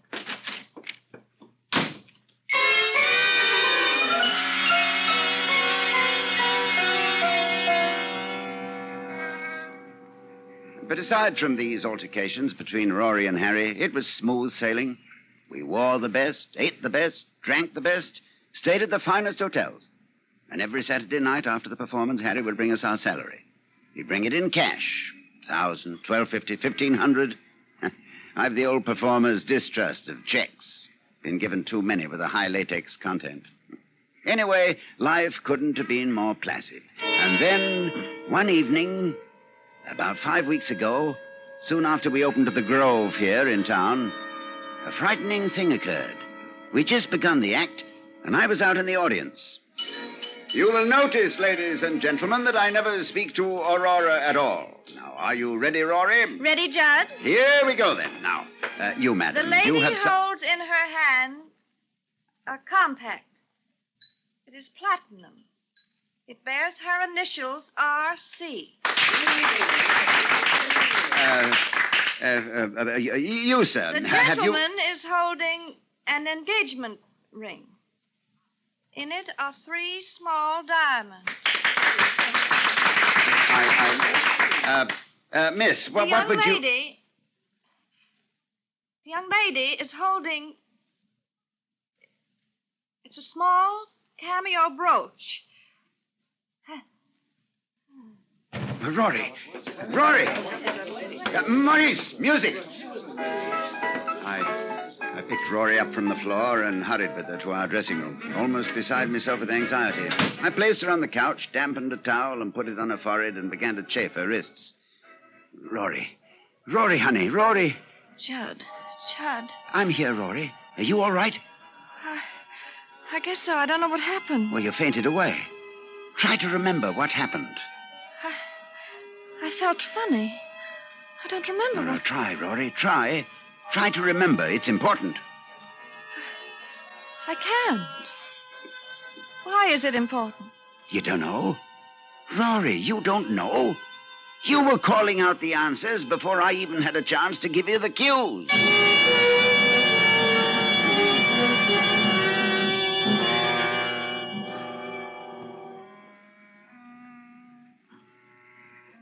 Do you believe in telepathy, Lieutenant? I don't mean the sort of thing Rory and I usually did. I mean real telepathy. I never did either until that night. I don't mind telling you I was badly shaken. I mean, after all, I knew we'd been using a gimmick, and suddenly it began to happen without the gimmick. Scared us to death. We didn't know what we were getting into, but we went on with the act. And in my mind, I began to search about for the answer. I found it, of course. You'll find a gimmick in almost everything, if you look hard enough. I've got it, Rory.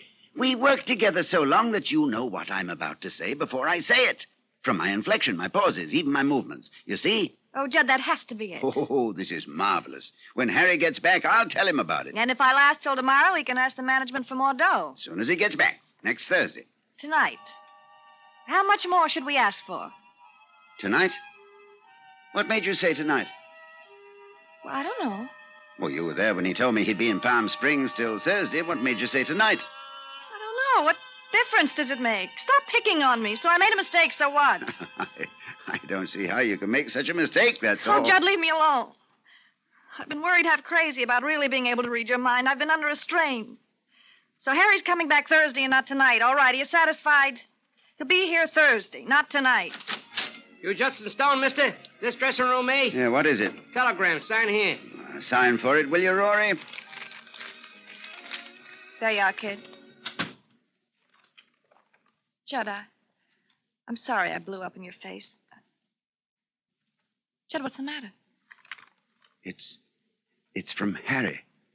He's coming in tonight.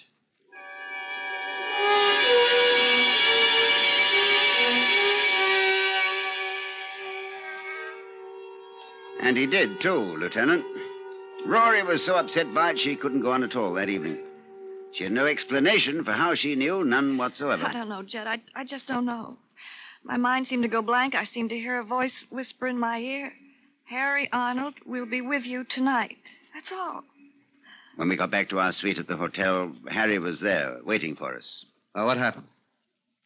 Well, what happened? You both look like ghosts. Look, Harry, I'll tell you some other time. Leave us alone, will you? All right, I'm going. I just came to wish you a happy birthday and to give you this. Birthday? Oh, thanks, Harry. Yeah, thanks. What is it? Well, open it, why don't you? It's a bathrobe.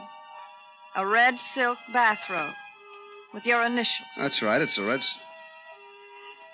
How does she know? How do you know? Get out of here! Get out of here! Judd, make him get out of here! I won't be talked to like that. I don't care who she is. I won't be talked to like that. Harry, shut up. For heaven's sake, shut up and go away. Leave us alone. Go. Get out. Get out. You too, Judd? She's got you talking against me, too? All right, I'm going. I'm going, but from here on in, it's strictly business between us. I wash my hands.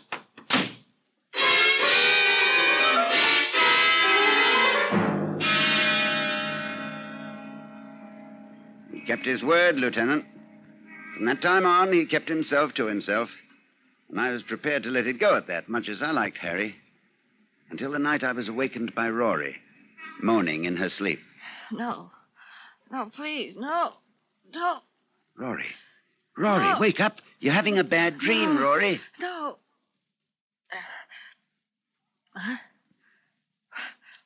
Judd. Shh. It's all right. I'm here. Oh, Judd. What, Rory? The voice. Whispering again? Yes. Oh, Judd. What? He's going to kill me. Harry Arnold is going to kill me.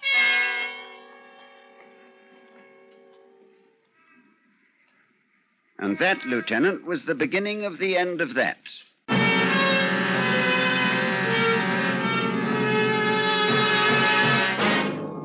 Autolite is bringing you Mr. Ronald Colman in A Vision of Death.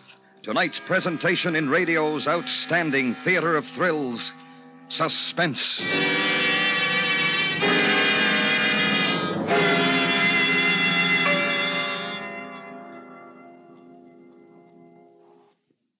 Harlow, here's a riddle. Shoot, Oscar Otto. I got it, and I have it. You've got an Autolite Stay Full battery, and now you have a power-packed Paragon that gives quick, dependable starts and needs water only 3 times a year in normal car use. You said a stay full, Harlow. Just what every driver should say when he needs a battery, Oscar. And Autolites stay full with the fiberglass retaining mats protecting every positive plate to reduce shedding and flaking and give that brawny battery longer life, as proved by tests conducted according to accepted life cycle standards. So, friends, choose the battery that states right on the case needs water only 3 times a year in normal car use. To learn quickly where to get an Autolite Stay Full battery, just phone Western Union by number and ask for Operator 25. I'll tell you the location of your nearest Autolite battery dealer, the expert on all makes of batteries. And remember, from bumper to tail light, you're always right with Autolite. And now, Autolite brings back to our Hollywood soundstage Mr. Ronald Colman in Elliot Lewis's production of A Vision of Death, a tale well calculated to keep you in suspense.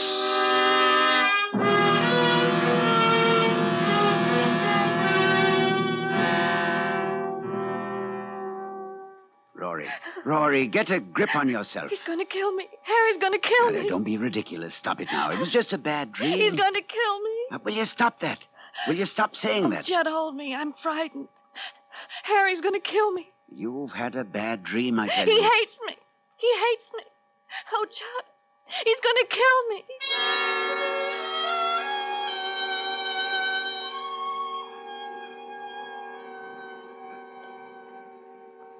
I'm a rational man, Lieutenant. I've always felt, for example, that when Hamlet says, "There are stranger things in heaven and earth than are dreamt of in your philosophy," Horatio ought to reply, "Tell that to Sweeney." I knew there was no such thing as mental telepathy. I knew it as well as I know I'm sitting here talking to you. Up here in my head, I knew it. And yet, the next afternoon, I found myself entering a gun shop and purchasing a revolver and a box of bullets, determined that before Harry Arnold could so much as injure one hair of Rory's head, I would kill him. I should have gone directly to the police first. You're using hindsight, Lieutenant. I had all that out with Rory. Please, Judd, please. Go to the police. Tell them about this. Let them handle it. Well, tell them what?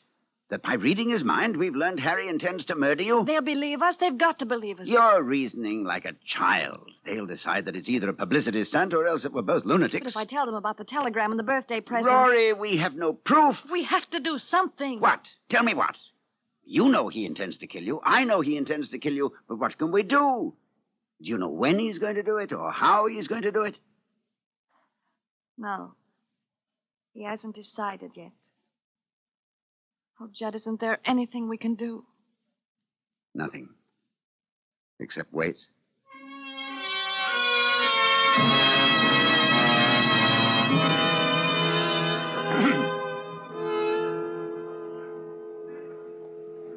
I reacted to the waiting as you might expect, Lieutenant. Sleeplessness, loss of appetite, growing irritability.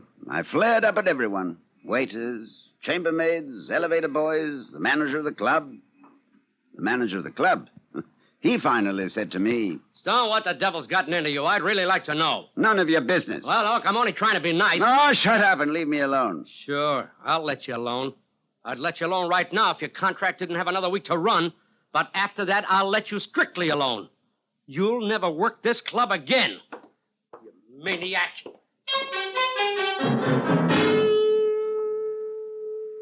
I began to drink quite heavily, quite noticeably. I was going crazy just from the waiting. And then the waiting came to an end. It was around 3 in the morning. I was sitting up in bed, in the dark, smoking, when Rory opened her eyes and said, Judd. "Yes, The voice. yes." He's going to kill me here. Right here in this room. Rory. Saturday. This Saturday. At midnight. Oh, Judd. Oh, Rory, sweetheart. He's going to shoot me. He has a gun. He's going to shoot me. He's going to get you downstairs in the manager's office at the club. And while you're there, he's going to come up here. No, Rory, listen to me. I want you to listen to me. You're mistaken, do you understand? You've been having another bad dream, and that's all there is to it. No, Judd, I swear it. He just thought of it. Just this minute. He's standing in a bar. Standing there all by himself, drinking. And he's just this minute decided. You're making it up. Judd, no. It's the bar over at the Tuscany Hotel. I see it so clear. You're wrong. You're wrong. I'll prove you're wrong. Desk. Get me the bar at the Tuscany, will you? Over on Sunset? One moment, please. You'll see, Rory. He's not there at all. You'll see it's just a dream. Just a bad dream. Tuscany Cocktail Lounge. Hello. Is Harry Arnold there at the bar? Harry Arnold? No, I'm sorry, he's not. He's not? You sure of that? I'm sure. He was here all evening, left about a minute ago. I said goodnight to him myself. Want me to have...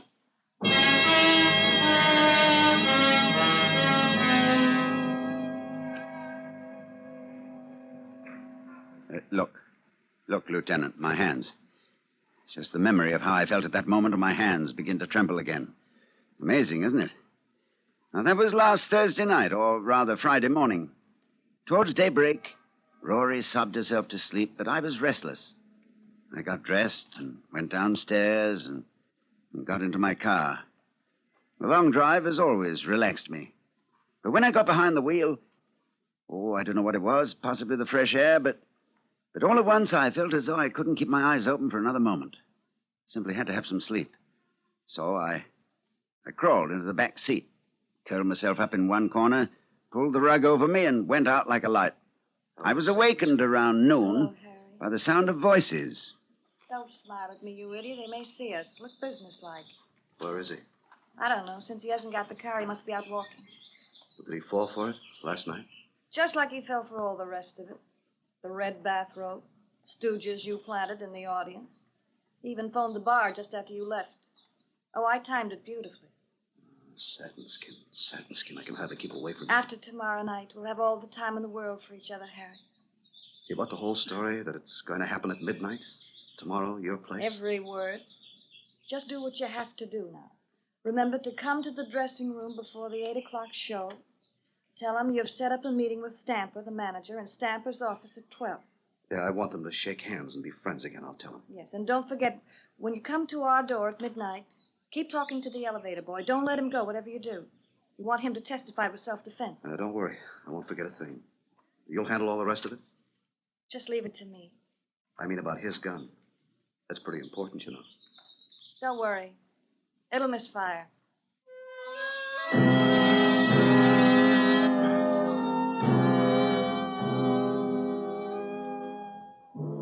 It'd be difficult for me to tell you what I felt as they walked away, Lieutenant. One part of me felt the way a man ought to feel, I suppose, when he learns that the woman he loves is not only unfaithful, but plotting his death as well. But another part of me felt only relief. Relief at learning there was a gimmick in this, too. They'd been fairly clever for amateurs. Harry had a good excuse for carrying a gun to protect the cash he brought me each Saturday. My own behavior in recent weeks would lend weight to what he would probably offer in his defense, that I must have been crazy, that for no reason at all I'd opened the door, pointed a revolver at him, and threatened his life, that he had to shoot in self-defense. The presence of the elevator boy, well, that could mean only that Harry would shoot just as soon as I opened the door. I'd be found dead with a revolver in my hand and a heartbroken agent at my side. Tableau. I found myself hoping, as I never hoped before, that they'd come to their senses before Saturday. That they'd realize what a vicious, inhuman thing it was they were planning. But just before the 8 o'clock show that night, there was a knock at the door of our dressing room. Come in. Judd, I've been talking to Stamper, the manager. He's sorry there's bad blood between you and wants to square it. I told him you'd be in his office at 12 to talk things over. All right with you? Yep. We don't want it so we'll never work here again, do we? I mean, there's no reason we should. No reason at all. Button my dress, Judd. See you later, Judd. Yeah, later.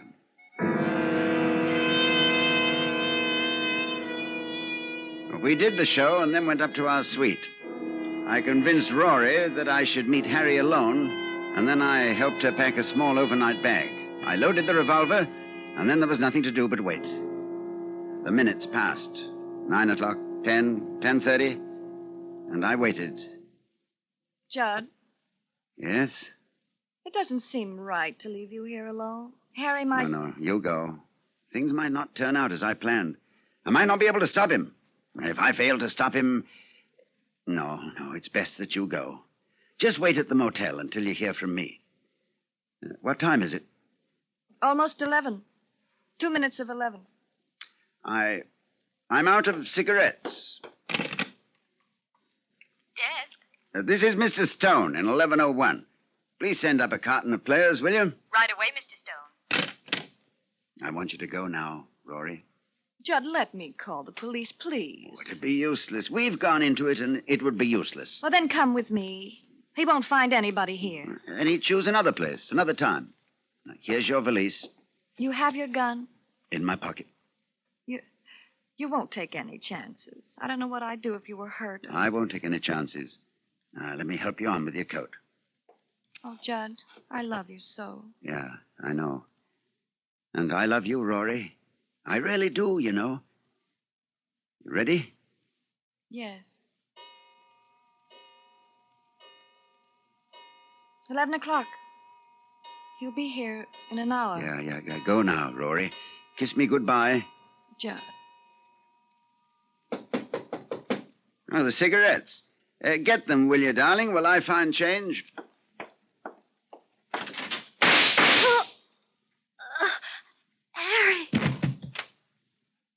Harry. Rory.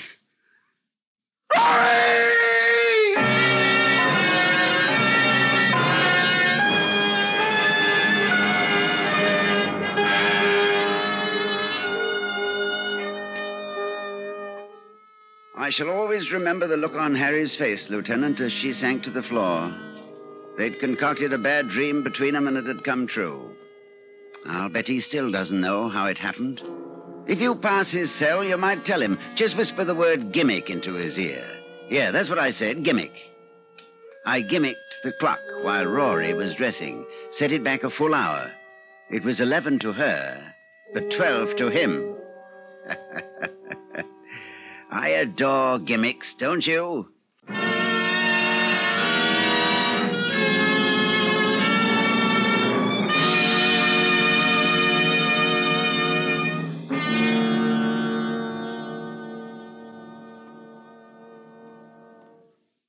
Suspense, presented by Autolite. Tonight's star, Mr. Ronald Coleman. This is Harlow Wilcox speaking for Autolite and bringing back our distinguished star, Mr. Coleman.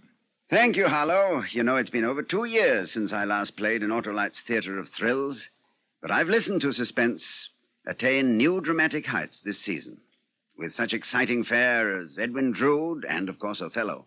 Harlow, my congratulations to our producer-director, Elliot Lewis, and to Autolite for magnificent radio entertainment. Thank you, Mr. Coleman. And friends, you can always expect the finest from Autolite, the world's largest independent manufacturer of automotive electrical equipment.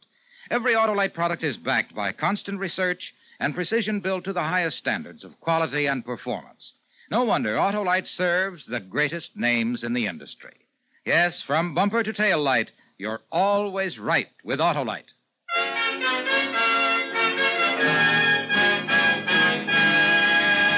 Next week, we recreate one of the great mysteries of the sea. A ship found drifting in perfect condition, but with no human aboard. The mystery of the Marie Celeste. Our star, Mr. Van Heflin. That's next week on Suspense. Suspense is produced and directed by Elliot Lewis, with music composed by Lucian Morowick and conducted by Lud Gluskin. A Vision of Death was adapted for Suspense by Walter Brown Newman from the original story by Jerry Hausner. In tonight's story, Mary Jane Croft was heard as Aurora. Featured in the cast were Hy Averback, Benny Rubin, Julie Bennett, and Charles Calvert.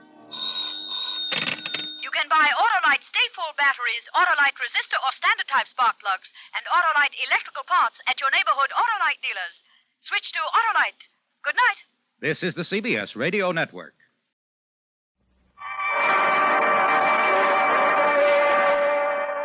Peril, stories of suspense.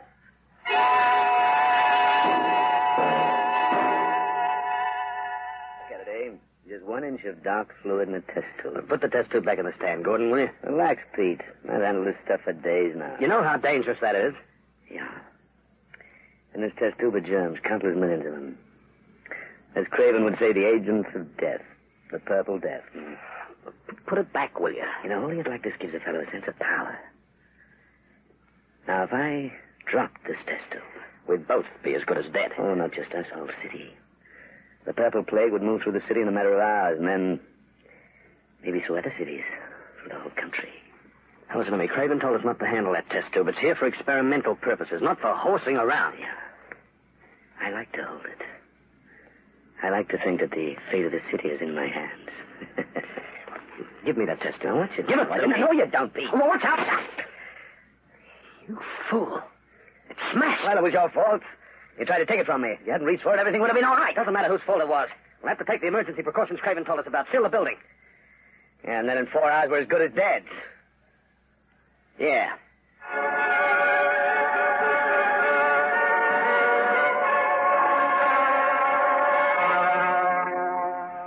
We'll be back in just a minute to tell you more of tonight's story, Man Against a City.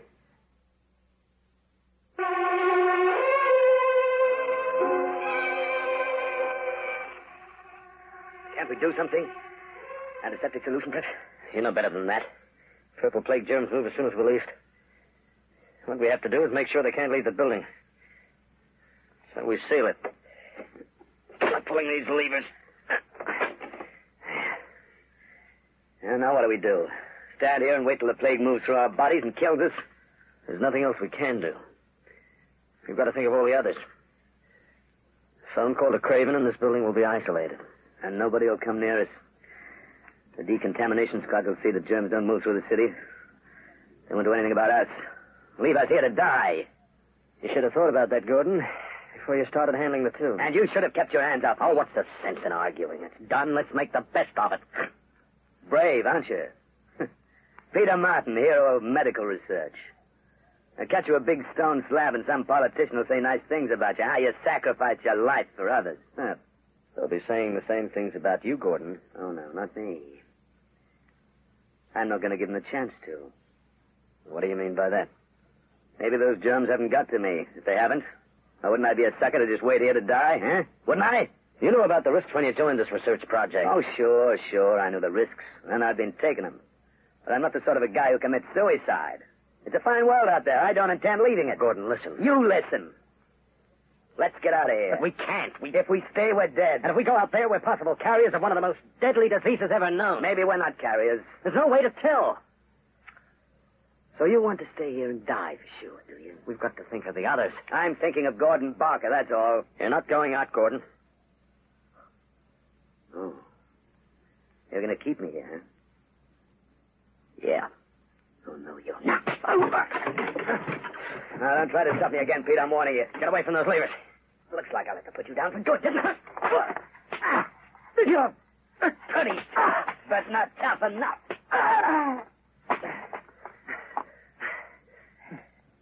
Gordon. Oh, listen. Not here. I'm finished listening. You want to stay here and die, do it, but not me. Please don't release those door levers. I'm getting out, Pete. Well, there's a chance. But I haven't got the plague. But if you do have it, you'll contaminate the whole city. You'll leave plague germs everywhere. Well, that'll be bad luck for the city. Well, there's the last lever. Don't you realize what you're doing? It's a lottery. If I stay here, I have to lose. But out there, I've got a chance. If you carry the plague with you, you'll be responsible for the death of thousands. If? Big word, Pete. I gotta make sure you don't pull those levers before I get down to the main doors. Gordon? I'm sorry, Pete. So long, Peter.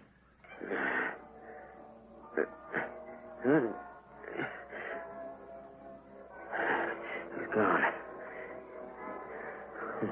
The door levers. Have to seal the building.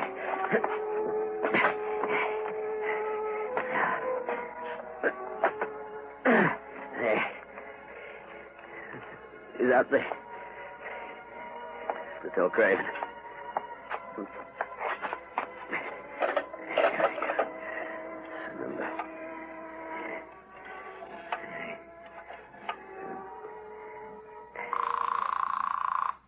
Hurry. Come on, will you? Hello? Dr. Craven speaking. Dr. Craven. It's Peter Martin here. I'm at the lab. Is something wrong, Martin? The plague germs, sir. What happened? Test tube dropped. Mask. What? Have you taken all precautions? Yes, the building is sealed, sir. Good. I'll take care of the rest of it. You understand, Martin, that you must remain there in the lab. Yes, sir. You and Barker. I'm sorry, Martin. Well, I'd better get things... Wait, sir. Gordon Barker, he's left the building. Left the... After the tube smashed? Yes, sir. I tried to stop him. How long ago did he leave? Only minutes ago. Takes the germs 2 hours to become active. We'll have to locate him before that can happen.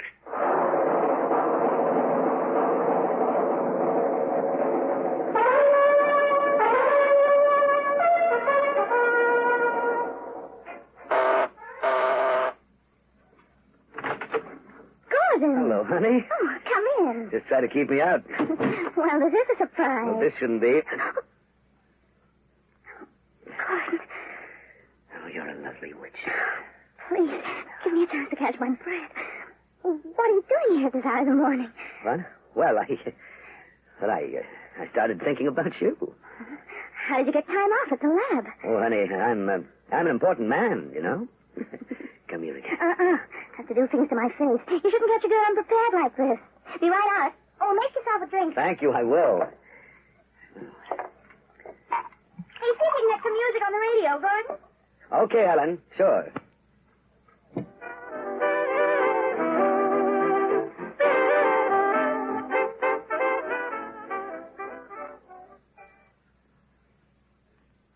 Blonde hair, blue eyes. Uh-huh. Any scars on his face? No, but there's a small mole on his right cheek. Uh-huh. Well, that's a pretty thorough description, Dr. Craven. I'll have it sent over the police radio system right away. We've got to locate Gordon Barker, Commissioner. We've got to do it soon. If he's in the city, we have every chance of getting him. Stevens, send this description out. This is a special priority manhunt. Yes, sir. Well, this purple plague, Dr. Craven, exactly what is it? It's a disease that broke out in Asia about a year ago, Commissioner. It killed tens of thousands before it ran itself out. Then a month ago, the purple plague appeared in Honolulu and in Sydney, Australia. It's a no disease? Yes, and a terrible one. A plague that seems to be moving throughout the world. At my lab, we've been searching for a cure. So far, we haven't had much success. And this Gordon Barker is a carrier, huh? Well, he may not be. But if he is, and we don't get him, then the plague will undoubtedly sweep through this city. What happens to the victims? Most die within 8 hours. It's not a very nice death. What are the symptoms? Purple splotches on the insides of the wrists. Soon after the splotches appear, the pain starts. But the point is, a person who has the disease isn't a carrier till the splotches appear. That's why we must locate Barker as soon as possible. We interrupt this program of recorded music for a very important announcement. The police are searching for a man named Gordon Barker. Barker is a research scientist who was... Gordon, why'd you turn off the radio? What? Well, who needs music when you're around? They weren't playing music. In fact, I thought I heard your name mentioned. What? Why should they mention my name over the air? Have a drink? Yeah, please. The usual?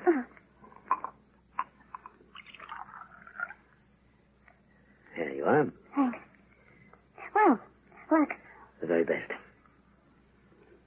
I still can't get over your leaving the lab so early. Well, I told you I happened to start thinking about you. Are you sure, Gordon? What makes you ask that? Well, you look and act, I don't know, different somehow. Different?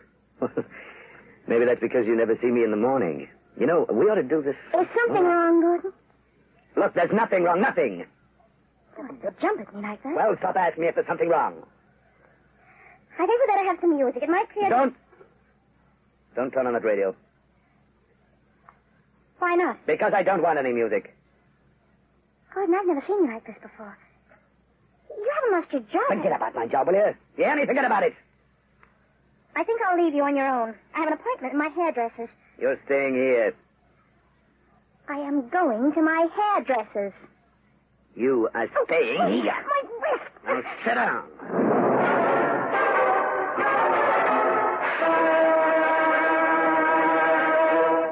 In just a moment, we return with our story, Man Against the City. Gordon, what's wrong with you? I made this appointment with my hairdresser 3 days ago. Cancel that. I am going to keep this appointment. You're staying here with me, Helen. You mean that, don't you? Yeah, I do. Look, do you mind telling me why you're behaving like this? Never mind why. Gordon, a few days ago, you asked me to marry you. Have a drink. Remember what I said to you? You're going to have a drink. I said I wasn't sure how I felt about you. That I didn't really know you. You said that knowing a person isn't important. I still say it. And you're wrong. Because love comes directly from knowing a person. But right now, you're a complete stranger to me. You've got storybook ideas on love. You've got it all blueprinted, haven't you? You know exactly how the guy you marry should behave. I expect rational behavior, Gordon. Yeah? This is the kind of behavior you need, baby. Here. So that's the way it's going to be, eh? Get out of here. Sit down. Now behave yourself. I'll get really rough.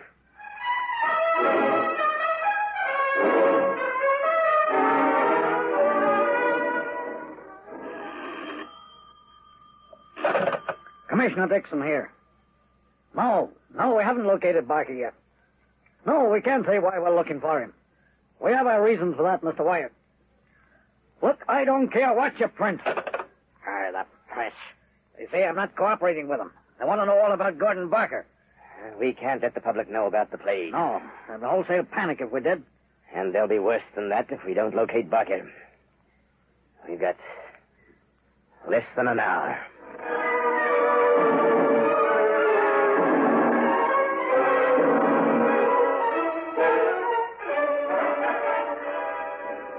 The decontamination squads are all around the building. All around it. But if Gordon's a carrier and he's not isolated, then the decontamination men are wasting their time. Oh, if there was only something I could do.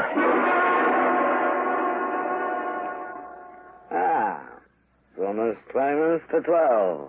You've been checking the time every 2 minutes. Well, naturally. I want to see how long it takes to get blind drunk. Gordon, why do you insist on keeping me here? What? Because I like your company. Something wrong with you, Gordon. You've never acted like this before. No, I haven't, have I? Well, I was always on the best behavior, wasn't I? Yeah, the young research worker trying to impress the beautiful model with his shy, easygoing personality. Gordon, what is it? What's worrying you? Nothing. What's nothing. You just sit there and watch me get drunk.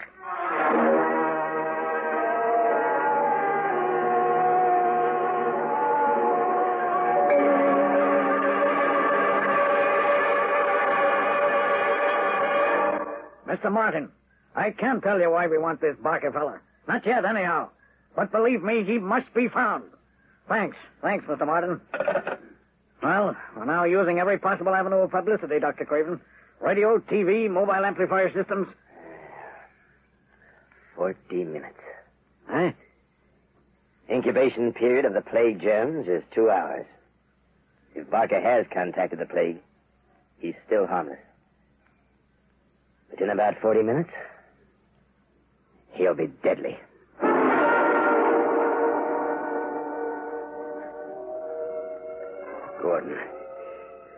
Gordon, if you've got any decency, any spark of decency in you.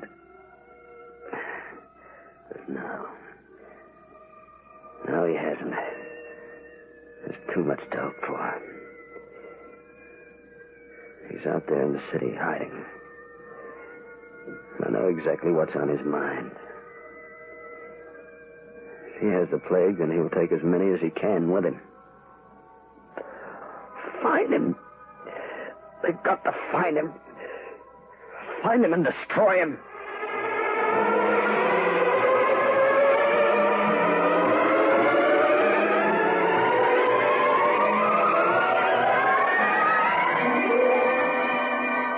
We'll be back in just a minute to Peril and our story, Man Against the City.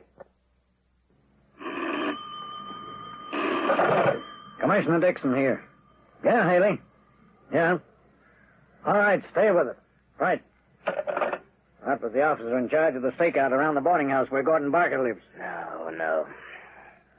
He wouldn't go there.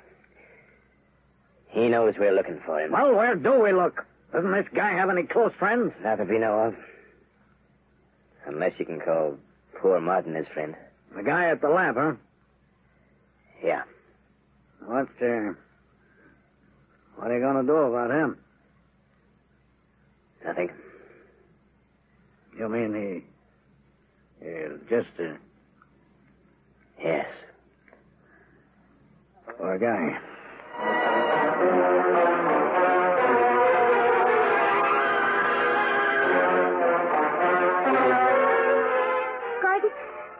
Gordon, won't you let me put on the radio? No, I will not.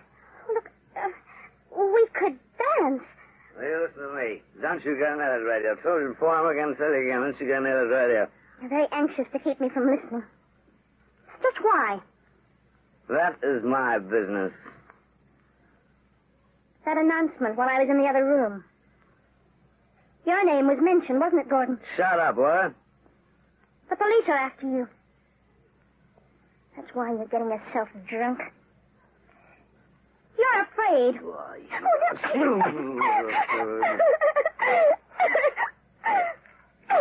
Keep quiet, Jenny.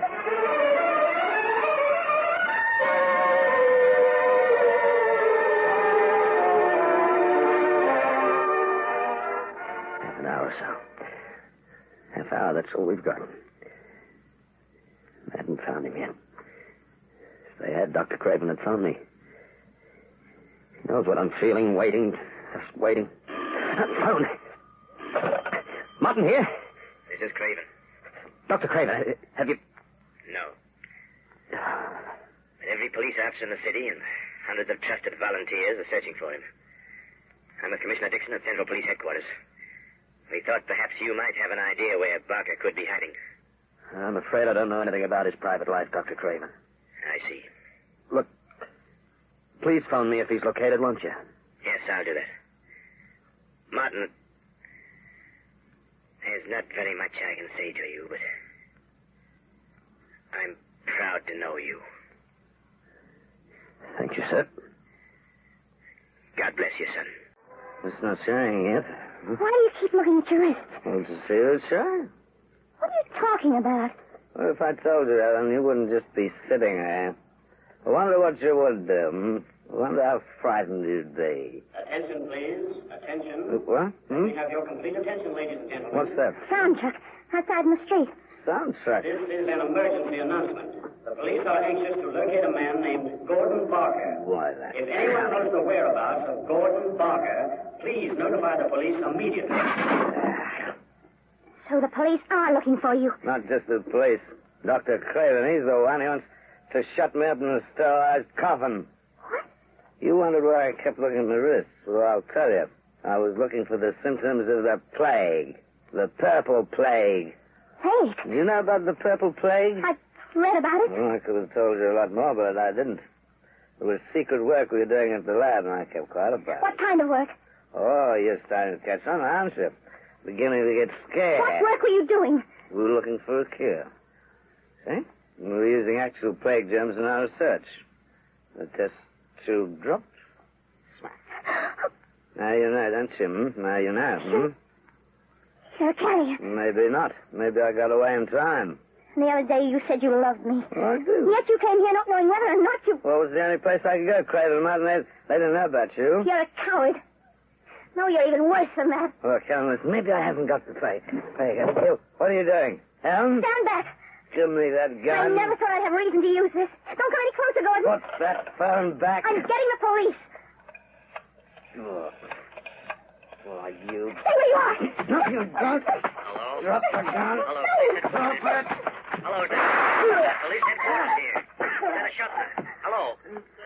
Hello, police headquarters. Can you hear me? Didn't think you'd... Hello, police headquarters here. Hello, this is Central Police Headquarters. Hello, this is Central Police. My name is Helen Johnson. You can stop looking for Gordon Barker.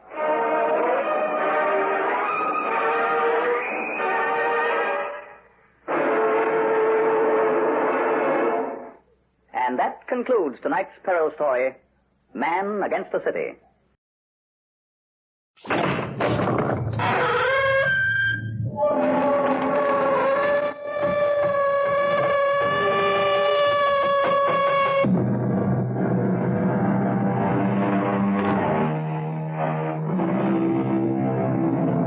Come in.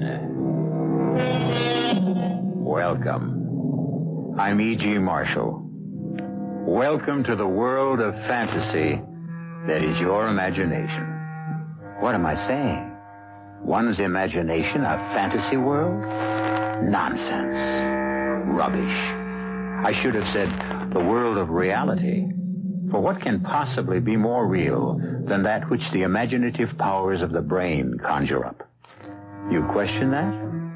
Consider then what happened to lovely, imaginative Nicky Carpenter. You can't be serious. You know I am, Nicky. But what you're saying, it's nonsense. You think so? You really think so, Nicky? Alicia, Amanda, imagination didn't kill them. True enough, my darling. But imagination, yours, will kill you.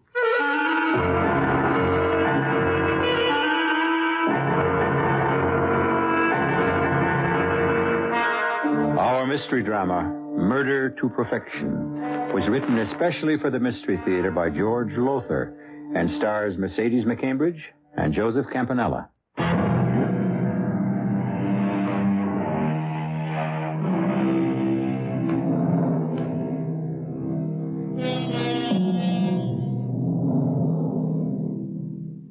Few will deny that what we call imagination is the greatest creative, yes, and destructive force known to the human race.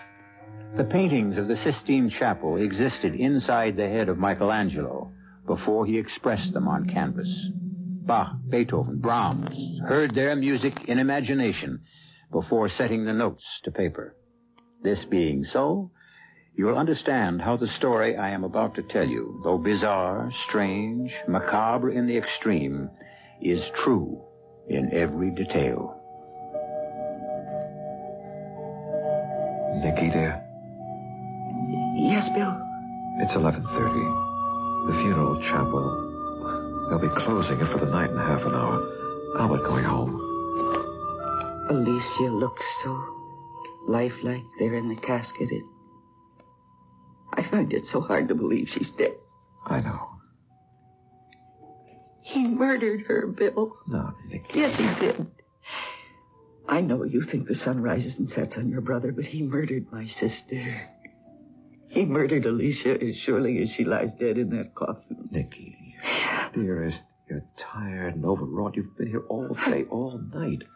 You're exhausted thinking things that simply can't be so, saying things that make no sense. Guy loved Alicia. Why, in the year of their marriage, he was the most devoted husband a wife could ask for. Oh. Excuse me. Oh, Guy, come in.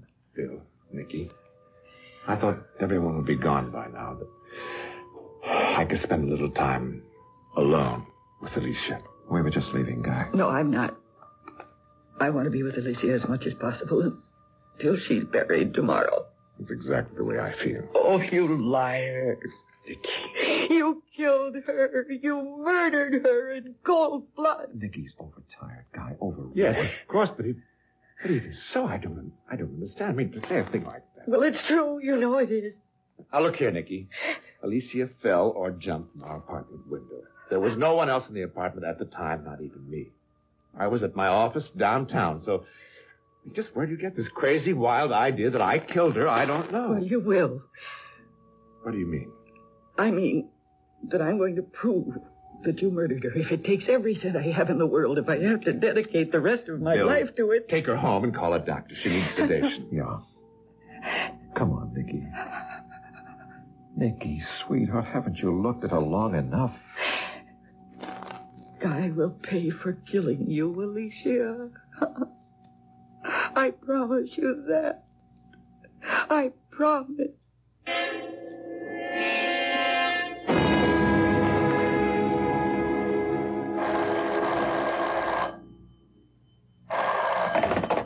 Yes, Nicky Carpenter. Oh, hello, Jacques. No, I'm not ready to announce my latest designs yet. Denim and suede combo. Where did you hear that? Oh, I'm sorry, Jacques. I'm not telling. Not this early. Yes, just as soon as I'm ready to announce, I'll make sure that you're the first one to know. Bye. Yes. Oh, of course. Well, darling, what a lovely surprise. Hey, I'm not interrupting you in the midst of a creative brainstorm, am I, dear? Oh, the man I madly love and am going to marry could never be an interruption. But this visit is unexpected. I've got something serious to talk over with you. Oh? It's about my brother Guy. Yes. I find this a little awkward, Nicky. Awkward? Why? Well, you and I are engaged, and Guy, he's my brother. So the whole situation... Nicky, have you hired a private detective agency to check up on Guy? Yes. But why? Because he murdered my sister, Alicia, and I intend to prove that he did. Oh, come on now, Nicky. How can you go on saying such a thing, thinking such a thing? Whatever gave you the idea in the first place? Guy, for one. Guy? I don't like him. I never have. Charming, yes, loaded with charm, and handsome and witty, and in my opinion, a deceitful fraud. He just rubs you the wrong way. Even if everything you say is true, it doesn't make him a murderer. Well, I think differently. But you must have a reason, something more than just disliking someone. I have. Alicia fell or jumped to her death from the window of their 12th-story apartment. Accident. Suicide, perhaps. Not murder. Yes, murder. How in heaven's name can you say... Because Alicia was scared to death of heights. In all her life, when we were kids together, she wouldn't dare go near an open window more than 2 stories above the ground. So what was she doing at that open window 12 stories above the ground? I don't know.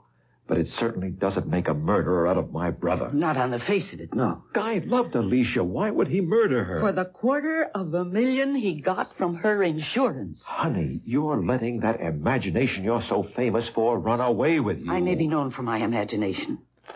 But the private detective I hired isn't. What does that mean? I didn't know that Guy had lived in Europe for nearly 15 years. You never told me. Never came up. But what's that got to do with... He was out of touch with you, completely, totally out of touch all those years, right? Well, yes. I had no idea where he was. Or Did you know that he'd been married twice while living abroad? What? No. And that both wives died under what is usually called mysterious circumstances, leaving your brother more than $500,000 in cash? Good Lord, no. I never knew this. Guy has never told me anything about any of this. Well, maybe you ought to ask him about it. Well, to be honest about it, Nicky, I've never cared much for Guy either, but that's neither here nor there. Oh, I think it is. And it certainly confirms my feelings about him. Feelings aren't facts. And it's facts that stand up in a court of law, and that's where you're going to find yourself if you don't drop this whole ridiculous thing. Guy intends to sue you if you don't. Sue you for defamation of character. And as a lawyer, I can tell you, he'd win, hands down. Unless you could prove your accusations, hands down. Well, then I have nothing to worry about. He murdered his first 2 wives. He murdered my sister. I don't know how he did it, but he did it. And before I'm through, I'll prove it.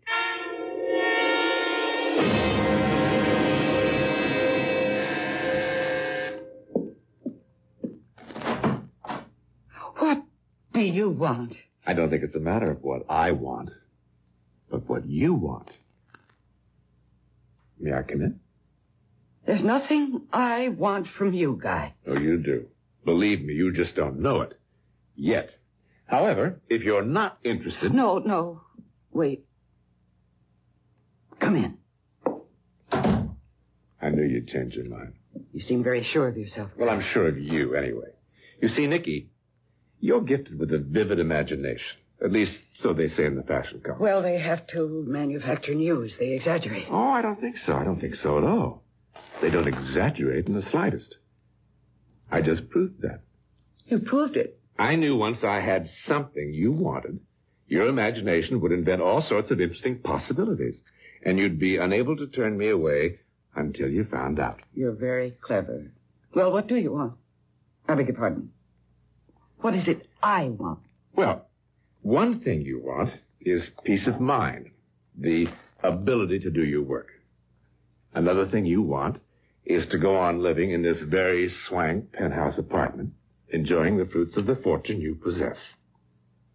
Nikki, I can take all that away from you. Oh, can you? And will. Unless you, as they say, call off the hounds. The private detectives. The private detectives. There'll be no calling off of the hounds, Guy. All right. Then I shall sue you for defamation of character. Sue for every penny you possess. I have not defamed you. Neither I nor the private detectives have said a word to anyone. But I have. You? Of course. I knew you were taking precautions to keep your skirts clean until you could prove your suspicions. So I upset your precautions merely by dropping the right words in the right place. Amanda Jordan being one of the right places. That poor, sad alcoholic. Alcoholic. Yes. Sad? Yes. Poor? No. Dripping with money. That's why I'm marrying her on the 10th. You are marrying... You object? Save your breath. Do you no good. The point is, being alcoholic, Amanda talks a storm. She also gets around. What you're doing to me, Nicky, or trying to do to me, is all over town this very minute, and in the right places. If we went to court tomorrow, I could prove on unimpeachable evidence that you have hired detectives to dig into my past to substantiate false accusations you have made against me. Accusations, I may add, which happen to be anything but false. But you can't prove them, Nicky, and never will. Are you standing there telling me that you did? That you are? A murderer? Oh, yes. Oh, you're altogether right. I did murder them. All three. Your sister Alicia included. Oh. But, you see, all three murders were so cleverly engineered and executed that no one would ever believe I had done them, let alone succeed in proving that I had. My God. To stand there and tell me to my face that you're a murderer, that you murdered my sister. As I shall murder Amanda Jordan, thus executing another perfect crime. A murder to perfection, you might say. Oh. What are you doing? I'm phoning Amanda. Phoning Amanda? To tell her that I'm going to kill her? Please, don't be a fool. Put the phone down. No. All right. Go ahead. Amanda, this is Nicky Carpenter. Nicky Carpenter. Yes. Amanda, are you... Oh, Amanda, can you understand me? Smash. I could have told you that. Amanda, listen to me. That'll be the day. Amanda, please listen carefully now. Guy is here with me in my apartment, and he has just told me that he intends to murder you. Yes, I know you're going to marry him. That's the point of what I'm telling you. He's... No, I'm not inventing it. I am not a jealous fool. She didn't believe you? In her hazy alcoholic way? Oh, you are evil. You are a devil. I haven't hesitated to tell you what I do, Nicky, because there's no way ever you can prove anything. But there's every way I can prove that you've damaged my career and altogether left yourself open to what are called punitive damages. A great big lump of punitive damages. You evil... And if what I've told you fails to persuade you to call off the hounds, I can still take one more step. One more step? Kill you, Nicky. Oh. Kill you. And no one the wiser.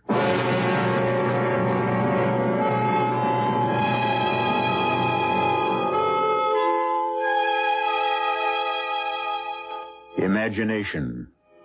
It plays like heat lightning in dark and ominous skies inside the heads of two people, Nicky Carpenter and Guy Weston, each seeking to combat, to outwit the other.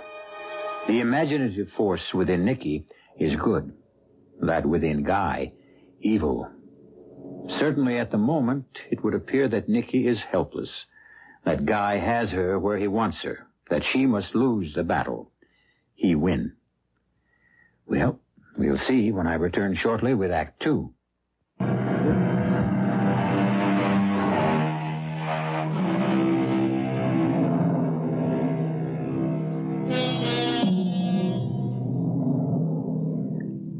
No such thing as the perfect crime. If that's what you've always thought, think again. For it certainly appears that Guy Weston knows how to murder to perfection. He is so sure of himself that he's candidly told his brother's fiancée, Nicky Carpenter, that he not only murdered her sister, but 2 previous wives. Furthermore, he's freely admitted that he intends to murder his next wife, Amanda Jordan, and may even do away with Nicky. Do you mean to say that he stood there and confessed to you? Not confessed. He bragged. He boasted. Flaunted their murders in my face and said he intended to murder Amanda after they're married. Oh, I can't believe this, Nicky. I just can't. He's hit on a way of committing the perfect murder. Nonsense. Bill, listen to me. No, Nicky, you listen to me. I don't know what's caused all this. I know you're overtired. I know you're knocking yourself out to get your next fashion show ready. But whatever it is, Nicky, dear, stop it. Stop what? These imaginings of yours, these wild accusations about my brother being a murderer, a perfect murderer yet. Bill, he killed Alicia. He did not kill Alicia. Alicia fell or jumped from a 12-story window when Guy was in his office miles away. So how in heaven's name could he have killed her? I don't know. That's what I'm hoping the private detective I hired will come up with. You're still using a private detective? Of course. I warned you, Guy will sue you for everything you've got on grounds of slander, defamation of character, and win. I know. He told me that himself. He also said that if I push him far enough, he might even murder me. I'm just not going to believe this. I can't believe it. I'd be an absolute nut to believe it. As nutty as... As me? Well, is that what you're saying? I see. Well, in that case, Bill, I think I'd better give this back. You're giving me back our engagement ring? Yes. Nicky, you're... No. I am not overtired. I am not letting my imagination run away with me. I did not create or invent what I just told you about Guy coming to see me. It's true, every word of it. Nicky. Please. He will kill Amanda if I can't stop him. And he'll kill me if, as he puts it, I don't call off the hounds. Well, Bill, I may be a nut with an imagination that's running wild, but I'd say Guy wants me to call off the hounds because he's scared to death they'll run him to the ground. And I'm betting that they will. Betting everything I have. My fortune, my career, my life.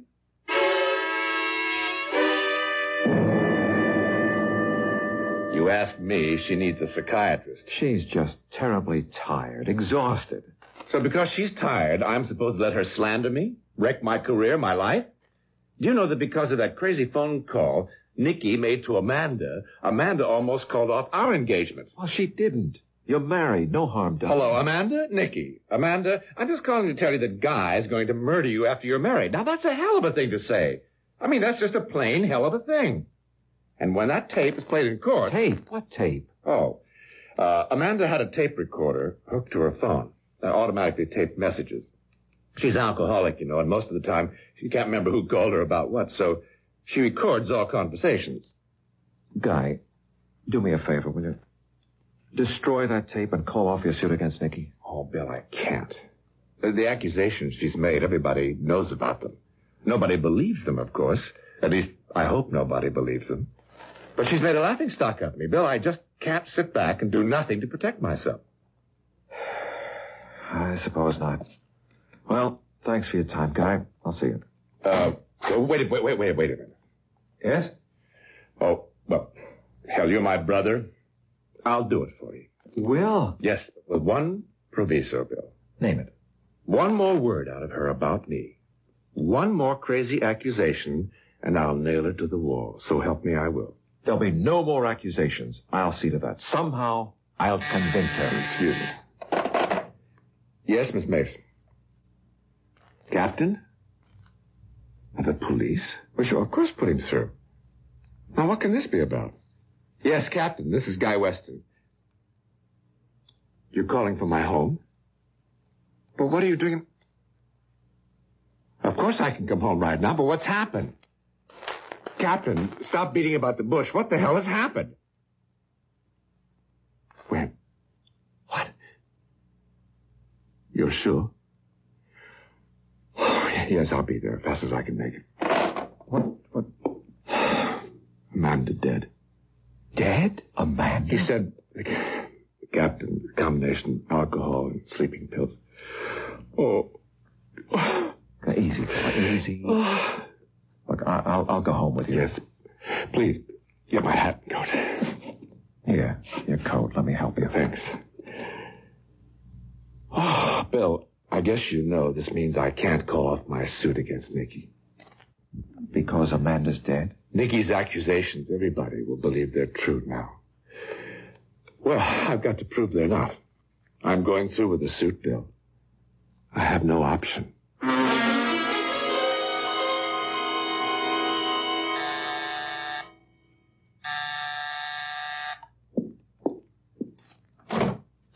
What do you want? Wait a minute, Nikki. Don't close the door. Let me in. I'd as soon let in a snake. If I was afraid of snakes, I'd want to keep an eye on them. Know what they're up to. You better let me in, Nikki. All right, Guy. Make it quick. No, don't sit down. You won't be staying that long. Oh, I think I will. I got a lot to say to you, Nikki. Well, then say it. And get out. First thing I want to say is that, of course, Amanda's death was no accident. I know that. The second thing I want to say is yours won't be either. What? You've gone white. Well, I can't say I blame you. I'd be scared, too, if someone told me I was going to kill myself. Oh? I'm going to kill myself. Commit suicide, just like that. Mm-hmm. Just like that. And you're going to see to that. I am. And what reason will I have for taking my own life? Guilt. Shame. Guilt? Shame over what? Of making false accusations against a certain Guy Weston. Me. The accusations I made against you were true, not false. So why should I feel any guilt or any shame? Yeah, Nikki, you are going to murder yourself, so to speak, just as my European wives did. As Alicia did. As Amanda did. Since you're going to be my next victim, I should think you'd like to know how it's all going to be accomplished. I am not in the least interested. I'm going to tell you anyway. I've said this before, and I apologize if I bore you. But I am quite possibly the only person in the world who has discovered how to commit the perfect murder. Would you believe that I found myself taking karate lessons in Japan when I was there? Now, so help me, I did. And suddenly, one day, the thought crossed my mind, if you can use an opponent's physical strength or weakness against him, why can't his mental strength or weakness be used against him as well? The answer, quite simply, is, of course, it can. Well, I don't see how. You will. You will, my darling, you will. Now, consider Alicia. I had only to find her weakness to ensure her death. And I did.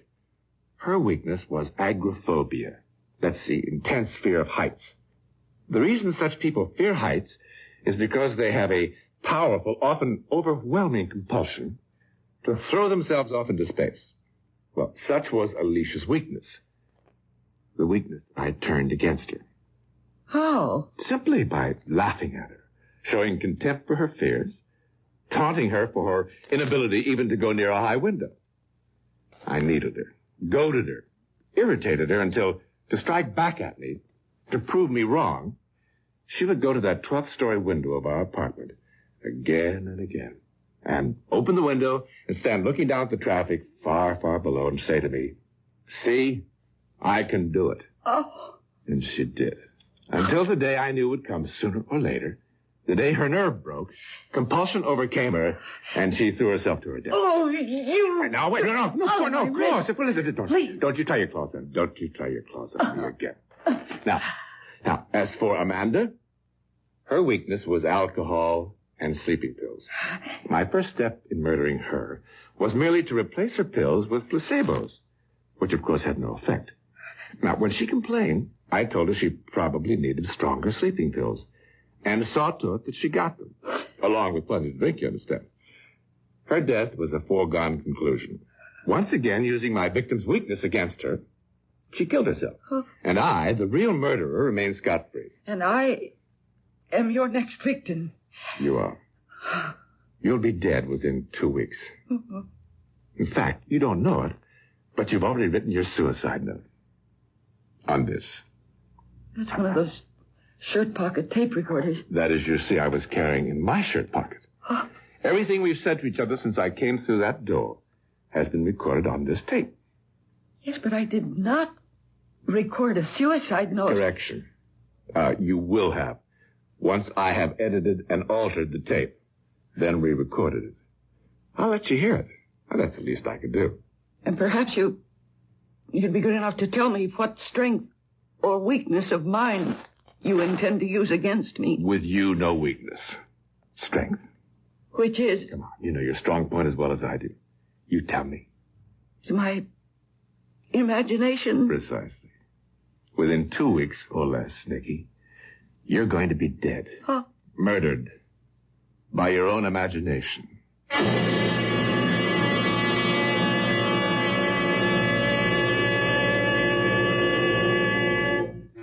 Murdered by her own imagination? How in the world can that be done? Come to think of it, people have been killed by terror, by sudden fear, overwhelming panic. But it can't happen that way with Nikki. She's too strong, too self-controlled. What way, then? What plan has Guy in mind? We'll find out shortly when I return with Act 3.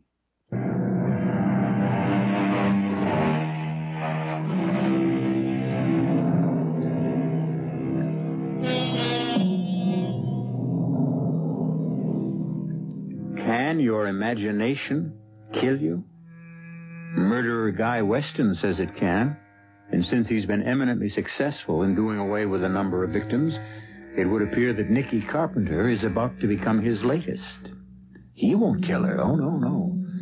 She will kill herself, the instrument of death being her own imagination. Up to now, Guy Weston has murdered to perfection. Up to now.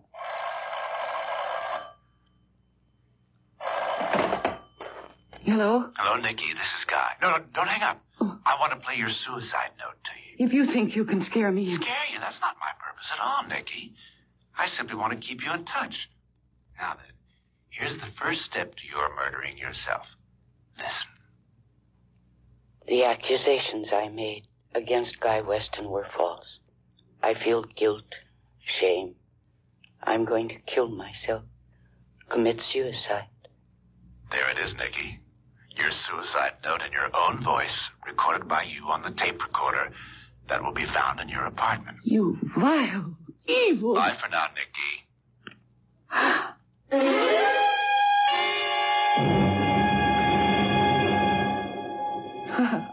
Now, Nicky. Bill. Oh, Bill, you've got to help me. Of course I will, sweetheart. I'm so sorry I broke our engagement. That was stupid of me. But I was so upset and frustrated. Don't you think I realize that? The nice thing about a broken engagement is that it's easily repaired by putting the ring back on the girl's finger. Now hold out that pretty hand of yours, young lady. Oh, Bill. And now a kiss to make sure the repair holds. Oh, that's a repair that'll hold forever. It will, my darling, it will. Now then, new fashion season or no new fashion season, you're going to take a week off. A week off? At least a few days. Get away from work, out from all the pressure you've been under. Bill, what are you saying? I'm saying that I'm going to take you up to my place on the lake for a long weekend. See that you rest, relax, and recuperate from the heavy workload you've been... Oh, what is it? You haven't believed a word I said. Well, now, Nicky. No, everything I've told you. Guy admitting he's a murderer, saying he's going to see that I kill myself, the fake suicide note he tricked me into taping. You don't believe any of that. Nicky, sweetheart, we've been through all this. But you broke your engagement to me because of it. Don't... Please, will you believe me? Will you please believe that what I'm telling you is true?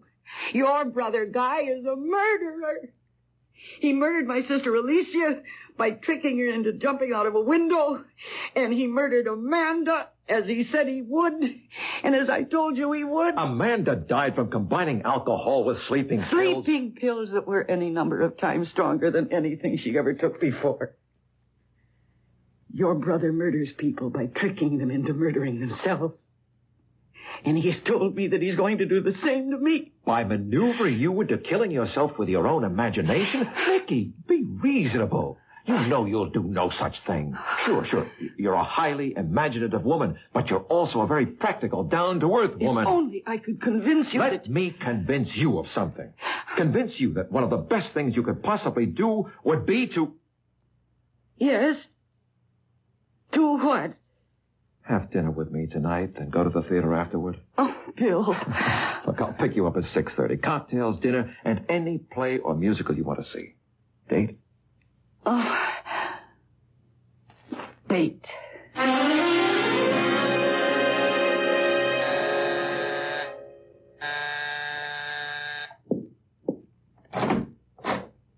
Oh, excuse me. My name's Bill Weston, and I believe I have a date for dinner in the theater with a very charming young woman. Yes, you have. And is she ready? Just about. All she has to do is put on her hat and gloves. Not before she gives her husband to be a kiss. What? Spoil my makeup? You have to wait till we get back. Something to look forward to. Hey, snazzy hat. You do something for it. Thank you. Ow. What's that? Ooh. There's something in the finger of this glove. Look, my finger's bleeding. Let me see. Oh, your finger's cut. Well, how could I possibly cut my finger on a glove? Just a sec. Turn the glove inside out. Well, how did this get inside your glove? What? What is it? I don't see it. Oh, it's so small you can't hardly see it. A tiny bit of glass. How could anything like that get inside my glove? I don't know, but... Oh, dear. Excuse me. Hello? Guy, Nicky. Yes.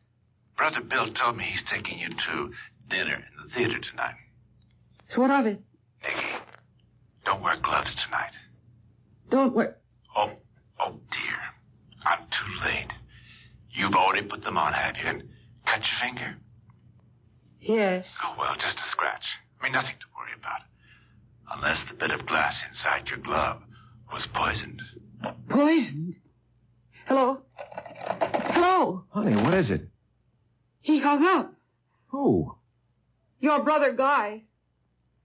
My murderer. Nicky? How do you feel? Sick. My head aches. His stomach's upset. But if Dr. Wells said he could discover no signs of poison... He won't be sure until he's tested the blood sample he took. Why doesn't he phone? Here, the devil. I'll run to the doctor. Hello? Yes, doctor. Oh, good. Well, doctor, we appreciate your coming over and all you've done. Thanks again, doctor. Not a trace of poison, Nicky. Well, then why do I feel so awful? I guess because you thought you might have been poisoned. But you weren't, honey. It was just all in your... Say it, Bill. It was all in my imagination. Then you admit, Guy, you telephoned Nicky last night. What is this, Bill? Some kind of inquisition? You walk into my office the first thing in the morning and start shooting questions at me as if I were guilty of something. Yes, I did phone Nicky last night. What about it? What did you phone her about? To tell her I was withdrawing the suit I brought against her for defamation of character. You are withdrawing it? Yeah, I know I said I'd have to go through with it, but, well, you are my brother. And she is your fiancée, and well, hell, I just couldn't go through with it, that's all. And that's what you phoned her about. What else would I phone her about? Well, forget it, Guy. Forget it.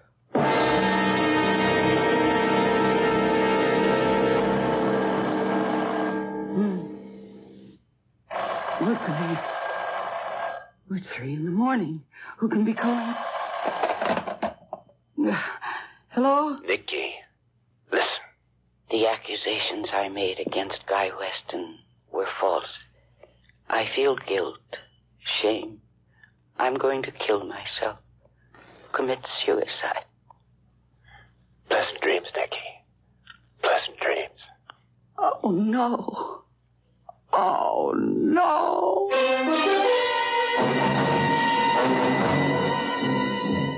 I ask you, all of you, who you think you are. I mean, I am Nicky Carpenter. I created the Nicky Carpenter collection, and not you. Nicky, please. Oh, shut up. I've heard enough out of all of you. Now, you listen to me. When I ask for black mousseline, I want black mousseline. And when I ask for white file, I want white file. I don't care what your reason is. Don't change my orders. Now, get out of here, all of you, the lot of you. Get out. Get out. Oh, gosh, I'm sorry. Please. Please, I'm sorry. Please forgive me, please. Please.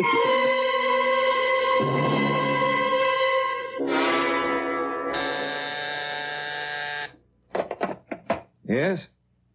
Yes, put him through. Yes, Dr. Welsh. Well, I'm worried about her, too.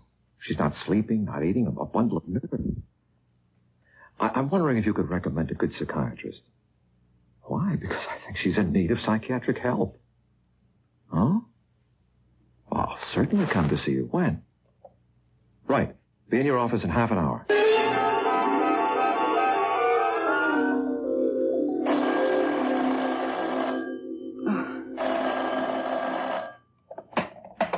Hello. 3 a.m. and you answer at once? Not sleeping, Nicky? Oh, what do you want? Question is, what you want. What your imagination has brought you to wanting. Death. I won't listen to you. No need. Listen to your imagination. That's what you've been doing. Imagining how, just quite how, you'll reach the point where you'll kill yourself. You, myself. The gun is in the drawer of your night table. Oh. Save yourself a lot of agony, Nicky. Use it. Tonight. Now.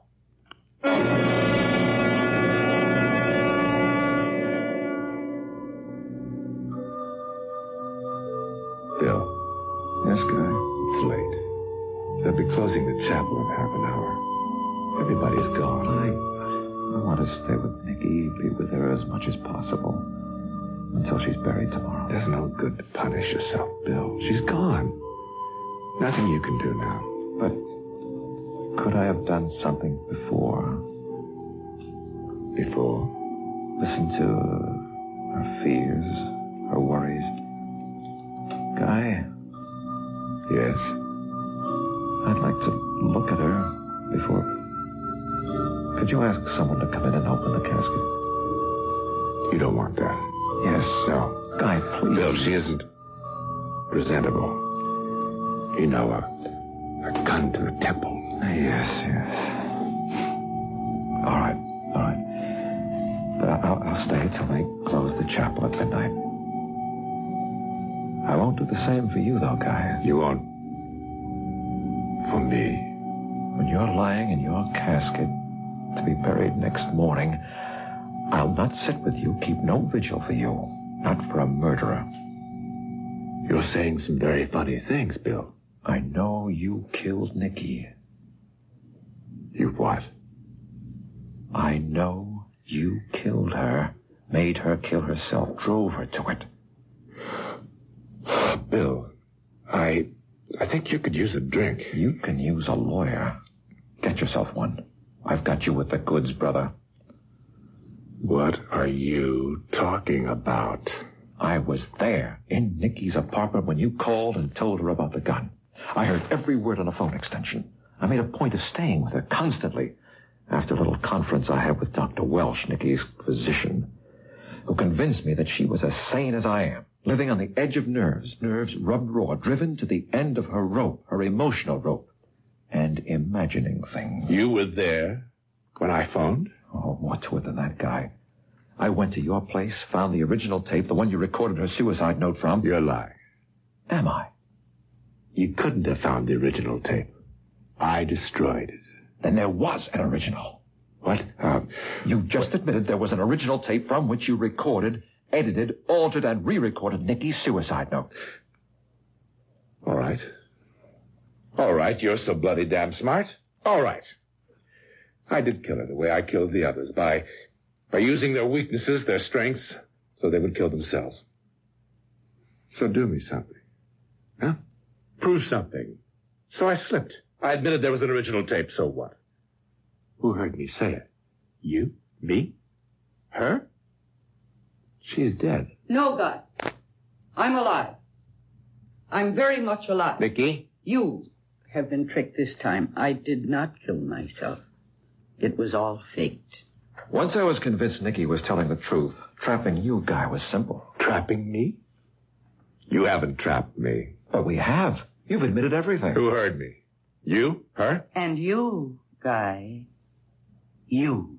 You think I'd testify against myself in a court of law? Testify against myself? As a matter of fact, you will. You're crazy. But this isn't. A tape recorder. A shirt pocket tape recorder. You used this same little device to drive Nikki to suicide and failed. I'll use it to send you to jail. And, Guy, I'll succeed.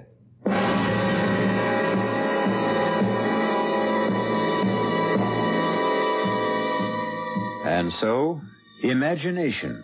This time not only Nikki's, but Bill's imagination, the most powerful force on earth, for good or ill, brings an insidiously clever murderer to ground. I'll be back shortly.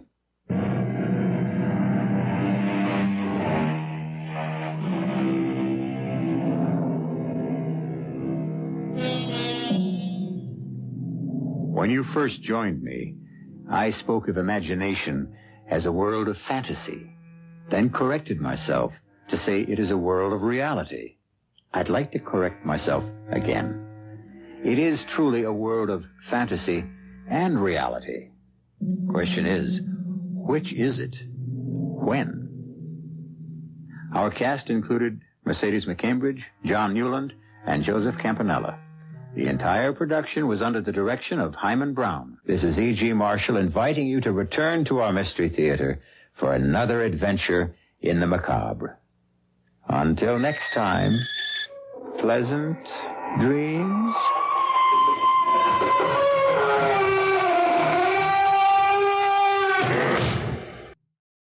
I hope you're enjoying these great suspense and mystery shows so far. Speaking of suspense, the next one from that show is A Week Ago Wednesday, starring Hilary Brooke. A woman wakes up on a park bench, returns to her home, and then finds it filled with strange people that are living there. Is it a dream, or is it real? Where's her husband? Or does she really even have a husband? A great, terrifying story about how one's mind can play tricks on us, and how fragile a person's mind can be under the right circumstances. Nick Beals co-starred in this one. Next is Dialogue with Death from CBS Radio Mystery Theater. This one stars the great Fred Gwynne, who starred in a lot of CBS Radio Mystery Theater episodes, as well as Paul Hecht and Evie Juster. In this one, a man is finally reunited with his childhood true love, but he's having trouble dealing with the fact that she's always talking to her dead parents and even her dead horse. I would call this one a psychological suspense drama. Really well written with some outstanding acting, especially Fred Gwynne. It aired June 9th, 1977. Next up is Hide and Seek from Suspense. This is a crime/mystery/suspense story about a Chicago gambler who owes money to a big-time gangster. Unable to pay, he's taken for a ride out to the country, a ride from which he will not be returning. He manages to jump out of the car on the way, and he winds up in a dark alley in his old neighborhood. And it is there that he must come face to face with his hidden past. A really great story about the prices we have to pay for our actions and how our past always catches up with us. It aired May 13th, 1962, and starred Jackson Beck and Jack Grimes. And then our final show of the collection tonight, The Devil's Bargain from CBS Radio Mystery Theater, with the great Robert Dryden and Joan Shea, Gordon Heath, and Jackson Beck once again. In this one, a con man steals from his victims, and then he pretends that he's a psychic so that he can help them recover their belongings for more profit. Not as simple a tale as it sounds, filled with really great action and suspense, and some really excellent acting. It aired December 6, 1978. Thanks so much for watching and listening, and if you enjoyed this video, I hope you'll give it a like and leave a comment. It really does help get the video more exposure with YouTube's famous algorithm. And if you aren't already subscribed, please hit the subscribe button as well. I'm Greg. I will see you on the next one.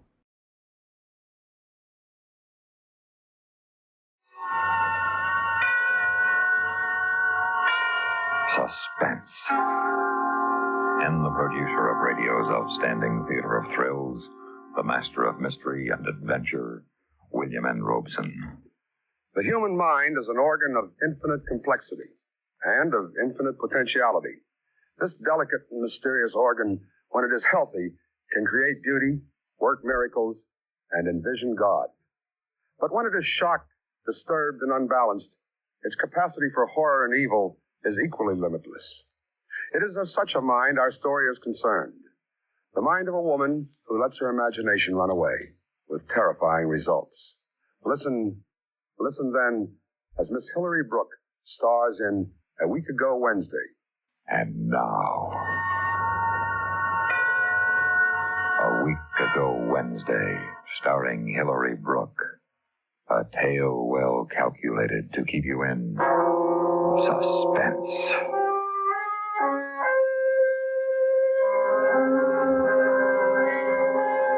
My husband and I had quarreled that Wednesday morning. I've tried to remember why, but I can't. Anyway, I wasn't in any hurry to get home after work that day, that Wednesday.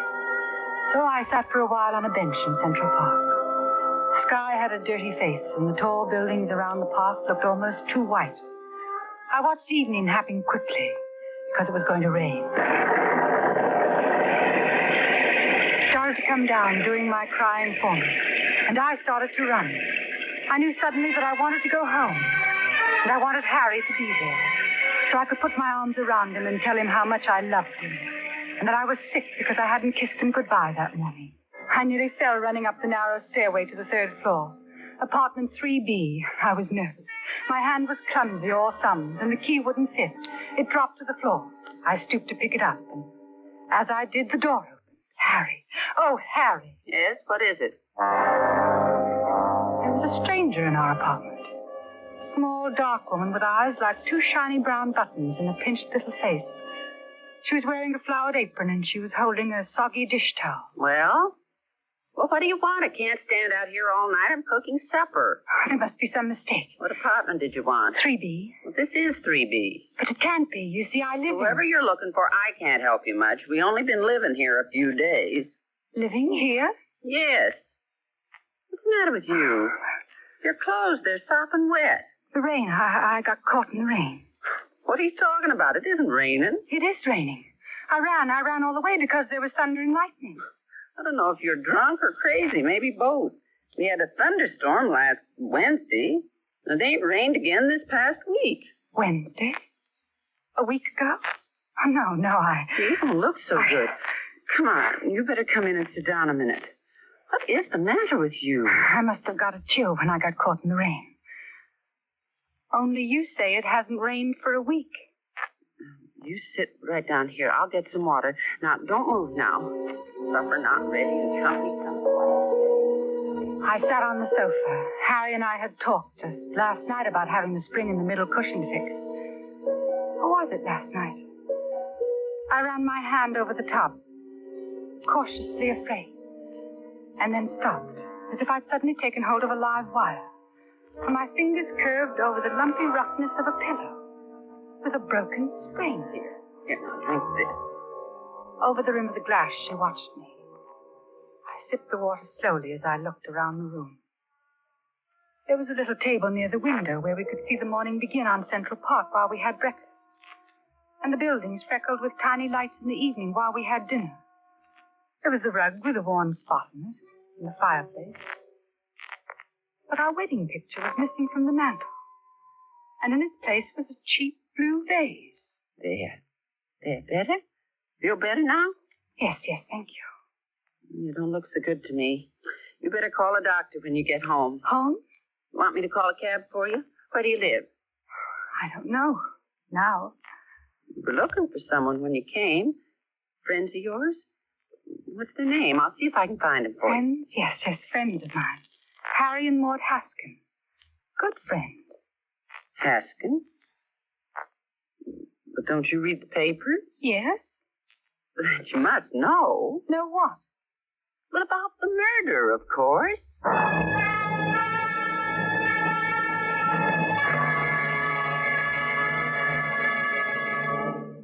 In a moment, we continue with the second act of Suspense.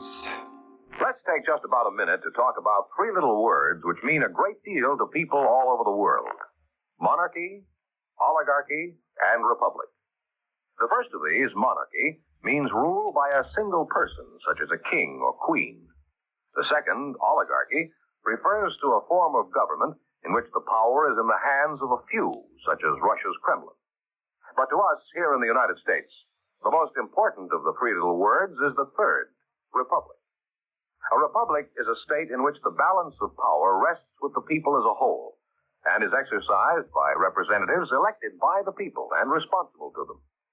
A republic is a free, popular government in which there are no classes having any exclusive political privileges and in which the voters are guided by constitutional authority. The importance of a republic is recognized by the Constitution, which in Article 4 says that the United States shall guarantee to every state in this union a republican form of government and shall protect each of them against invasion and domestic violence. That's how your American Constitution works. And now, starring Hilary Brooke, Act 2 of A Week Ago Wednesday.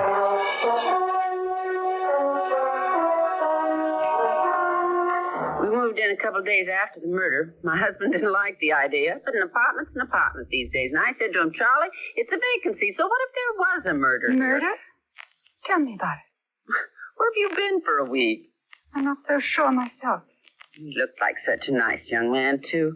At least in his pictures. Who are you talking about? Harry Haskin, of course. Harry? Yes, it happened right in that kitchen. The murder weapon was an ice pick. Ice pick? Isn't it awful? And everybody says they seem so much in love. Well, you never can tell about those things. She's so young. They say pretty, too. Do they? You know him well. Yes, very well. Oh, I sure am sorry it had to be me to break the news to you if they was friends of yours. You said it's in the paper. Can I see it? Sure.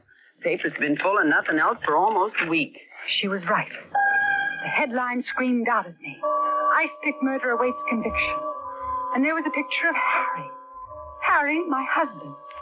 I tried to read more, but I couldn't. I kept hearing his voice. Don't you know I'd do anything in the world for you, darling? Don't you know I love you? Love you.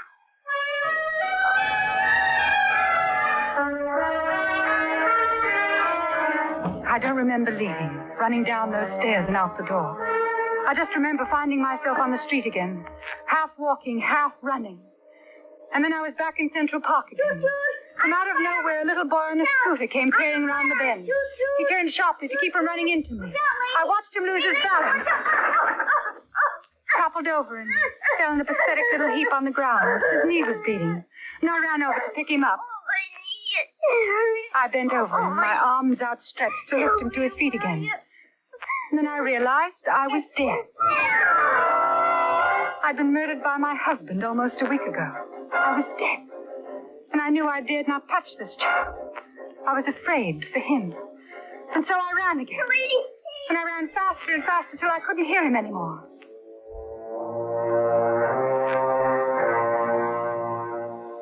And then it was later somehow and really dark. And I was tired. So very tired. I found myself back on that bench again. The same bench I'd been sitting on earlier that evening. No one was around. I stretched out and tried to sleep. And I suppose I must have. For the next thing I knew, it was morning. I sat up stiffly and smoothed out the wrinkles in my skirt. I wondered where I was going to go and what I was going to do. I tried not to think of Harry. Where he was now. Maud?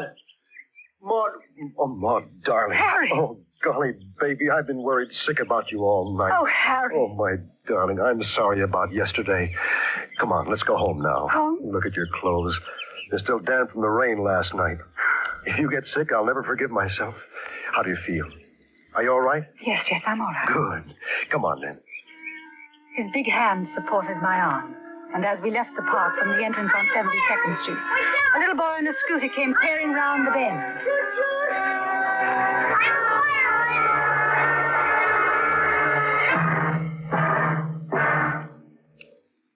In just a moment, we continue with the third act of Suspense. How would you like to be a successful farmer?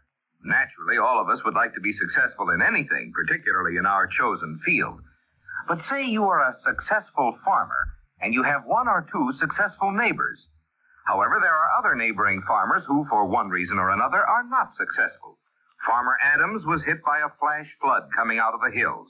And Brown and Fisher, though they're hard workers, just don't have the knowledge to make a farm pay off.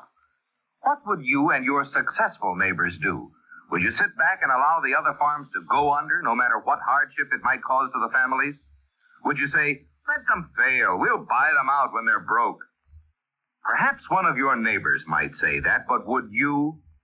Or would you go over and help Adams rebuild his farm? And would you go over to Brown and Fisher and say, look, neighbor, you're not planting the right thing here. It's not right for your soil. Let me show you what you can plant. Of course, unless you were greedy, that's what you would do. Throughout the world, that is what the Food and Agriculture Organization is doing. It is an agency of the United Nations, which is man's best hope for the world's welfare, peace, and justice. And now, starring Hillary Brooke, Act 3 of A Week Ago Wednesday. The apartment was just the way it should be. The worn spot on the rug, the crack in the base of the lamp, the wedding picture on the mantel. And the woman with eyes like two shiny brown buttons was gone. There was just Harry and me. Are you hungry? I am a little. Harry. What? It was raining last night, wasn't it, Harry? Raining? I'll say it was. What a storm. It was raining. It was raining hard. Oh, no, Harry. No, sweet, don't. Please, no, don't. You're home now. Oh. Shh, don't cry. This is Harry. This is your home. No, please don't.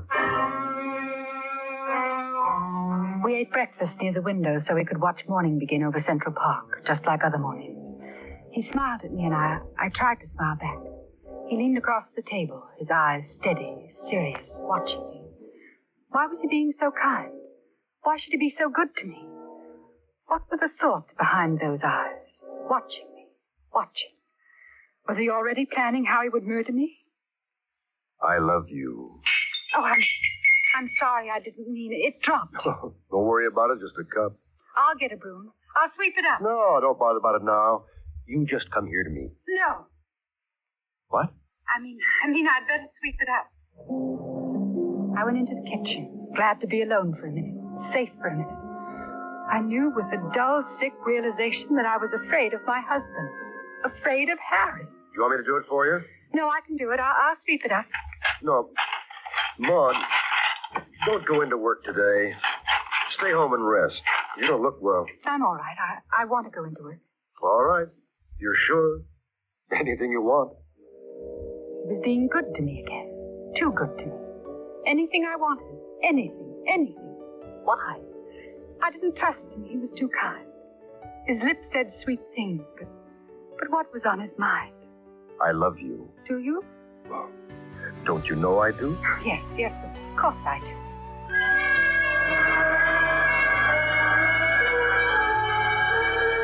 I don't remember what happened in the office that moment. I could only think of one thing. One thought kept repeating itself, repeating. I'm afraid of Harry. I'm afraid. My husband is going to kill me. I know because I dreamed it last night. It was a warning. My husband is going to kill me. This was ridiculous. I'd fallen asleep on a park bench and had a dream, that was all. Just a nightmare. Nothing more sinister than that. I was Maud Haskell and I was married to Harry who loved me. I was just another girl who'd had a bad dream. The afternoon dragged all too slowly. I knew Harry had been concerned when he left me that morning. I wanted to tell him I was all right. I was all right now. I'd let a silly dream play tricks with me. I'd behaved like a fool. Afraid of Harry. I almost laughed out loud, but I felt more like crying. And at last the day was over, and I was on my way home to the man I loved. And this time I knew I wasn't dreaming. This time I could run fast, all the way from the subway to 69th Street, and home. Harry would be there. I climbed 1 flight, 2 flights, out of breath and hurrying. One more. Excuse me, miss. Do you know where I can find the landlady? It was that woman. A small, dark woman with eyes like 2 shiny brown buttons. I said, do you know where I can find the landlady? What? What did you say? You live here? Yes. Well, tell me then. Do you happen to know if there are any vacancies? Vacancies? No. Hey, where are you going? Hey! She was the woman in my dream. She was the woman who'd been living in our apartment. What was she doing? Maybe it'd been more than a dream. Maybe I was thrown ahead into 7 tomorrow, to next Wednesday. Maybe by then she'd have our apartment, just like in my dream. And I'd be dead. Darling, that you? Yes, Harry. Got a kiss for me? That a girl. You're home early. I hurried. Did you? So did I. I missed you. I've got a surprise. What kind of surprise? We are going to celebrate, you and me. We're going to have a private party, a reunion. Now, you just wait here. I'll only be a minute. I kept thinking, not a dream. Not just a dream, but a warning.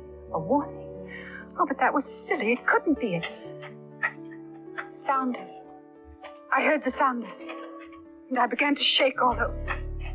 I walked into the kitchen, and Harry was bent over a small bowl. I could see his muscle under his shirt move up and down. His arm rose and fell again and again. And in his hand, he held an ice pick. Oh! Maud, what is it? What's the matter? Nothing.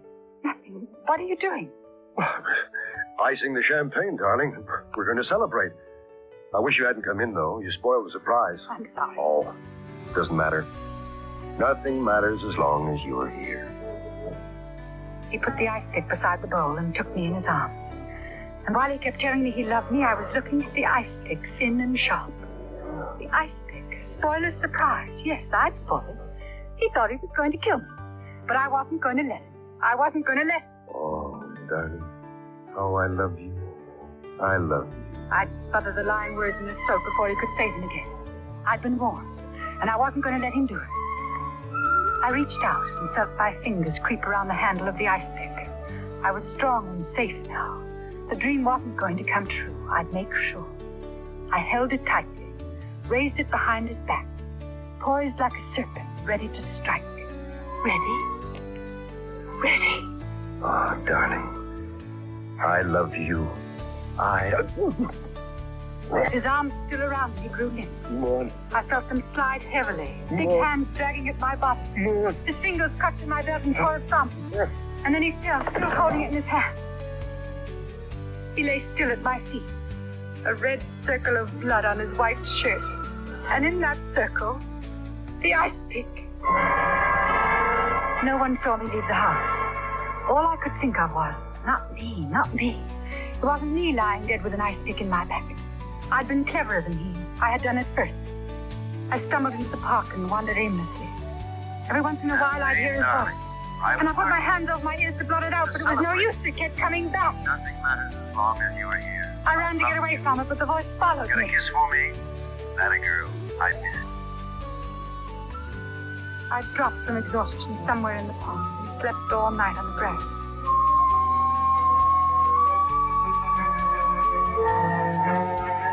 In the morning, I remember, but I was too sick to care. I was sorry I woke up. I didn't ever want to wake up. I started to walk again. I kept on walking until I couldn't go anymore. There was a bench. I sat down. Someone had been there before and left a newspaper. I picked it up and read it. And then I knew. As big and bold as life or death that mocked me. The words ice-pick murder jumped crazily on the page, and Harry's picture, just as had been in my dream. Only this time I read on. Harry Haskin dead. Murdered. Police searching for wife Maud Haskin. And then I realized Harry never planned to kill me. Harry loved me. I had tried to run away from a dream, just a dream. And instead I made it live.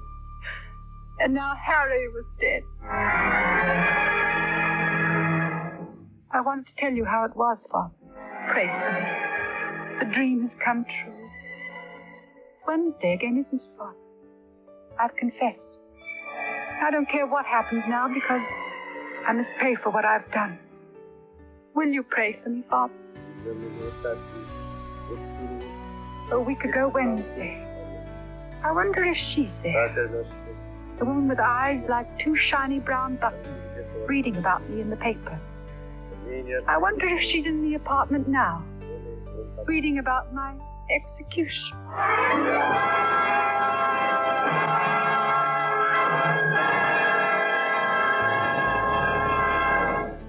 Suspense, in which Hilary Brooks starred in William N. Robeson's production of A Week Ago Wednesday by Winifred Wolfe. Supporting Miss Brooke in A Week Ago Wednesday were D.J. Thompson, John Daner, and Dick Fields. Listen again next week when we return with another tale well calculated to keep you in suspense.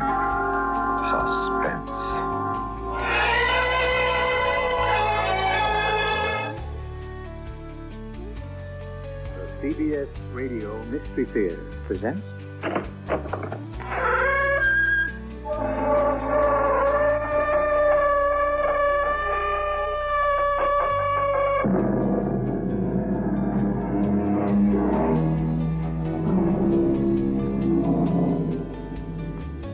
Come in. Welcome. I'm E.G. Marshall. What is always on our minds, but seldom on our lips? What is forever contemplated and never comprehended? The answer is death. Shakespeare would seem to have said it all when he wrote, "Death, a necessary end, will come when it will come."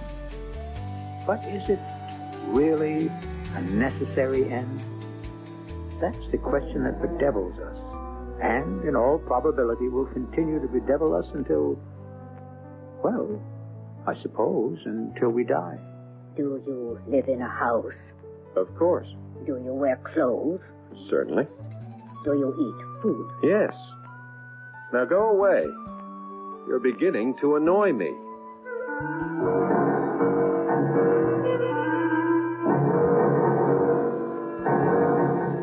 Our mystery drama, Dialogue with Death, was written especially for the Mystery Theater by Elspeth Eric and stars Paul Hecht and Fred Gwynne.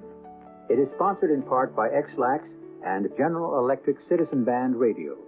I'll be back shortly with Act One.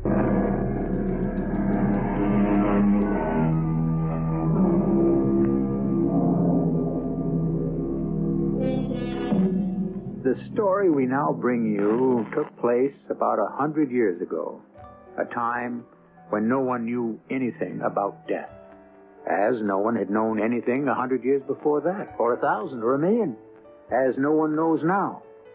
Yet, as then, as now, there were fantasies about death, and it's on the basis of one of them that we have fashioned the story that follows. I remember it all so well. Every detail. What she was wearing at certain times. What she looked like at certain moments. Where we stood or sat. What she said. and how she said it, what I responded, place we walked, food we ate, even the dishes we ate from, glasses we drank from.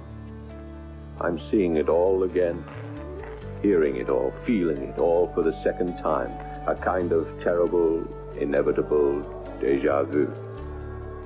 Strange, isn't it? Strange. I loved her so much. I know.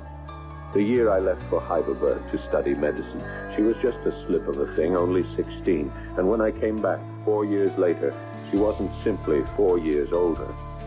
She was a new person, no longer a child to tease and play games with, but a grown woman to admire and respect and fall in love with, which I promptly did. Yes, you did. Of course, my father had written to me about her a few times, but nothing had prepared me for the shock, the delirious surprise that morning at the railroad station. Bravo, Pine! Bravo, Pine! George! George! This your Lisa? Oh, yes, sir. That's mine. That's George! George Cudler! What? I thought you'd never get here. You're late. Well, the train. Is it? No.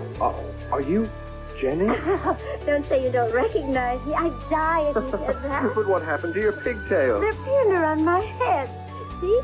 And they're called braids. Come on. I drove down in the trap. Your father's still at the infirmary. What?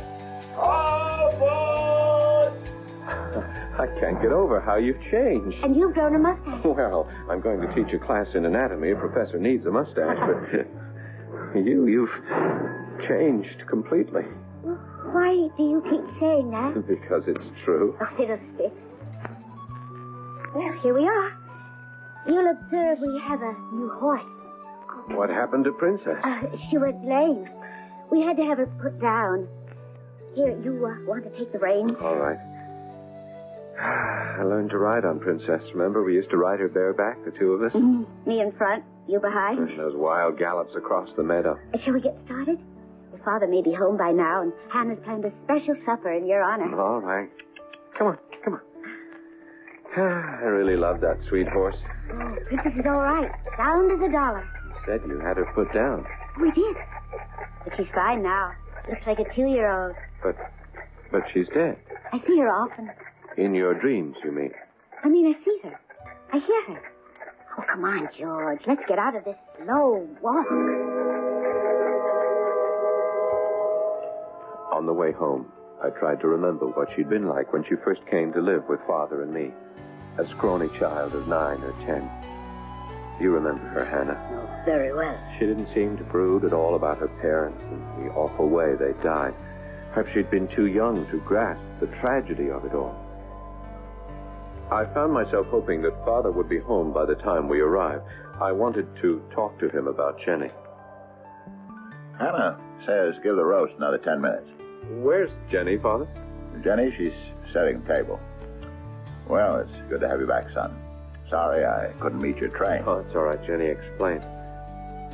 Father, about Jenny... how do you think she looks? She's grown up, but there's something else. On the way home, she told me you had to have old Princess put down. Well, Princess was nearly 30, you know. We could have had her put out to pasture, but that's no kind of life. Jenny says she sees her running across the meadow, sound as a dollar, looking like a 2-year-old. Oh, yes, well, has she ever told you that? Not directly, no. But I've heard her talking to old Princess. Talking to a dead horse? That's not healthy. Perhaps not. Well, have you spoken to her about it? George, we have to remember the life Jenny's had, the circumstances under which she came here to live. Having seen her father and her mother burned alive, screaming from their bedroom window, well, that's a terrible thing for a child to go through. But when she came to live with us, she was just a normal little girl. There was never anything morbid about Jenny. There isn't anything morbid about Jenny. Yes, but seeing a dead horse, talking to a dead horse, being preoccupied with death that way. Jenny isn't preoccupied with death. She simply doesn't believe in it. Doesn't believe in it? That's a peculiar thing to say. Nevertheless, it's true. True for Jenny, anyway. Well, I'm going to speak to her about it. You'll do nothing of the sort. You leave Jenny alone. But it's morbid, Father. It's not healthy. Who are you to say what's morbid or what's healthy? You leave that girl alone, George. I'm warning you. Leave her alone, or you'll answer to me. I couldn't understand my father. A doctor who faced up to death and fought it any number of times in the course of his practice. As I was prepared to do now that I had an MD after my name. Well, Hannah, as you know, I took up my residency at the local hospital and started teaching an evening course in anatomy. My time was heavily occupied, but every minute I could spare was spent with Jenny. You remember how it was, Hannah? I remember. Going to church together, attending Vespers, long buggy rides on fine days, local dances, taffy pulls, country fairs, long afternoons reading in the summer house as we'd done when we were children. I felt the moment approaching, and I could be certain of my love for her, though I resisted it as long as I could. But one late afternoon, sitting with her in the summer house, I knew it was no longer any use to pretend to myself or to her. Jenny, I love you. I love you more than I can say, almost more than I can bear. I've always loved you, Jenny. It's taken me all this long time to realize how much I love you. Are you surprised? Not very. You mean you've known it all along that I love you? I wanted you to. Does that mean that you love me? I do love you, George. Oh, Jenny, will you marry me, won't you? Of course you will. I have to ask my mother. What? I'm sure she likes you. Jenny, my darling, your mother... George, you go in the house, will you? Let me stay here by myself for a little while. Will you do that, my love? Well, if you want me to... Oh, don't look so troubled. Mother likes you very much. Jenny... Father likes you, too. A dozen conflicting emotions flooded my mind. Poor George. A girl who talked to the dead. Could such a one ever be truly mine? In a frenzy compounded of doubt and desire, I told my father, I've asked Jenny to marry me, Father. Oh? I thought you might do that. Well, I approve. Has she accepted you? She says she loves me. But has she accepted you? Father, at this very minute, Jenny is in the summer house asking her mother's permission to marry me. Huh? And her father's. I see. You see? Is that all you can say, you see? Her father and mother have been dead for 10 years, but she is asking their permission to marry me. Doesn't that strike you as a very strange thing for a young girl to do? When she said she talks to a dead horse, sees it running across a meadow, that was bad enough. But now to talk to a dead father and mother, perhaps she thinks she sees them too. I mean, Father, if she'll have me, what will I be taking for a wife? The woman you love. What more do you want, George? Count yourself very fortunate, my boy. Consider yourself the luckiest man on earth. But I must talk to her about these hallucinations. I must have it out with her before we can be married. You will do nothing of the sort. I forbid it. You forbid it? In God's name, why? Jenny's mind, George, has a delicate balance. It swings perilously between this world and another, never quite settling, never coming to rest, oscillating back and forth, vibrating like a pendulum. George, don't tamper with that balance. You understand me? Don't tamper with it. Or by heaven, I swear... yeah, well, never mind. You'll what, Father? Well, finish what you were going to say. Look here. Look at this, George. You see it? It's a gun. Yes, it's a gun. You say one word, George, to that girl about what you call her hallucinations, and I'll kill you. George? That's Jenny. Remember what I said, George. Leave her alone, or I'll kill you. It's all right, George. We can be married. My father gave us his blessing. In my happiness and my expectancy, I drove away all premonitions, all dreams. But ever ticking at the back of my mind was the question, why had my father spoken as he did, so passionately, so violently? You don't know. Do you? He loved her. Violently, passionately, loved her.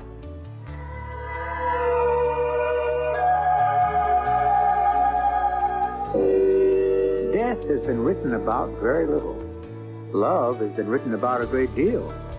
Perhaps because love is the beginning of everything, and death is the end.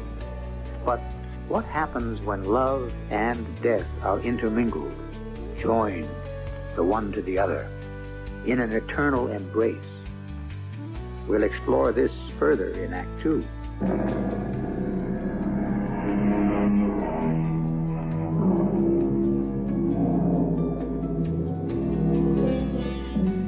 So George and Jenny plighted their troth, and under a dire threat, George's father forbade his son ever to speak to his young fiancée about her curious attachment to all those she has loved who have passed out of this life. Then, under the spell of his infatuation, George proceeded with the arrangements for his imminent marriage to the girl of his heart. We spent long afternoons in the summer house, spinning dreams of the day that would unite us. We wanted an extravagant wedding. At least I did. My father's big white colonial house set among great old oak trees with its center hallway, its winding staircase, its vast reception hall was ideal. You remember it, Hannah? All too well. After the ceremony, if it was a fine day, we would have the collation served in the great rose garden with a quintet of musicians playing and tables laden with food. And I shall be very dashing in my cutaway and striped trousers, and you in what? What will you wear, Jenny? I don't know. You mean you haven't ordered your wedding dress? Not yet. Well, I thought that was what young brides thought about first. Well, I've been thinking about it. You'll have someone come to the house to make it, won't you? I don't know. Sweetheart, the local shops are all right for simple things. I'd like something simple, I think. Well, if you're sure. And look, why don't you take a trip into the city and see what they have in the big stores? Well, yes, I could do that. Hannah will go with you and help you pick it out. I don't want Hannah to go with me. But Hannah has very good taste, dear. She could advise you. I don't need Hannah to advise me. I only meant... My mother will advise me. My mother will pick out my dress. I started to speak, then closed my lips firmly against the words. I remembered my father saying, Jenny's mind has a delicate balance. It swings between this world and another, oscillating back and forth. Don't tamper with it. Again, my love drowned my fears, and I reached for Jenny's hand. What are you thinking about, my love? About the wedding. Why do you look so sad? But who's to pay for it? All the caviar and champagne and the musicians. Who's to pay for my dress? My dear, do you need money for your dress? For everything. Who's to pay for it all? Precious, I'll give you money for the dress and the caviar, the champagne, the musicians.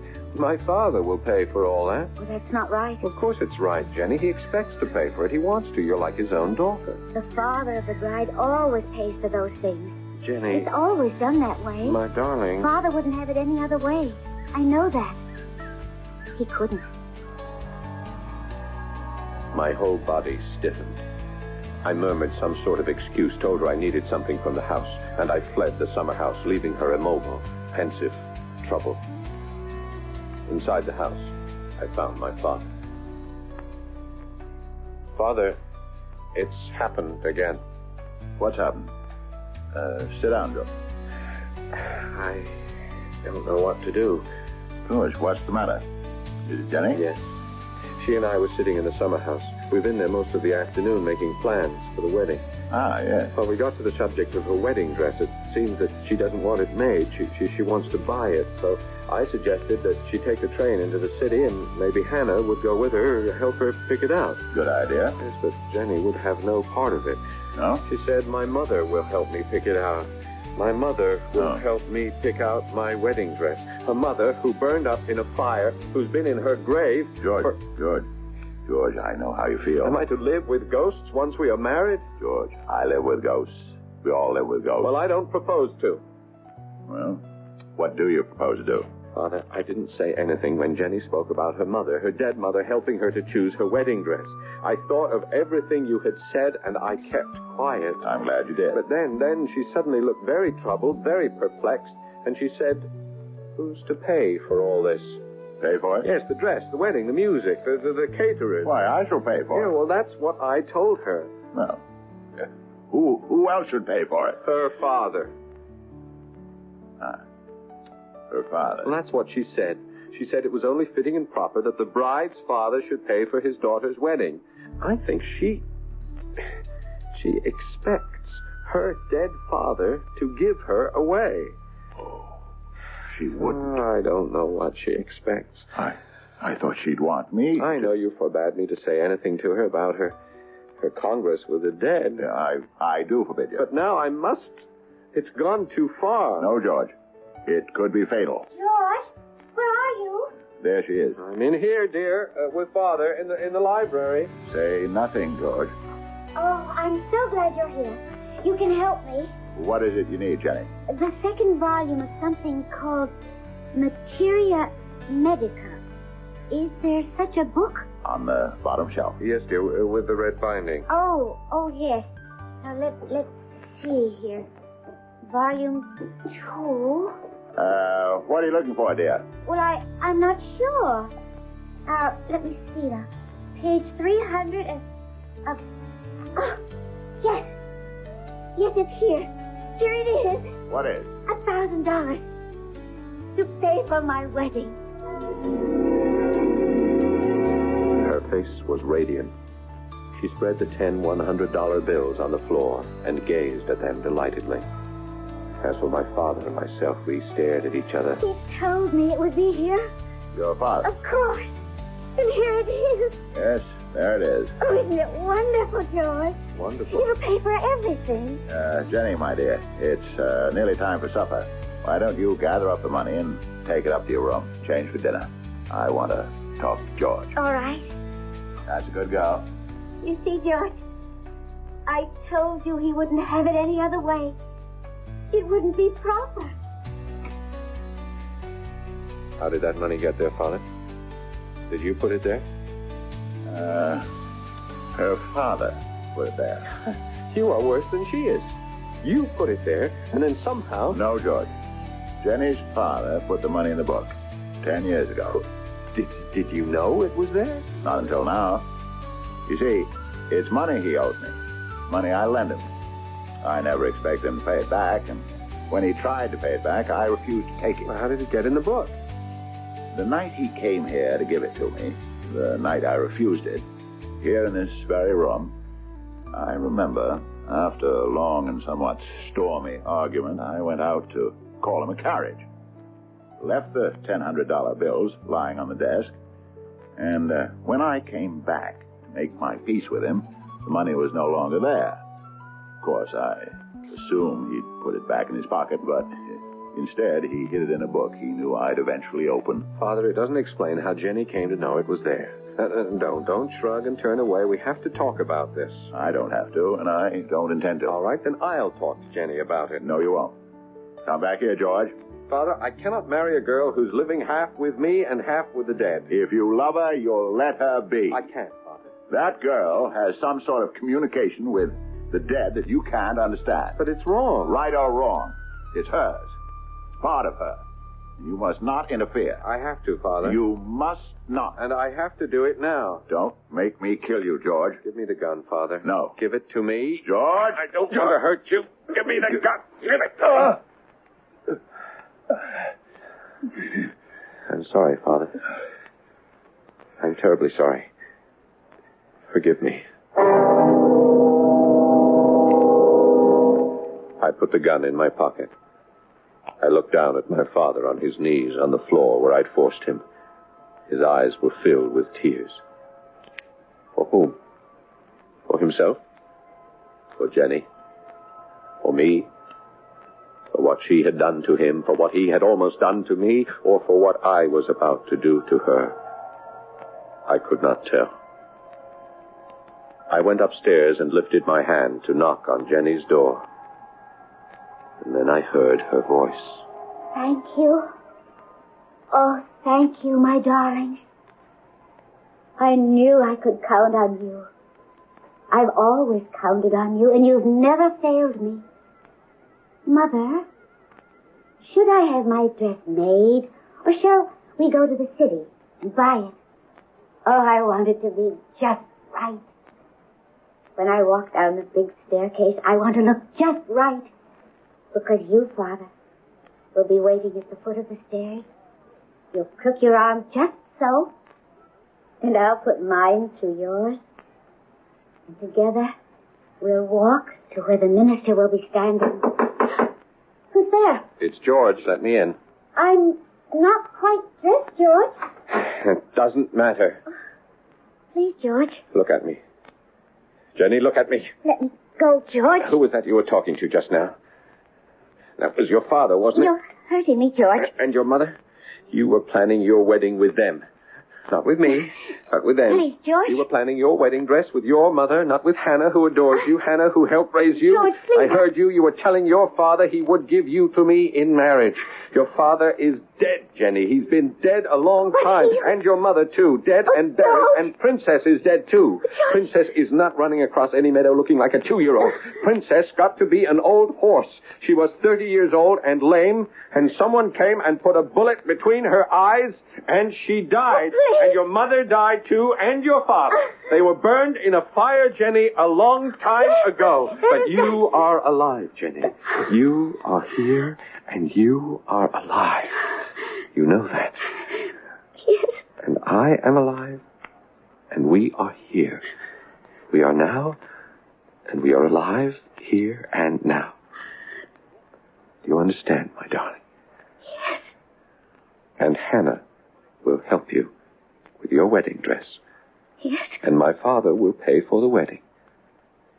And when you come down the staircase, he will be waiting for you, and you will put your arm through his, and you will walk together to the place where I will be waiting for you.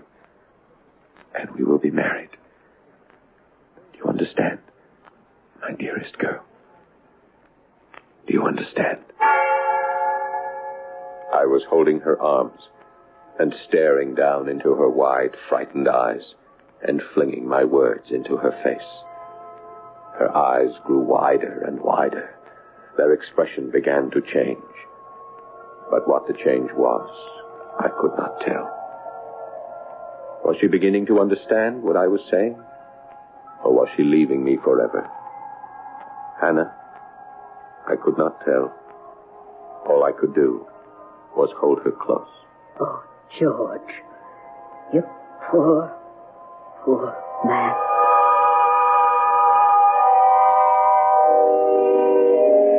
What does one say to someone who will not let go? What does one do with such a person? It's all very well to counsel them, let the dead pass, bury its dead. But what if they scorn our advice and cling tenaciously to what they have lost? Or do the lost ones cling to them? As much as the living hold on to the dead, do the dead not also hold on to the living? I'll be back shortly with the concluding act.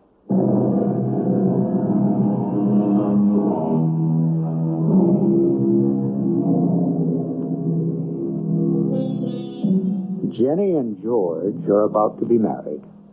But it troubles George that his fiancée still appears to commune with the spirits of her parents, who met their death in a fire many years before. Indeed, Jenny appears to have contact, both visual and auditory, even with a horse named Princess, an aged mare they both rode as children. It is George's conviction that this morbidity must be erased from his beloved's personality before she can become his wife. Oh, Hannah. Hannah, I loved her so. I know. It was for her own sake that I did what I did. Of course. For our sake, I should say, for the health of our marriage, our life together. Perhaps my father had been right when he said we all live with our own ghosts, and Jenny should be allowed to live with hers. I was left in a torment of doubt as I held her close. Oh, George, what am I to do? Let them go, Jenny. Let them lie in their graves. They're dead, my darling, but you and I are living. We're going to be married, aren't we? You know we are, very soon now. Leave them, Jenny. Be with me. Oh, they'll be lonely. My dear girl, they have died. Such things as loneliness, as grief, yes, joy too, and love, they are for the living, for us, not for them. You really believe that, don't you? It's true, my dearest. You must believe it too. Oh, I'll try. No, sweetheart. You must do more than that. I can. Yes, you can. Now, I'm going to be your husband, and you must rely on me to tell you what is right. I only want you to be happy, you know that. Oh, yes. Well, then, together we will exorcise these ghosts that haunt you. I shall try to be very patient, my dear love, very patient and very loving. Because I do love you, more than pen can write or tongue can tell. And you must trust in that love, Jenny, and believe with all your heart that I know what's best. I held her in my arms for a long time. Then, Hannah, I think that you called from downstairs that supper would be on the table presently, and I released her to bathe and put on fresh clothes while I went down to confront my father. He looked very gray and haggard. It's done, Father. Oh, George. It was necessary. I know you think so. I am convinced of it. I know you are. If we are ever to be happy together... I know. George, I feel very badly that I threatened you before the way I did. We'd best forget that, Father. To threaten you with a gun, I must have been mad. We'll just forget all about it. Here's your gun, Father. No. Take it. No. I don't want it. I want you to take it. It'll help us to forget what happened. It'll be as though it never took place. No, you keep the gun, George. I don't want it. I never want to touch it again. I'm afraid. There's nothing to be afraid of. Well, all the same, I'm afraid. All right. I'll keep it. Until you say you want it back. So I put the gun in my pocket. It seemed to make him feel a little better, as though simply getting it out of his sight was a step toward erasing the memory of that frantic night. Then, I think that you, Hannah, announced that supper was served, and the three of us sat down to eat together. None of us ate very much, which was understandable enough. Oh, yes. Still, we did manage to get through the meal. I had done the right and proper thing. I was sure of that. Oh, sure. I know. Nevertheless, that is what I thought.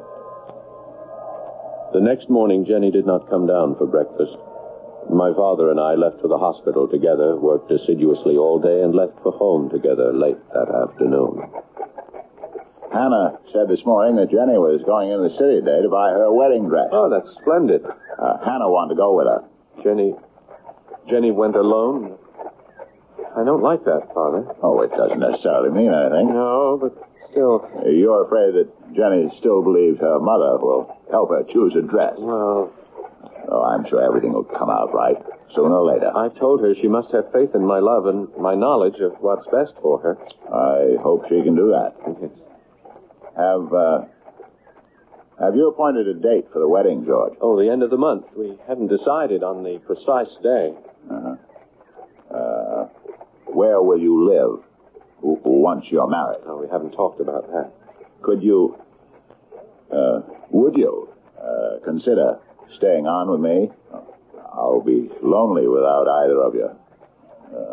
Now, that's selfish, I know, but, George, I'm so used to Jenny about the house, I'd miss her terribly.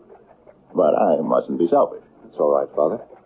I don't see why we shouldn't live in the house with you, at least for the time being. It is a nice house. It's a beautiful house. And quite large enough for three. The trees are beginning to bud, huh? Yes. They'll be out full by the time of the wedding. What's that? Sounds like the local fire engine. Yeah, I'm glad Jenny isn't home to hear that. George! What? It's the summer house. No. Look at the smoke, The George. summer house is burning. It's on fire. Jenny!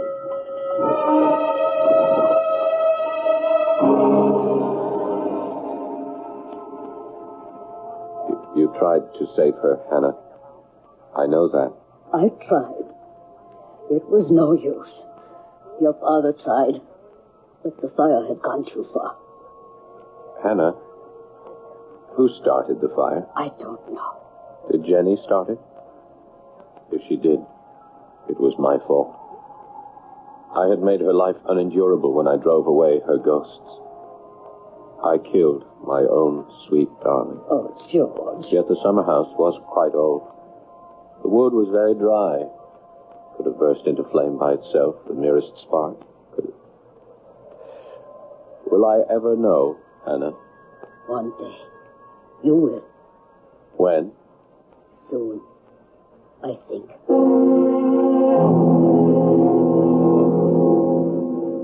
We must decide where she should be buried, George. Well, there's the cemetery. Of course, Hannah thinks that would be best. Her father and mother are buried there. I suppose she'd want to be near them. Yes, well, whatever you say. Perhaps I could get permission to bury her here. On the property? Yes. Such things can be arranged, I believe. Well, whatever you say. No, George, whatever you say. It's your privilege and your right to decide. Well, all I can think is that she's gone. That I shall never see her again. Never hear her voice. We'll talk about it tomorrow. Yes. Tomorrow. I'm very tired, George. I think I'll go up to bed. All right, Father. I'll sit up a while longer. I don't think I can sleep. Yeah. Well, tomorrow we'll make the arrangements.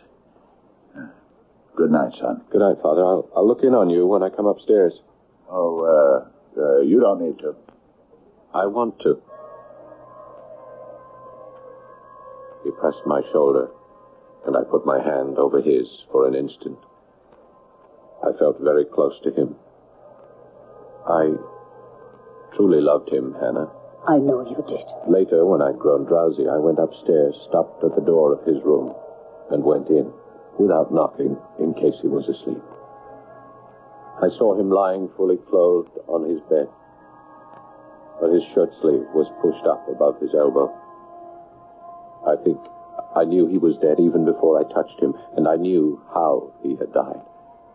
I found the minuscule puncture of the needle on his arm almost immediately, and later I found the slender needle where it had rolled under the bed. I've never told you this before, Hannah, but now I feel I must. Tell me. I knelt by the side of his bed, but the tears would not come. I told myself, my father is dead. I even repeated the word over and over to myself, and then said it aloud, dead, dead, dead, I kept saying. I had lost her, and now I had lost him, all within the space of a few hours. I could not comprehend how such a monstrous thing could have befallen me. Do you understand, Hannah? I understand. But I could not weep. I could not weep. And do you know why? Tell me. Because I hated him. I hated the man I had felt so close to such a short time before. And do you know why I hated him, Hannah? Tell me. Because he wanted to be ahead of me. Even there. Even where, George? There, wherever she was. He wanted to be there with her. You told me he loved her. He did. You must be right. He left me and went to join her there. Where, George? There. I don't know where. Wherever she was, I don't know. So don't ask me where. Tell me the rest of it. I knelt by his bedside for, I don't know how long. Silent, frozen, angry. Angry, yes. No one had cared enough for me. No one had thought of me, my life, my lonely life that I had now to face. Both of them had left me without a thought. Do you understand what I'm telling you, Hannah? Yes, yes. I was living in a pit of hell I never knew existed, filled with fury, rage, and desperation. And then... Go on. Then Go on. I got to my feet and... Go on. I reached in my pocket. Go on. I felt something. Yes. I took it out of my pocket. I put it to my head. What was that? Go on. I just heard something. I didn't hear anything. Sounded like a gun going off. Oh? I don't remember anything like that. You will. When? When you realize that you are dead. Dead? I dead? How can that be? You took your father's gun from your pocket, and you put it to your head, George, and you fired. But I'm here, talking to you, Hannah. Can you see me? Of course I can see you. I can't see you. But I'm right next to you. You must see me. I don't have such gifts, George. Jenny had them. But why can't you see me? I'm right here. The dead vibrate at a much faster pace than the living. Huh. Can it be true that I am dead, that I killed myself? It's true, George. But why did I do it? To join the others, perhaps. Jenny? My father? Or the others. But where will I live now that I'm here? In a house, I think. A large, white house? Perhaps. Will I be fed here? They say you will eat of the essence. Here we eat of the substance. But you will eat of the essence. Hannah? Yes, George. Will I visit you now and then? Talk to you? I hope you will. You won't turn me away? Never. That's good. Listen, Hannah. Listen to that. What do you hear? Don't you hear it, Hannah? Don't you hear it? You must. It's Princess. It's old Princess galloping across the meadow, looking like a 2-year-old.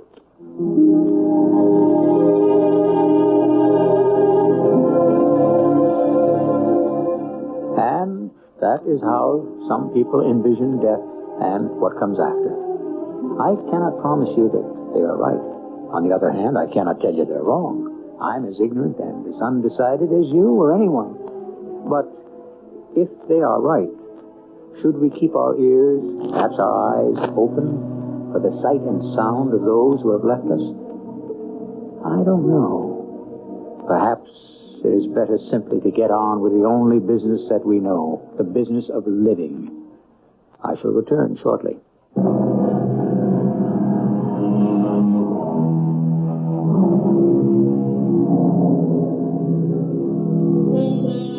Someone said that the dead are not truly dead so long as they are remembered here on earth.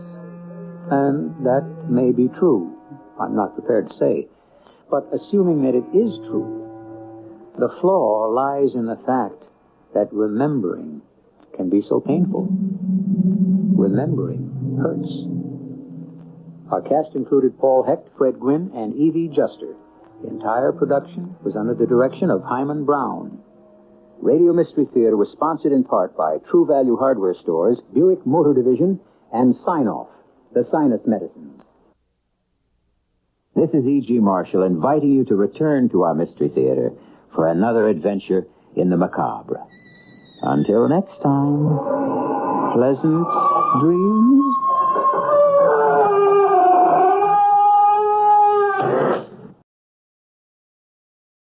And now, a tale well calculated to keep you in suspense. In a moment, Act One of Hide and Seek, starring Jackson Beck and William Redfield, and written especially for Suspense by Bob Corcoran.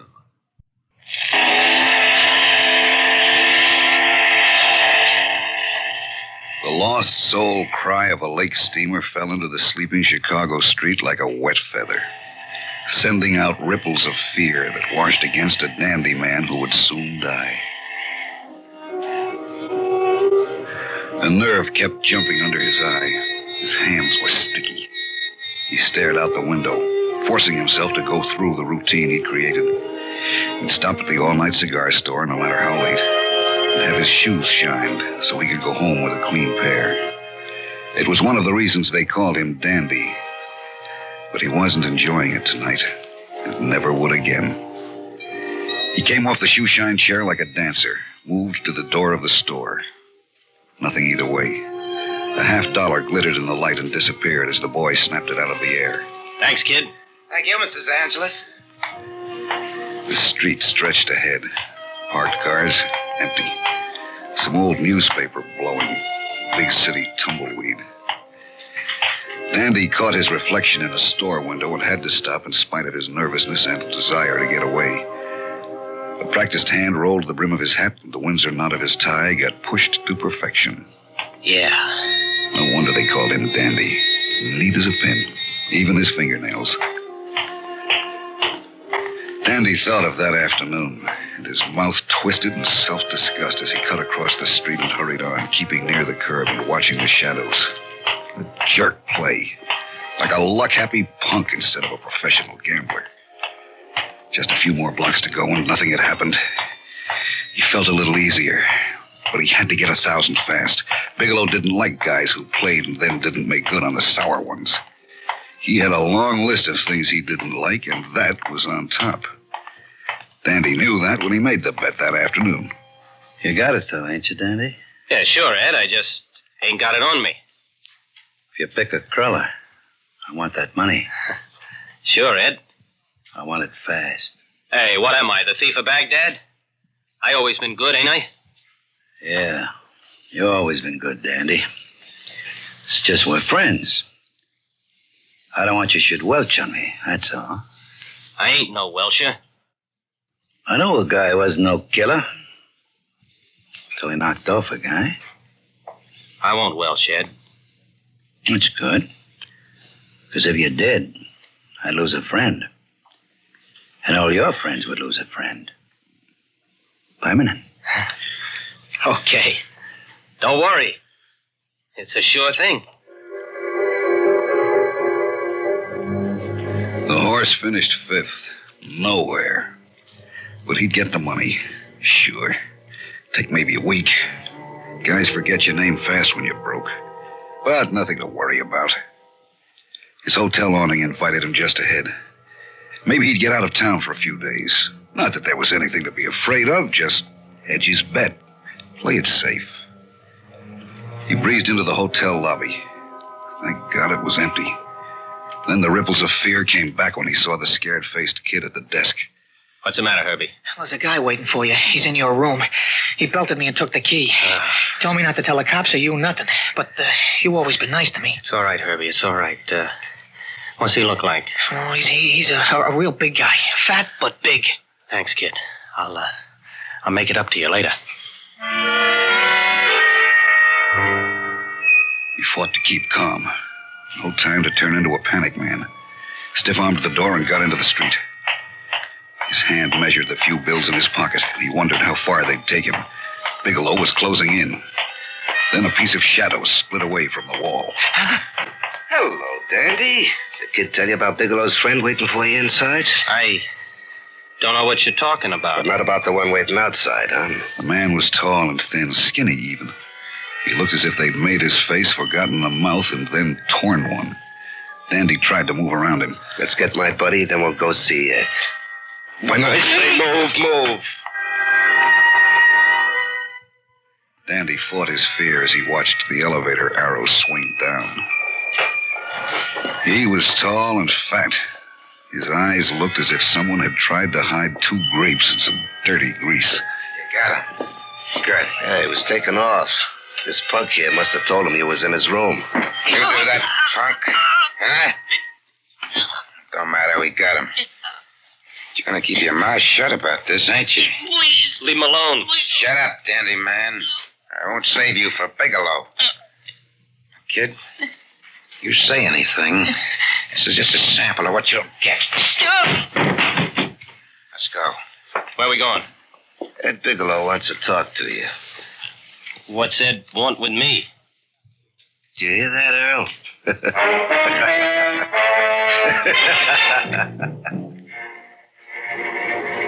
A conical tin shade hung over the desk. Everything had a coating of dirt, as if Bigelow had the place sprayed with it. Dandy was very careful not to touch or rub up against anything. Nice to see you, Dandy. It's always nice to see you. Always so sharp. The dandy man. Suit must have cost you plenty. Me, I'm just a slob. No $200 suits for me. A ready-made from Joe the tailor in Madison. Just a slob.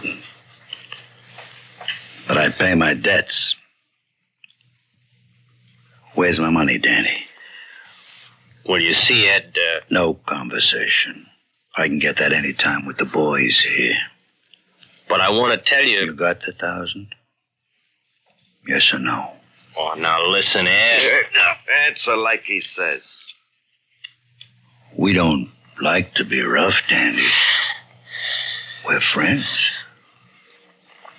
What's the answer? No, I ain't got it. I can get it for you, Ed. I ain't no Welsher. I mean, ask anyone in town. You told me you had it. I figured wrong. How come you figured wrong? I didn't know how far I'd gone. I laid out a lot of bets. The whole roll, huh? Kiss in the dark. You too can be a winner. Anybody can play. And you did it on my market, Danny. Oh, not all of it. 1,000 of it. I don't like to be played for no chump. I don't like you should be gambling with my money. Just, give me a week. 7 days. 6. 5 even. Tomorrow I'll have it. Chicago's hard in reputations, Dandy. One guy does it to me, and maybe some others think I'm losing my grip. It'd be bad if word got around somebody played me for a patsy. Ain't that right, fellas? Yeah, like you say. I shouldn't have spread the bet so thin. Should have kept out a little. Enough to pay off Ed Bigelow. I'll get it, I tell you. Point is, you should have had it. Like you said. Oh, Ed, what's 1,000 to you? You got... Ain't no use, Dandy. Like they say down at the courthouse, you gotta be made an example of. You wouldn't kill me. I don't want to be hard. I'll tell you what. I'll leave it up to the boys. Plant them. Take the bloom off the dandy man. Get him out of here.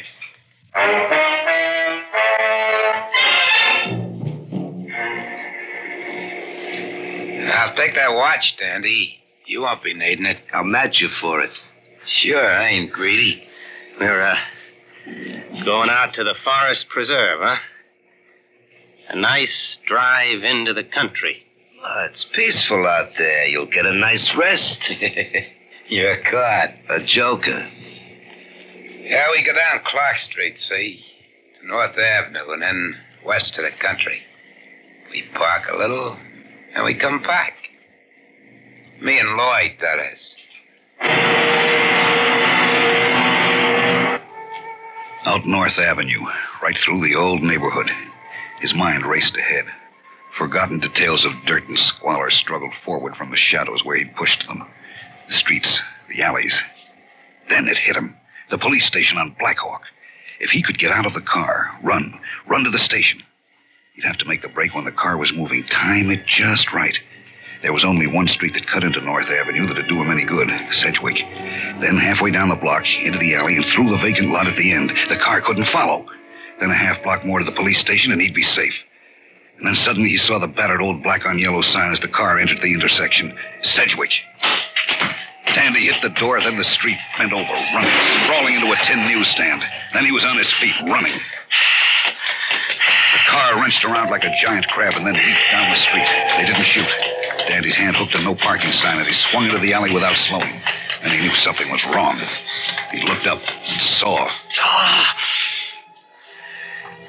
There was a building at the end of the alley where the vacant lot had been. He whirled around. The warehouse stretched back to the street on one side. The other had store backs. Solid. No fences. The backbone of the elevated track cut over the end of the alley. A dirty bulb burned on the warehouse fire escape that crawled up the side of the building like a steel vine. Dead and just out of reach. He pivoted and ran back to the back of the alley. Softly. Softly. Hide and seek. Now, he'd played it here before. It was a restaurant that blocked the alley. As he moved in among the garbage cans, his nose wrinkled. Two shadows moved along the warehouse wall, bottling him up. There were 4 garbage cans, then a space, then some more. The shadow was deepest right behind them. Dandy knelt down, then slid out flat. His soft, manicured hands quivered from what he felt under them. He tried to hold his breath. Let's get him. He might be any place in there. Well, you could stay here and I could look. He's too fast. I don't want to shoot at a distance. Bigelow's paying us to be sure. I want to put the gun right in the middle of that suit and burn it.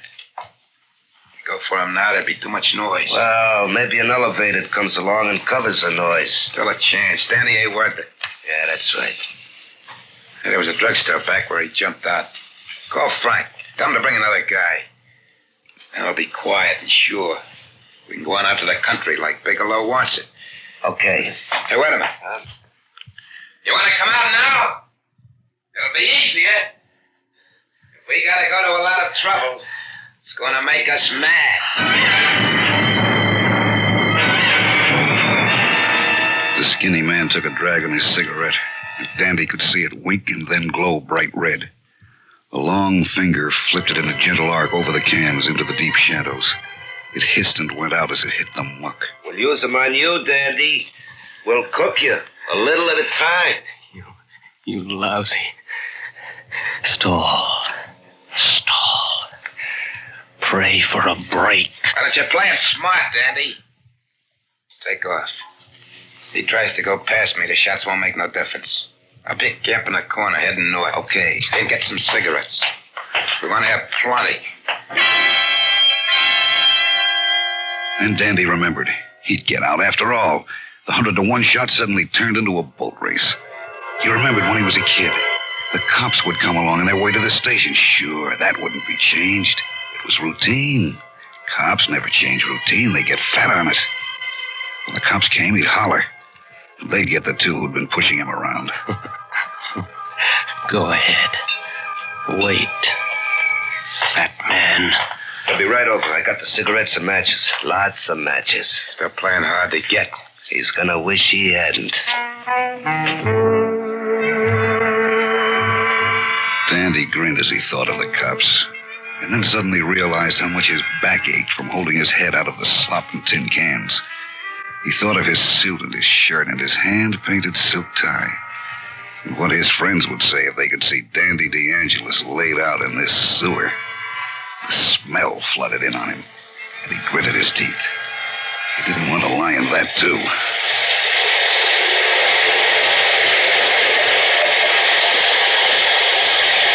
It was the first time he'd ever wished he was on an elevated. But the cops would be here any second. He didn't know what made him turn his head. He just lifted his cheek off his hand and swiveled his head around. Oh! The skin went tight all over his body, and he almost screamed and jumped up, but instead, he froze and stared. Just 2 feet away, its head just emerging into the light, was an enormous rat. He hated them. Worse than anything, he hated them. When he was a kid, he'd always been afraid of them. They were the old tenement, the dank hallways and crowded rooms, the dirty smells that got into your skin and stayed there. He'd been bitten as a boy and never gotten over it. Oh, what am I gonna do? He thought he'd left all that behind him, but he hadn't. Dandy DeAngelis, the dandy man, lying in filth, staring at a rat. And if he made a sound, they'd move in on him. And then the matches and cigarettes and gun in the stomach. Easy, dandy boy. Easy. If it meant his life, he'd stay there with a rat. Sure. What can I do? What can I do? It moved a few inches into the light, hugging the garbage can on the other side of the open space. It was a foot long and heavy. He remembered when he was a kid and they'd kill one. The filth and the fleas. That had been bad enough. But then, rats were dirty shadows that hugged the wall and ran. This one was on the same level with him, hugging the same wall. He'd come down a long way. Anytime you're ready, Dandy. I guess he likes laying in that mess. There was a little breeze, and he saw the fur on its back move. He felt sick again.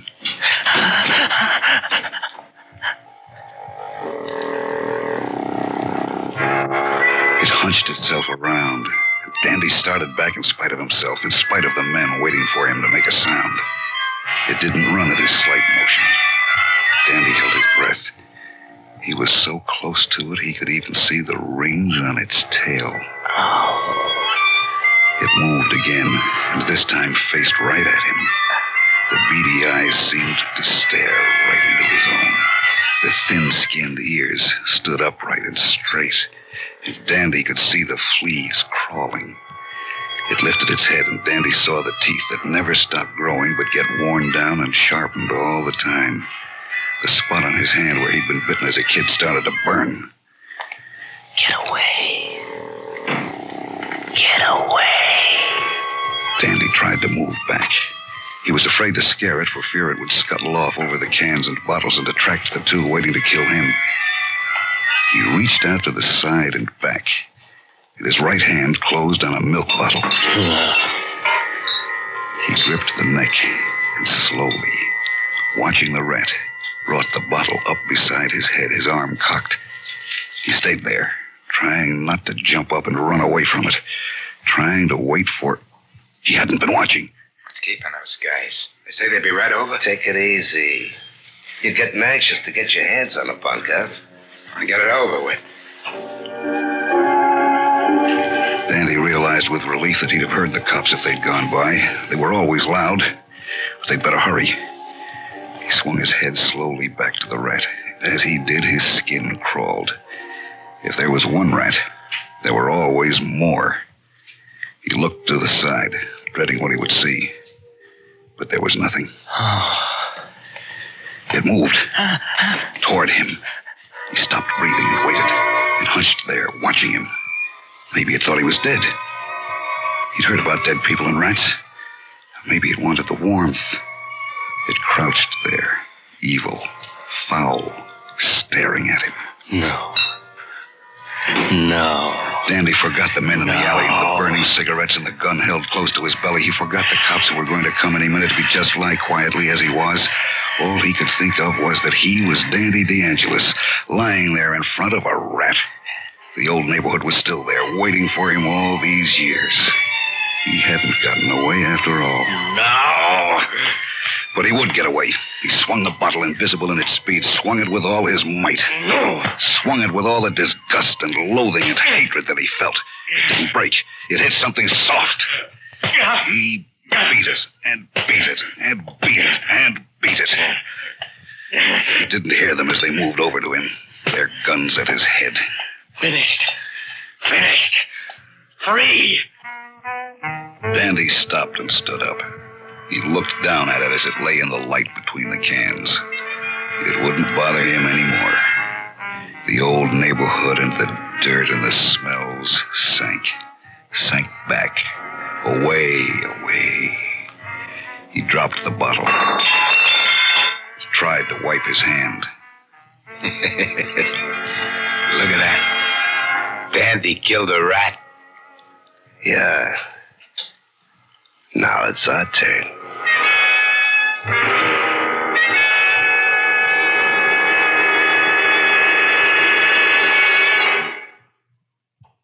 Suspense. You've been listening to Hide and Seek, starring Jackson Beck and William Redfield, and written especially for Suspense by Bob Corcoran. In a moment, a word about next week's story of Suspense. All of us see the product that comes out of Hollywood. What people like to know, though, is what goes on in Hollywood. The amusing anecdotes, the joys, the heartbreaks, life in this so untypical town. These and many other intriguing subjects provide Ralph Story's weekday Dimension Reports in Hollywood. Listening to this CBS Radio Network feature will bring you information and entertainment of Filmland. Your next date with Ralph Story in Hollywood, tomorrow. Another CBS Radio Network Dimension feature is A Woman's World with Betty Furness. 3 times each day, we send Betty your way. Suspense is produced and directed by Bruno Zerato Jr. Music supervision by Ethel Huber. Sound patterns by Joseph Cabibbo and Don Creed. Featured in tonight's story, Santos Ortega as Bigelow, Larry Haynes as Lloyd, Joseph Julian as Earl, and Jack Grimes as Herbie.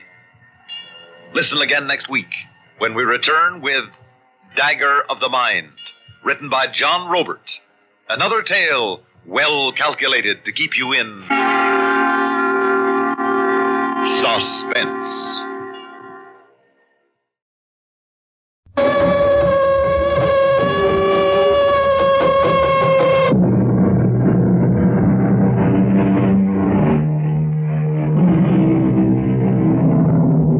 Come in. Welcome. I'm E.G. Marshall. Today, an account of an unusual method of solving crime, the psychic method. What it is and what it isn't, you'll soon find out. Crime has been in our history since the beginning of recorded time. Adam and Eve broke the law of the Garden of Eden, and not many pages later, Cain slew Abel. One might say the first psychic manifestation of a murder is in the Bible, where it is written, "And the Lord said, What have you done? The voice of your brother's blood is crying to me from the ground." I need a magician who knows how to make his own disappearing act. Not interested. $50,000 interest you? No. 100,000? Perhaps. What's the scam? The Carnarvon necklace. I need one of your magic tricks to make it disappear. Why, you cheap chiseler, those diamonds are worth $2 million.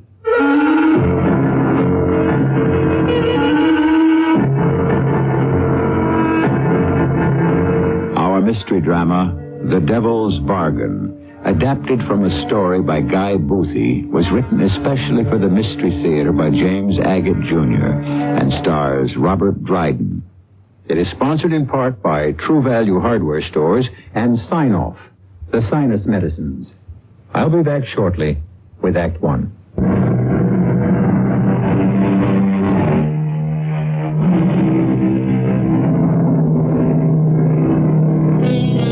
He had solved them all. The disappearance of the Mona Lisa from the Louvre, the Fort Knox hijacking, $1 million in gold bars that never reached their destination, the theft of the historic crown jewels in the Tower of London. In each case, Otto Glaser undertook the task of finding the stolen valuables.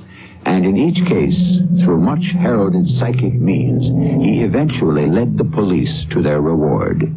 His fees were astronomically high, but since what he regained was priceless, no individual, insurance company, or nation felt defrauded. But let Otto Glaser speak for himself. So much had been said and written about my supernormal powers, Some of it exaggerated, some true. Perhaps I become complacent, careless. And as a result, the way this case ended was quite a shock to me. It began at Heathrow Airport, London, on a Monday morning, when a distinguished son of the British nobility came to meet a no less distinguished son of the Arab nobility. Sheikh Maraki, welcome to England. Oh, Lord Carnarvon, to what do I owe the pleasure of your company? I'm merely returning your hospitality when I came to Tehran last spring for the OPEC conference. To mingle friendships far is mingling bloods, as your immortal Englishman William Shakespeare has said. Now I remember. You're still at it, quoting the bard. Practically every time we talked in Tehran. Well, even in my country, we recognize his poetic supremacy, Lord Carnival. I suppose you find our new airport quite a change from what it used to be. Oh, yes. So many billboards advertising products I am unfamiliar with. And here, for instance, along this wall, what is Otto Glazer, no problem, too small? That's quite a story. Is he a doctor, lawyer, or mind reader? You come very close, Sheikh Maraki. This Glazer chap is rather a combination of all three. Shall we go? He certainly believes in advertising. Oh, please, do lead the way. My car is just outside these doors. Allow me to escort you to your new home.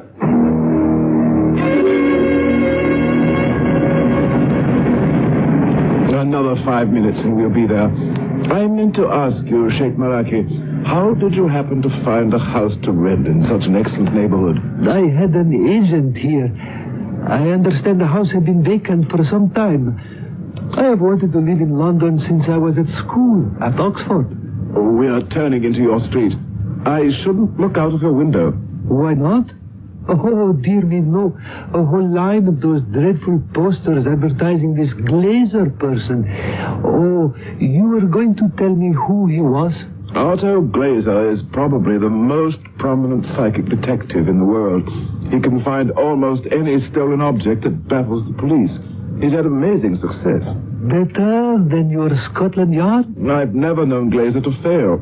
He says he's an authentic psychic. You come to his house, he listens to you behind a screen, and he'll tell you how to go about finding what's stolen. Why behind the screen? Oh, very few have ever seen him or know what he looks like. He's a master at changing his voice and disguising his entire appearance. This is it, Sheikh Maraki. Oh, Allah be praised. There is one of those posters on the front door next to mine. I regret it, but this Otto Glazer just happens to be your next-door neighbor. Welcome home, Otto. Oh, I love you in the Sheikh's outfit. You look marvelous. I've got a splitting headache. It's this darn headdress the Arabs wear. Oh, what a trip. Let me hear how you sound as an Arab. All right, like this. I am Sheikh Maraki. Pleased to make your acquaintance. Wonderful, Otto. You sound just like you look. I think I prefer you as an Arab Sheikh. Oh, so the trip was horrible. Unbelievable. The flight was late. Then I had to hide in the lavatory at the airport and change into this Sheikh's outfit. Then flying back to London with this tight headpiece. It better be worth it. But you wore an Arab headdress during the OPEC conference last spring. I detested that costume then also. But when one pretends to be a potentate to lay a trap for an Englishman, one can't be choosy about the bait. Ancient Arab proverb. Now, Marissa, help me get out of this tent. It's 20 to 12, and if I don't hurry, my clients will become impatient. Yes, Sheikh Maraki and I, Otto Glazer, were one and the same. Now, Marissa, you should know, was no ordinary assistant. The daughter of the great Marvello, that extraordinary magician and escape artist who had little run-in with the law, from which I rescued him. When Marvello retired comfortably, out of gratitude, Marissa became my assistant. Quite a clever and dedicated young lady. In 3 minutes and 30 seconds, I had changed to my tweeds, a distinguished false moustache, and matching grey wig. Come along there, Marissa. Open the wardrobe door. Well, go on. The key keeps turning, but doesn't catch. Well, are you sure you have the right key? Of course I'm sure. This is the key for the wardrobe that we always use. It just doesn't catch. This whole operation breaks apart because I can't get through this secret door to the adjoining house. I can't believe it. Well, I am trying. I have your father build me this wardrobe right up against the wall and a matching wardrobe in the adjoining house on the same floor against the same wall. It's supposed to be foolproof, so I can get from one house to the other with nobody knowing. No need to get nasty, Otto. Here. Do you want to try the key? Now, look, I have clients waiting on the other side of this wall. Wait, I've got it. There, you see. All you need is a little patience. I've opened it. Well, you'd better get your father on the phone and find out why I can't rely on his lock. In 2 hours, I'll have seen all my 15-minute cheapie clients, and I'll want to get back here through this hidden door. What if I can't open it from the other side? Well, then why not walk out of Otto Glazer's front door, make a sharp right, and go into the front door of this house? They're both yours. Well, I know that, and you know that, but I don't want anyone else in London to know that. Oh, please, Marissa, don't be so dense. You tell your dad the lock sticks or doesn't catch or whatever, and I want it fixed. Oh, what an exquisite dining room, Lady Carnarvon. Authentic Georgian of the period, as a matter of fact. I simply can't begin to tell you how pleased we are you joined us for dinner on your first night in London, Sheikh Maraki. I was equally pleased to find your husband at the airport this morning. Oh, he's done nothing but talk about you since he came home from Tehran in April. I'm going to ring for the soup, and then I want you to tell me quite confidentially, do you think the price of oil is going to go up again this year?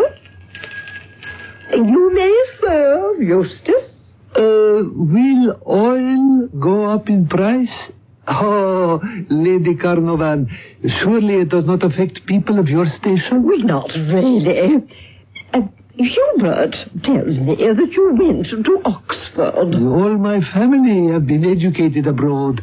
Oxford is where I developed my taste in Indian art. You too? Oh, then you simply must go to the Victoria and Albert Museum to see the Roseport paintings. I know them quite well. I must show the Sheikh our jewel box. I suppose you have heard of the Carnarvon necklace. Who has not, Lady Carnarvon? Even where I come from, a necklace worth 2 million is quite a conversation piece. I gave it to Hermione on our 25th anniversary. The box in which I keep the diamond necklace is pure 2nd century Indian. I'm sure you will appreciate it, Sheikh. I should not mind seeing the necklace either. I don't know whether I mentioned it, but one of the reasons I'm here is to gather material on Indian art. Perhaps I might borrow your antique jewel case one day and have it photographed for my book. Absolutely. Beauty is to be shared. This box is covered in ancient carvings, almost an exact replica of the Nativity of Buddha done in limestone at the British Museum. Oh, yes, that one. Is it still on exhibit? You know it. I own it. Also on loan, of course. Splendid. We shall arrange for you to have a good look at our old wooden jewel box. It's unique. Marissa, this is not going to be a simple swindle. I've got to be very careful, cover my tracks like a cat, and make no waves. In and out of his lordship's front door in that clumsy Arab get-up. But how to grab the necklace, that's what bugs me.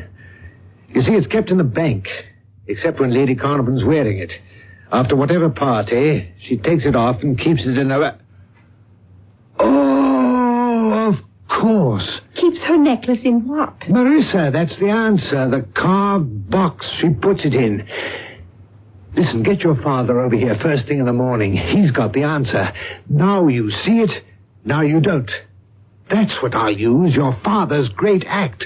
The great Marvello's disappearing act. Of course.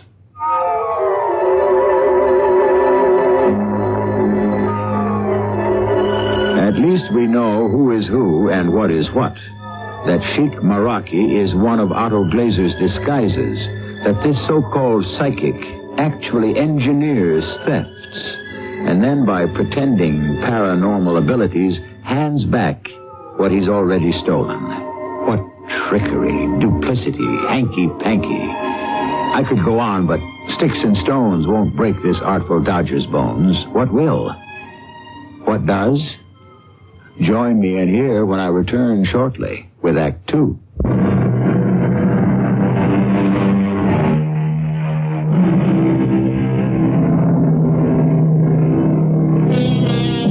I think all of us are fascinated by the machinations of the unscrupulous.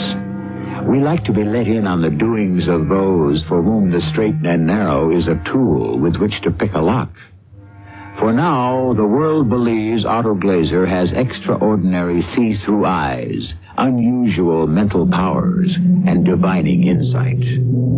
It may turn out, unknown to himself, he may actually have those gifts. But in the meantime, give him credit.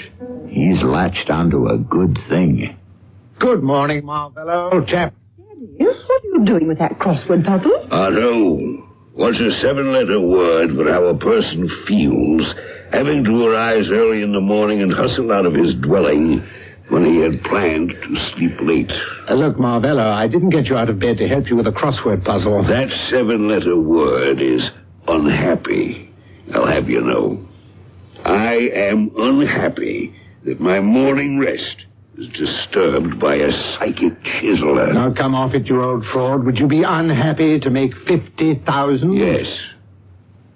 75,000? Definitely not interested. Supposing your cut was 100,000? Not so definitely not interested. 150,000. Cash on the barrelhead? Let's say 1 week after you deliver. Daddy, we don't want you to be unhappy. 175,000, that's my final offer. No, it isn't. You need me. Make it 2, and my unhappiness will vanish. Done. What's the scam? The Carnarvon necklace. Why, you conniving con, that's worth $2 million, maybe more. The insurance company won't cough up at 50% of the value. And all you're giving me is 200,000. Take it or leave it, Marvello. I'll take it. All right. We have 3 options to lift the diamonds. 1, when Lady Carnarvon is wearing the necklace at some ball or dinner party, snatch them. But the hue and cry, you'd never get away. No, that's not good. I agree. Option 2, when the old gal takes it off at night. However, it goes immediately into a carved box, which is put into his lordship's wall safe to spend the night. The Doberman pinchers are let loose, and in the morning the bank's armored car picks up the box and takes it to the vault. Which leaves us with the 3rd and last option. Which is? Marvello, do you remember your now you see it, now you don't routine? You mean the disappearing donkey trick when I used to put a donkey into a box stall and presto, change your row and behold, no donkey? Yes. Tell you what I have in mind.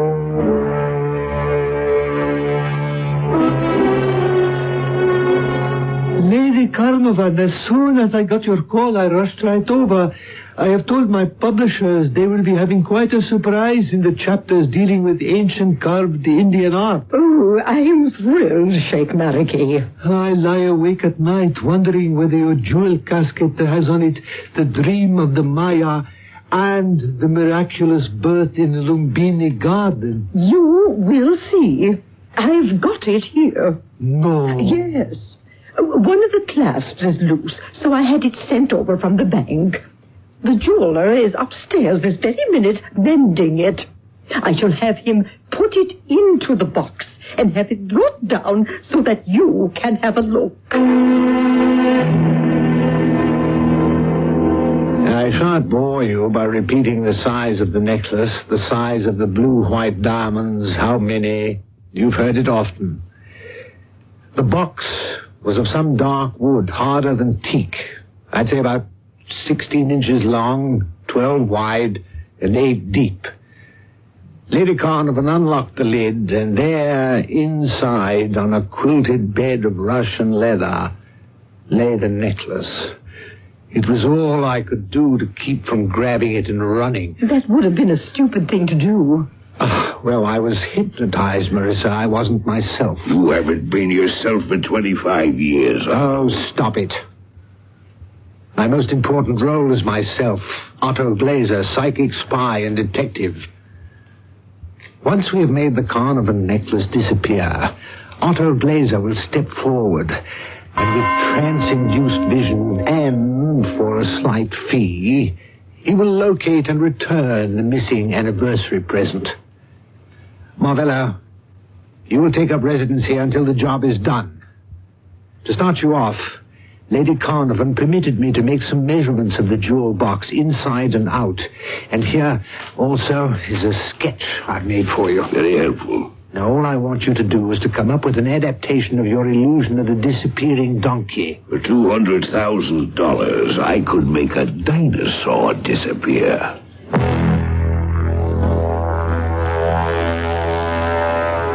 Why did you send for me, Lady Carnarvon?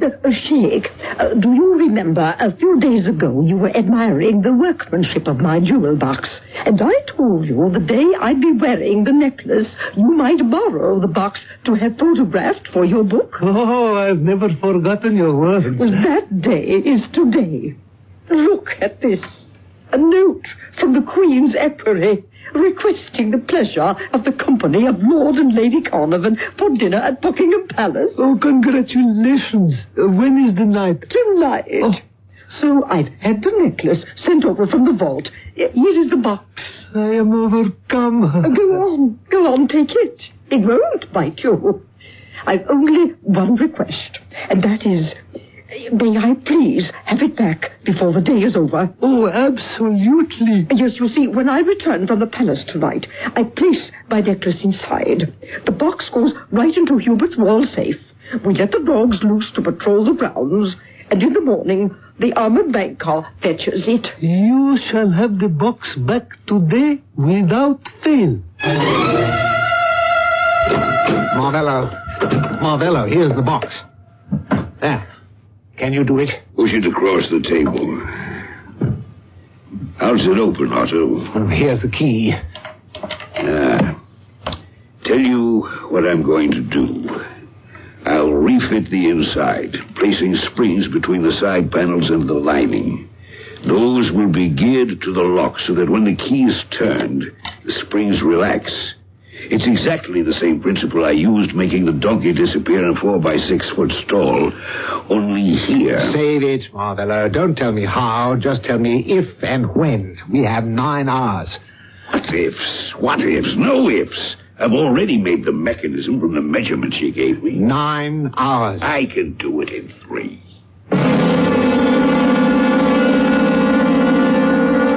Otto, don't you think Daddy's a genius? If he can make a necklace disappear as easily as a donkey before sunset, I'd certainly agree with you. It's 5 o'clock now. He said 3 hours. I knew he couldn't do it in that time. What do you mean? Daddy's been taking a nap since lunch. The box is finished. He's done it. Oh, didn't you know? How can I be expected to rest with all this racket going on? My dear fellow, I think this retirement has gone to your head. Don't you have something to show me? What? Show me how it works. Otto, don't scold Daddy. I am about to open this box. Will someone from the audience be good enough to step forward? I see a gentleman in a tweed suit and a gray wig, gray mustache, and gray sideburns standing over there. Will you kindly step forward, sir? That's right. Now, will you be good enough to examine this box? An extraordinary bit of workmanship, I agree. elaborately carved outside, tastefully leather-lined inside. Now, sir, if you would be so good as to hand it back to me, and also your wristwatch. Don't worry, you'll get it back. The great Marbello only steals diamond watches. Thank you, sir, thank you. Now, please observe closely. I place your watch into this box. Close the lid. Will you be good enough to turn the little key, sir? Good. Now, I hand to you the box. Please, turn the key and unlock it. Fine, you're doing so splendidly, sir. Now, please, open the lid. What do you see inside? Your wristwatch? Oh, no! Oh, my goodness. The watch has disappeared. What? It's gone. It's gone, Marbello, you old magician. You've done it. Daddy, I knew you were a genius. Look at me. I'm shaking the box. You can't hear a thing, and nothing rattles. Nobody would know. When the key is turned, Otto, the inside quilting parts, and the object drops to a padded bottom. When the lid is opened, the sides are sprung neatly together, and the box appears empty. But it can only be done once. You don't mean it's in there forever, do you? I'll show you how to take the works apart, Otto. Take out the levers and the springs, and no one will know it's been tampered with. You can do it in 30 seconds. You can do it in 30 seconds. It may take me a little longer. Now, may I have my watch back?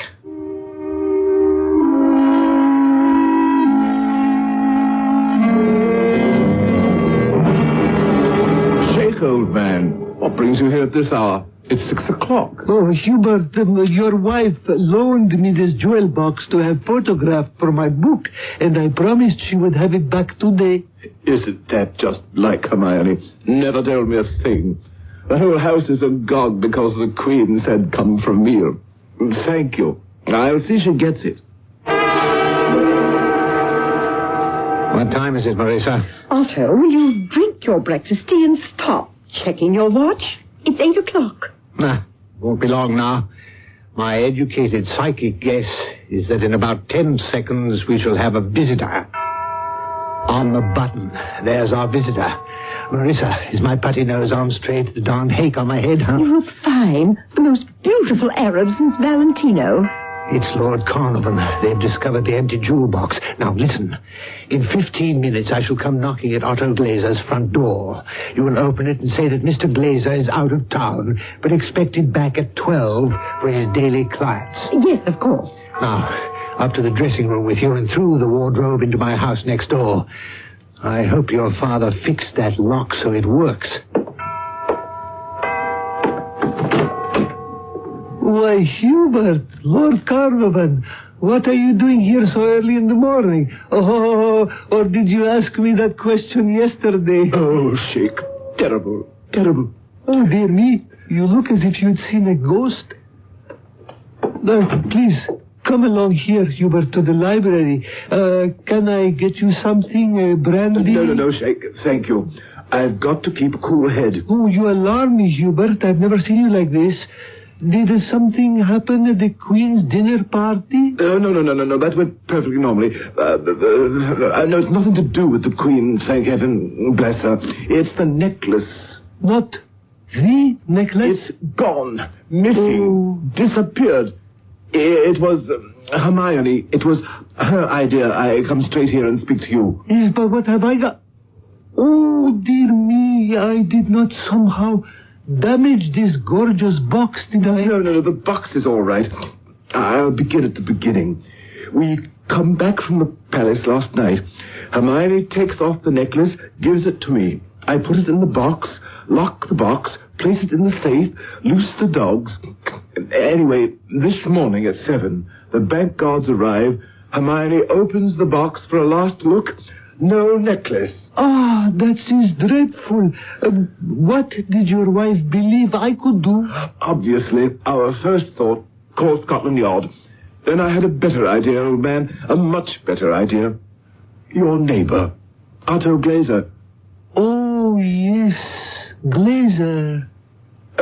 Would you, Sheik, as his next-door neighbor, ask him to take on this case, but in utter secrecy?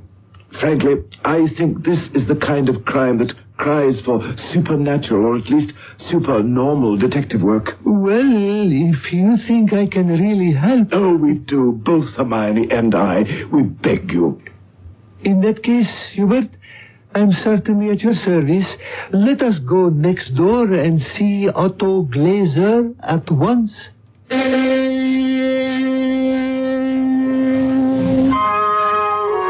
What Lord Hubert Carnarvon does not know is that the famous diamond necklace is still in his house, still inside the antique Indian jewel case. We're about to see the great Otto Glaser in action. What will he do now? He must remove two things from his lordship, the necklace and a ransom.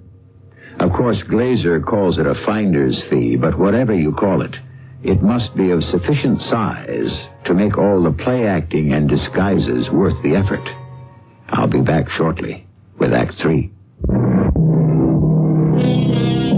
It is Act 3, the one in which we learn who wins, who loses, who's caught, who escapes. One caution. This is radio theater, not fact. So we can all take the events with a grain of salt and a smile. If you remember that, friends, you won't feel indignant if the imposter succeeds. The flim-flam man makes it. It is moments later at the front door of Otto Glaser's residence. Disguised as Sheikh Meraki, Otto Glaser presses the button of his own doorbell. I beg your pardon?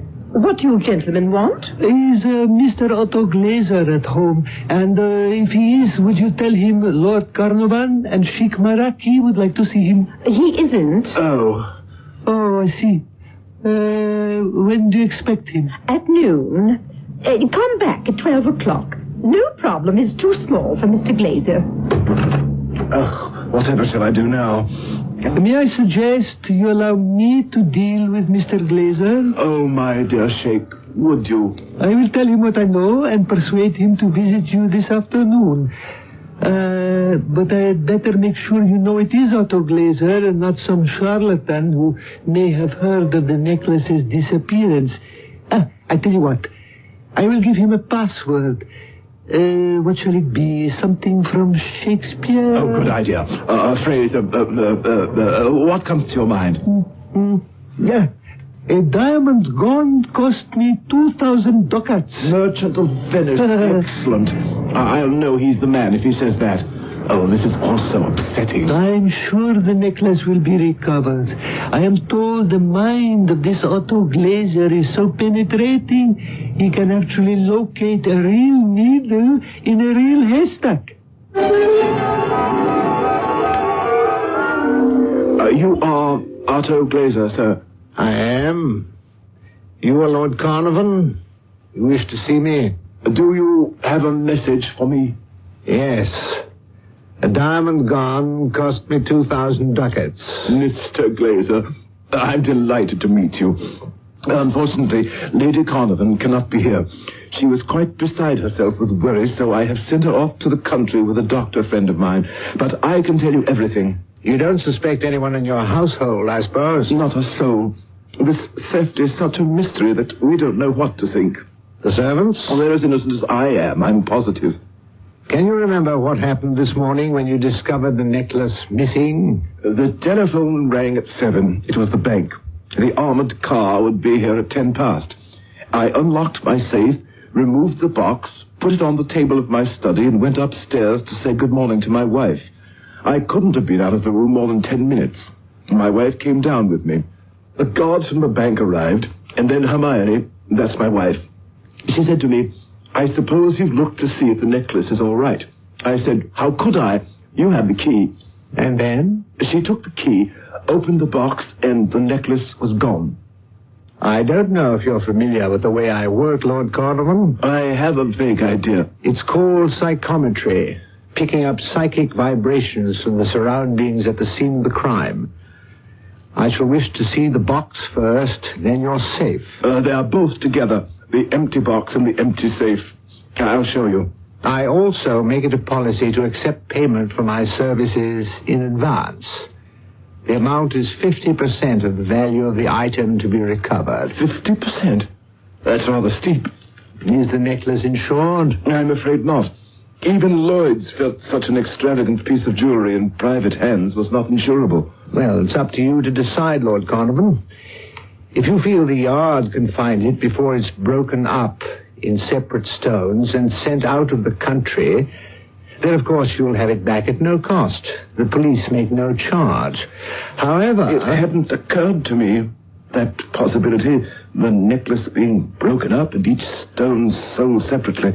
What would you say the necklace is worth? Oh, $1 million. You sure?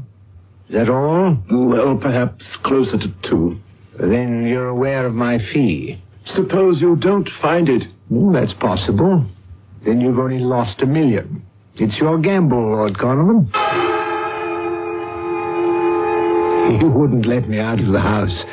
I barely reached the front door when Lord Carnarvon called me back, made out a bank draft for $1 million, called his bank to verify, and led me to his open safe and the carved jewel box.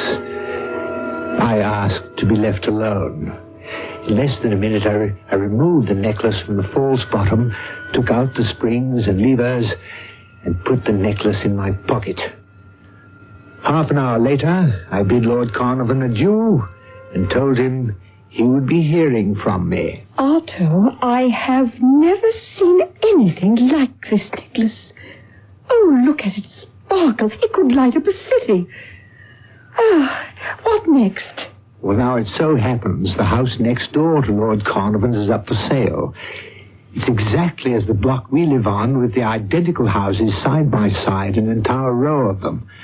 I shall disguise myself as a retired elderly army officer, and you shall be my nurse, and you and I shall go there to make some inquiries about the house for sale.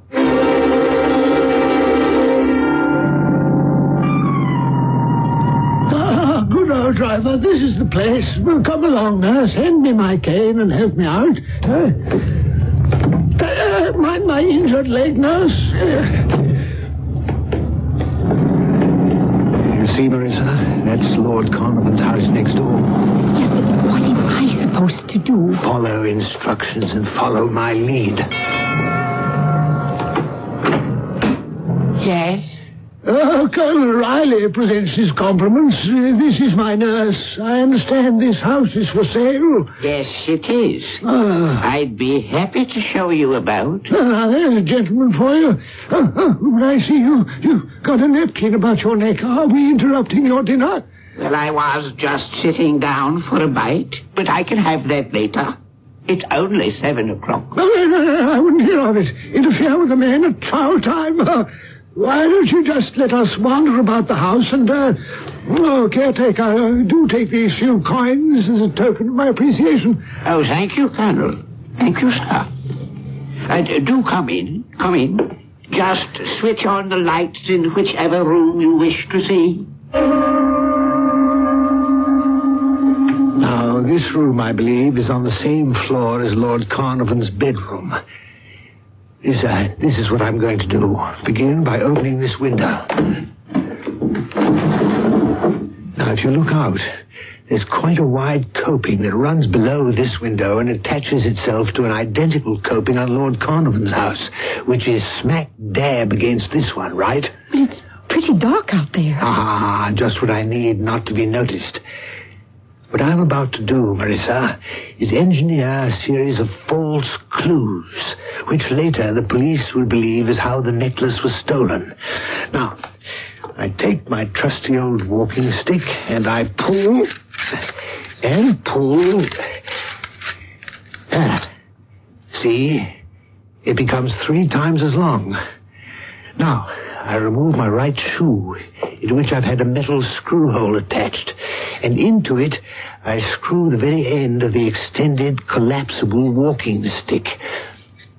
I want you to stand guard by the door while I'm balancing myself like a human fly. Yes, but you haven't explained what you're going to do with your shoe attached to the end of that long pole. I better tell you when I get back.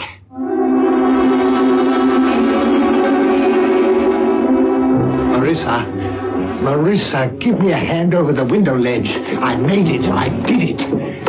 Now, quick.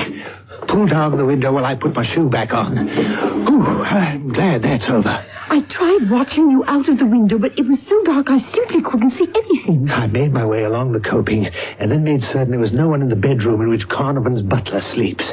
Then, with this telescopic walking stick and the shoe attached, I made footprints in the dust along the ledge back to where I was kneeling. That's all. That's it. How long was I gone? 5 minutes. Good. Downstairs we go. Bye-bye to the caretaker. We'll be in touch. And back to our house. Well, he's a jolly good fellow, which nobody can deny. Thank you, Marissa Marvello. I do believe I have this time pulled off a really big one. Oh, you do you? Did it all alone, eh? Daddy? He's such a big shot, this psychic faker. Where would you be if I hadn't made my disappearing donkey box? Marvello, chap, you got paid, didn't you? I still have to do my psychic act and find the necklace and bring it over to Hubert, Lord Carnarvon. You know what? I haven't even seen the darn necklace. That's right, you haven't. I'm sorry, chum. I got it right here in my pocket. My other pocket? My inside pocket? Oh, no, Otto, you didn't lose it. No, let me think. Let me retrace my steps.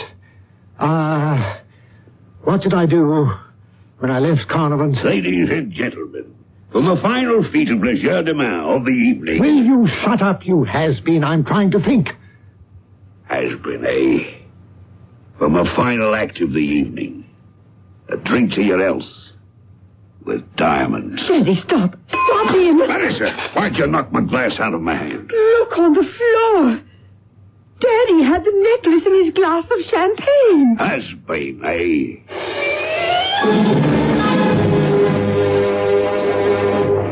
I tell you, old chap, I'm sorry to see you go. If it hadn't been for you, Sheikh Maraki, I owe everything to you. Oh, no. Your friendship has paid for everything. The necklace is back in your house, and in time, as your great Shakespeare has said, all doers of evil will be punished. The thieves will be caught. You should have been there, Sheikh, to see how this extraordinary Otto Glazer went straight to my window. His psychic super senses led him to it. There, on the ledge, were footprints leading to the house next door. Amazing. Then Glazer alerted the police. They interrogated the caretaker, and sure enough, a man disguised as an army officer had gone into that house, perhaps even to pick up the necklace from a hiding place. How he did it, I don't know, but that great man returned to me the necklace this morning. Lady Carnarvon must have been overjoyed. What an extraordinary man to have such psychic power. I would not like to pit my wits against his. I did, Sheikh. And I came out pretty well, if I do say so myself. How do you mean?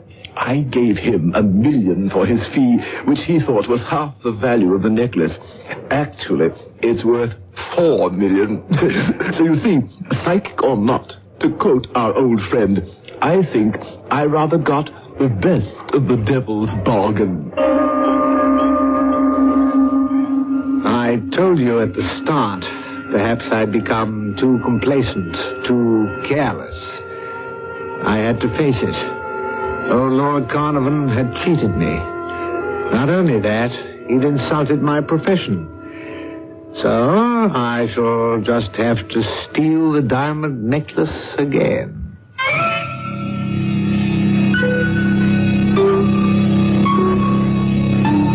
Perhaps I should feel guilty telling you a tale of an innocent victim losing and the guilty party gaining. But I look at it this way. Otto Glazer was a kind of Robin Hood who robbed the wealthy to be charitable to the poor. Only he believed true charity begins at home.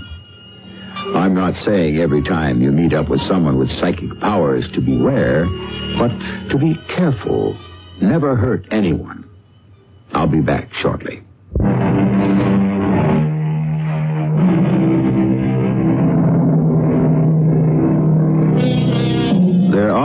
course, true psychics. Their powers have been documented, and centuries ago have even been foretold. Back to the bard, his very last play.